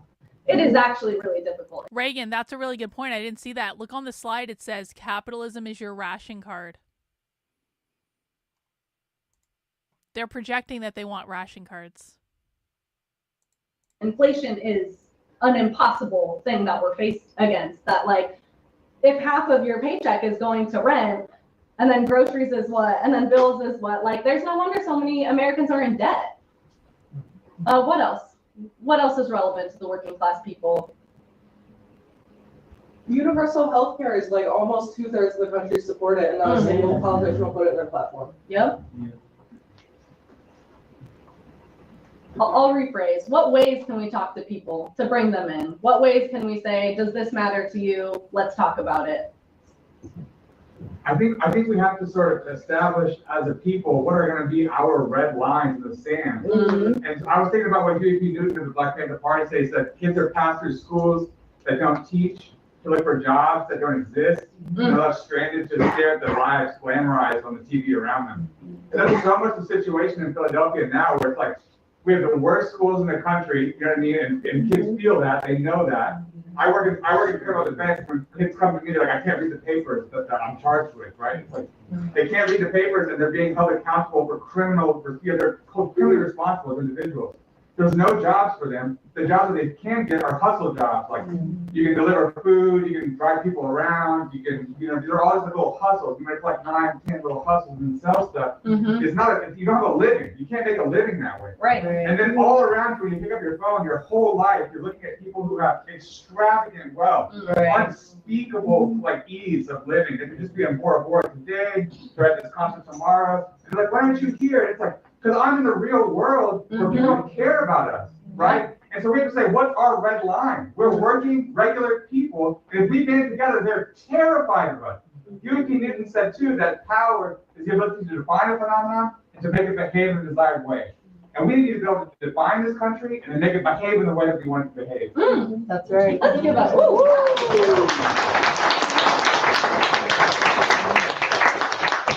Gabby, did you have a point?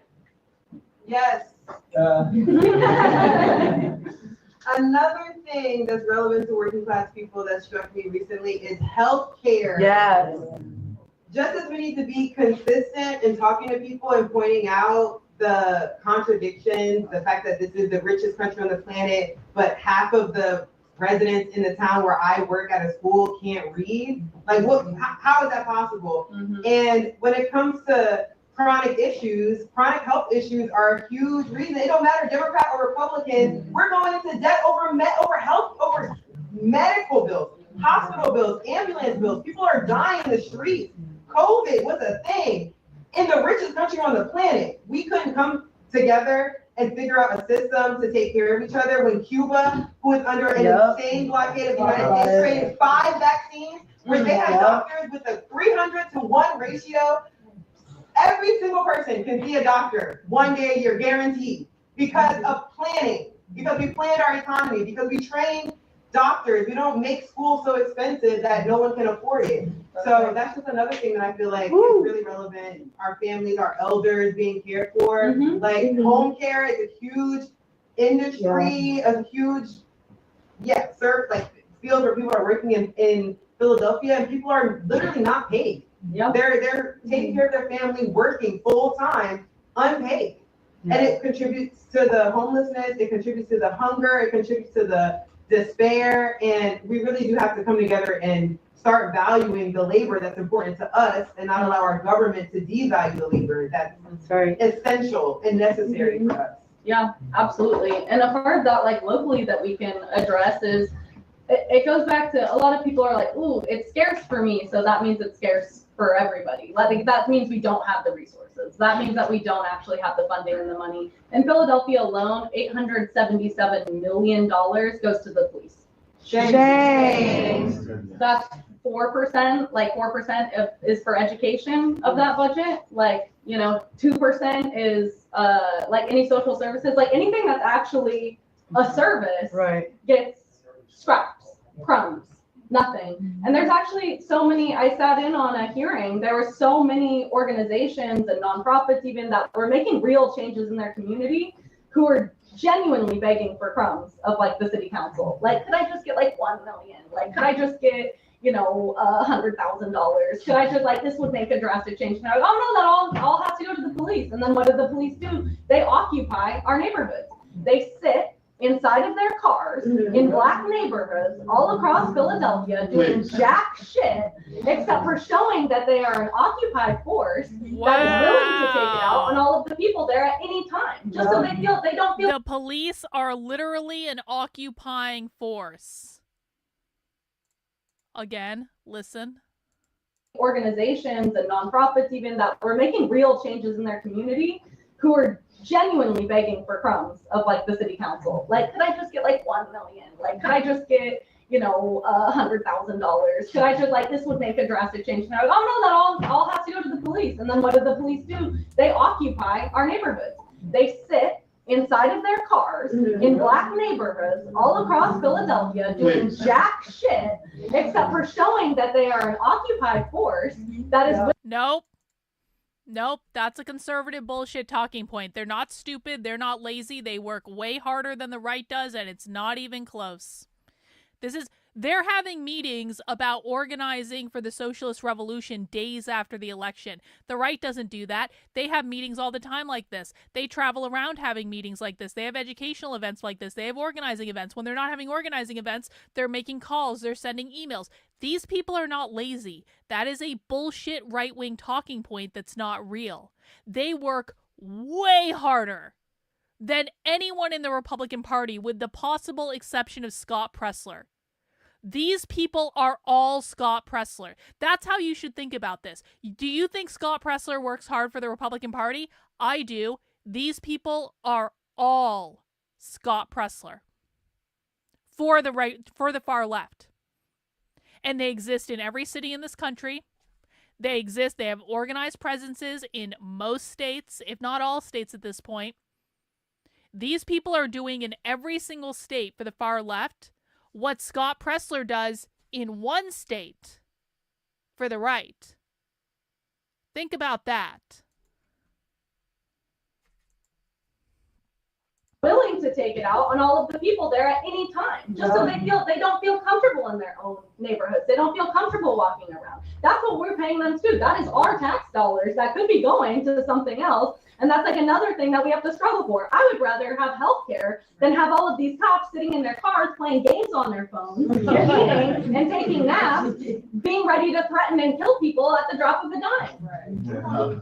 I'll take a couple more points on this. And by the way, not only are these people organizing to resist Trump days after the election, this is the Party for Socialism and Liberation. They ran presidential candidates. This person in particular worked with the presidential candidates. They were running around the entire country for 2 years before the election, speaking on all sorts of college campuses, speaking in all sorts of communities, spreading the far left message, being a far left alternative. Like, to say these people are what was it? To say these people are stupid and lazy, that's not hinged into reality. That's not backed up by the evidence at all.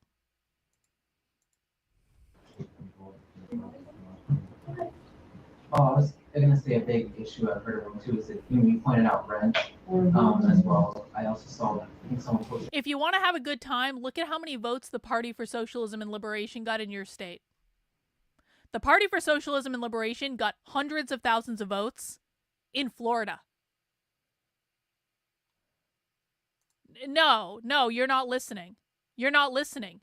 This is their career. You think they're not working because they don't have what you consider to be a real job? This is their job. This is what they do all day, every day. They build organizations so they can do this. They pay each other and have a closed ecosystem so they can do this.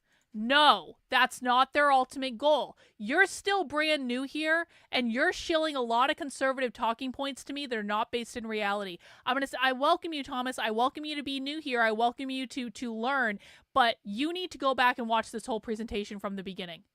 Because they're explicit about their goal. Their goal is to abolish capitalism. It's not to get something for nothing. It's not to get something for free. That is a bullshit conservative talking point. If you stick around, I will beat these out of you, rhetorically. Because you need to unlearn everything you think you know about these people. You have no idea who these people are. You have no idea what they're talking about. And that's why they will win and you will lose. And yes, you are currently losing. You might think you're winning because Trump won, but that just reflects a lack of understanding because of how these people operate. So I implore you to go back, watch the whole presentation from the beginning, watch other episodes, come back, but we're going to beat the conservative bullshit talking points out of you. And if you don't want that to happen, then you can run right back to the Daily Wire or Fox News or wherever you came from. That's fine. But you don't know what the truth is right now in any way. Nope, that's not true. That's not. There is a room full of people right now that understand them, and none of us are communists. So stop fucking lying.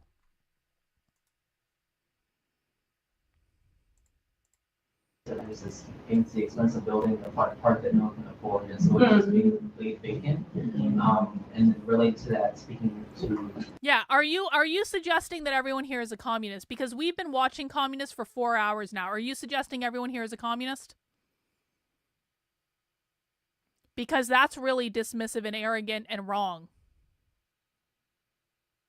We're waiting for your answer. Are you suggesting everyone's here is a communist? We're waiting. We're waiting just for you. Had to happen at the last. Well, then, why would you say that we are? That makes no sense, and it's disrespectful. people's neighborhoods, they're saying like we're unsafe, but police don't care until these expensive buildings pop up, and then people who are wealthier move in, and then they start caring about the safety. Again, doing safety and unethical ways. It's okay, I Right, and their appreciate it. safety is, again, oh, now we have to protect this property. Now I'm gonna get out of my car, you know, now it's on. Gentrification and like displacement comes out of it, like all of the like pervasive issues. Thomas, your county party is not going to defeat these people. Your county party doesn't even know these people exist. Well, yeah, that's why I have an IQ requirement on my channel. I tell people all the time, you need to have an IQ of at least 100 to follow my content. I agree with you. I don't think my content is for dumb people. I don't think that dumb people can understand them. I really don't. And I'm sorry, it doesn't make dumb people bad people. It doesn't make low IQ people bad people, but they're not capable of interacting at this level. You're right about that. That it spreads throughout. So do you have a point? I was gonna just talk about how like a lot of socialist rhetoric and policies, they're like people will generally agree with you on that. Like if you don't go into it saying I'm a socialist, this, that, and the third, because that can kind of scare people off. But they're gonna agree with you on most of the stuff you have to say anyway. So I feel like maybe just in a way to connect to other working people, you can talk about like their problems and present the solutions you already know are socialist, and then they kind of come around and see what you're really talking about, and they say, oh, okay, maybe this is the, you know, this is what I should try instead of voting for and whoever. And to listen, like what are the problems that you face? What matters the most to you?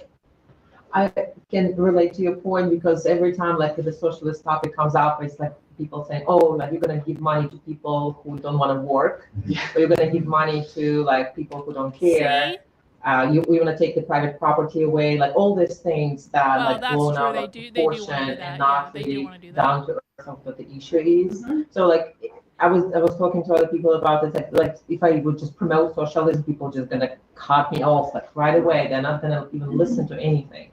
Yeah, and it's important in this new phase to think of how we can reach people and the best ways to do that. And we'll definitely talk more about that in the breakout group. Olga? So they're talking about the fact that the best way to convince people to be socialist is to talk about their policies and to not tell them that they're socialist. Because if they know they're socialist, they're going to be like, no, no, no, no, no. But if they just talk about their policies, we're going to make sure, and here's how they're going to do it. We're going to make sure everyone has a place to live. We're going to make sure everyone has food. We're going to make sure everyone has high quality health care.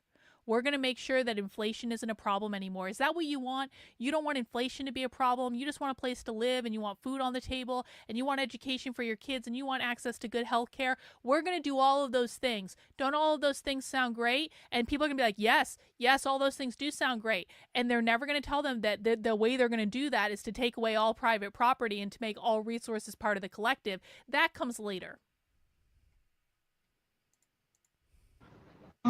Sorry, I lost my train of thought, but I do think housing keeps coming up, and I work as a paralegal in housing, particularly work in municipal court, and I see people get evicted daily. So I think another thing that like is important, like when you're talking about things like housing, is easily connecting it to other things. For example, a lot of the people that I work with that are getting evicted fell behind on rent because of one issue with healthcare. That is the biggest thing that I see people in court for, is because they got sick, somebody in their family got sick, they couldn't afford things, boom, fell behind rent, now they're in eviction court. I've seen people get evicted for $1. Wow. And people locked up for $1. And right? then, yeah, and or people who don't show up to their hearing because they're incarcerated for something so small and petty. Yep. So it's like, you see these things, how they're all connected. And I talk to the tenants just like every day on a regular. And it's like, people think that the working class is stupid, but who else knows better of the conditions than the working class who's affected by it? Yeah, that's right. Yep. And we're gonna save the rest of them. I love everyone's points, but we will be answering these questions in our small group discussions as well, which I want to move on to. So we will have 4 breakout groups. That's just where I'm gonna have. All right, this is basically the end of it. They're just gonna talk about their breakout groups now. They're not actually gonna show us the breakout groups. So we're at the end. We made it. 4 hours and 10 minutes. Congratulations to everyone who made it to the very end. Now, an important announcement. Tomorrow is movie night in my supporter Discord. How you get access to my supporter Discord is you become a member of my Substack for $8 a month, $80 a year. Head over to carlin.substack.com and you will scroll down until you find this version of the Unwoke Roundup email. Now, tomorrow I will be sending out the latest version of this email. I do this email once a week to show you all the content that I created over the week. I also do all of the supporter perks in this email. So when you get this email, you scroll all the way down to the bottom. And underneath this red box, you are going to find links to our community Zoom calls that are private, that are unrecorded. You're going to find a 10% off discount code in the Unwoke Art Store if you need some last-minute merch. You are also going to find a link to my supporter Discord, okay? Supporter Discord, we do movie nights. Now we do 3 movie nights a week. We do movie nights on Thursday nights, on Sunday nights, and on Monday nights. But Sunday's usually the biggest movie night.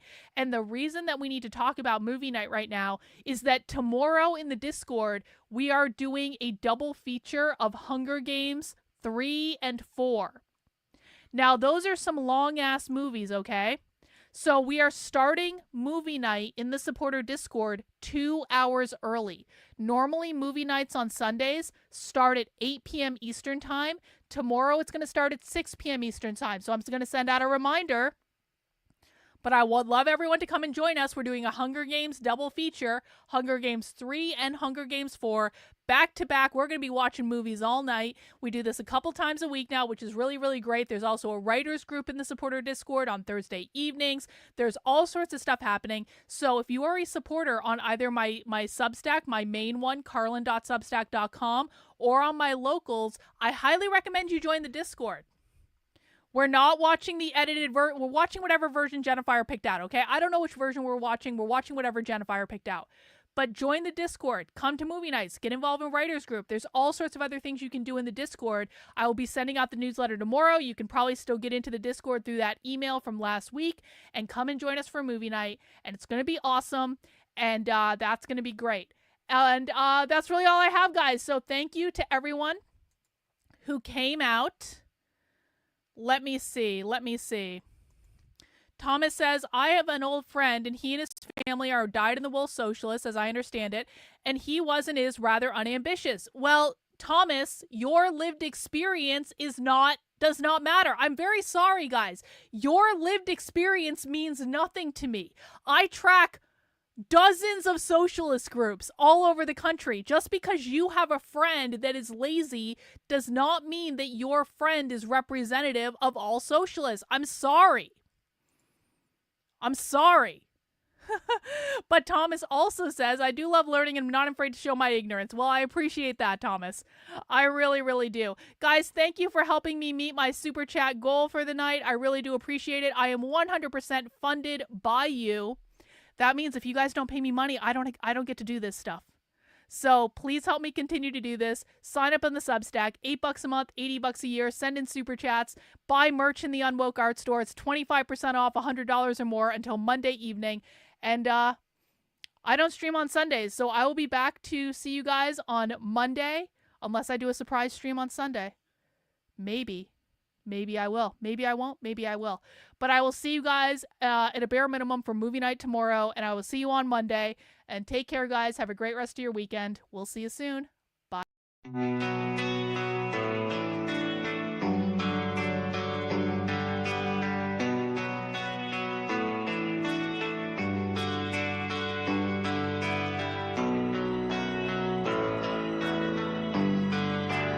How are you feeling? How long have you been here? 3 months, May 17th. And what brought you here? That's difficult to answer.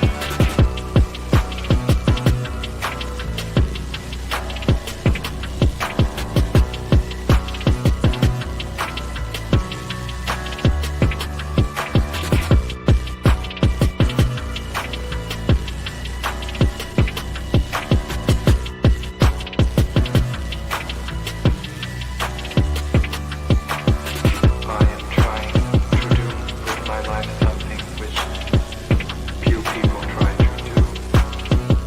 And this influences my thinking and consequently my action.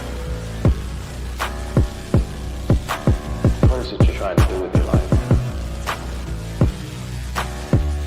Play the piano for the people. I'm not clear. How is it that playing the piano for people has eventually resulted in your being here in the hospital?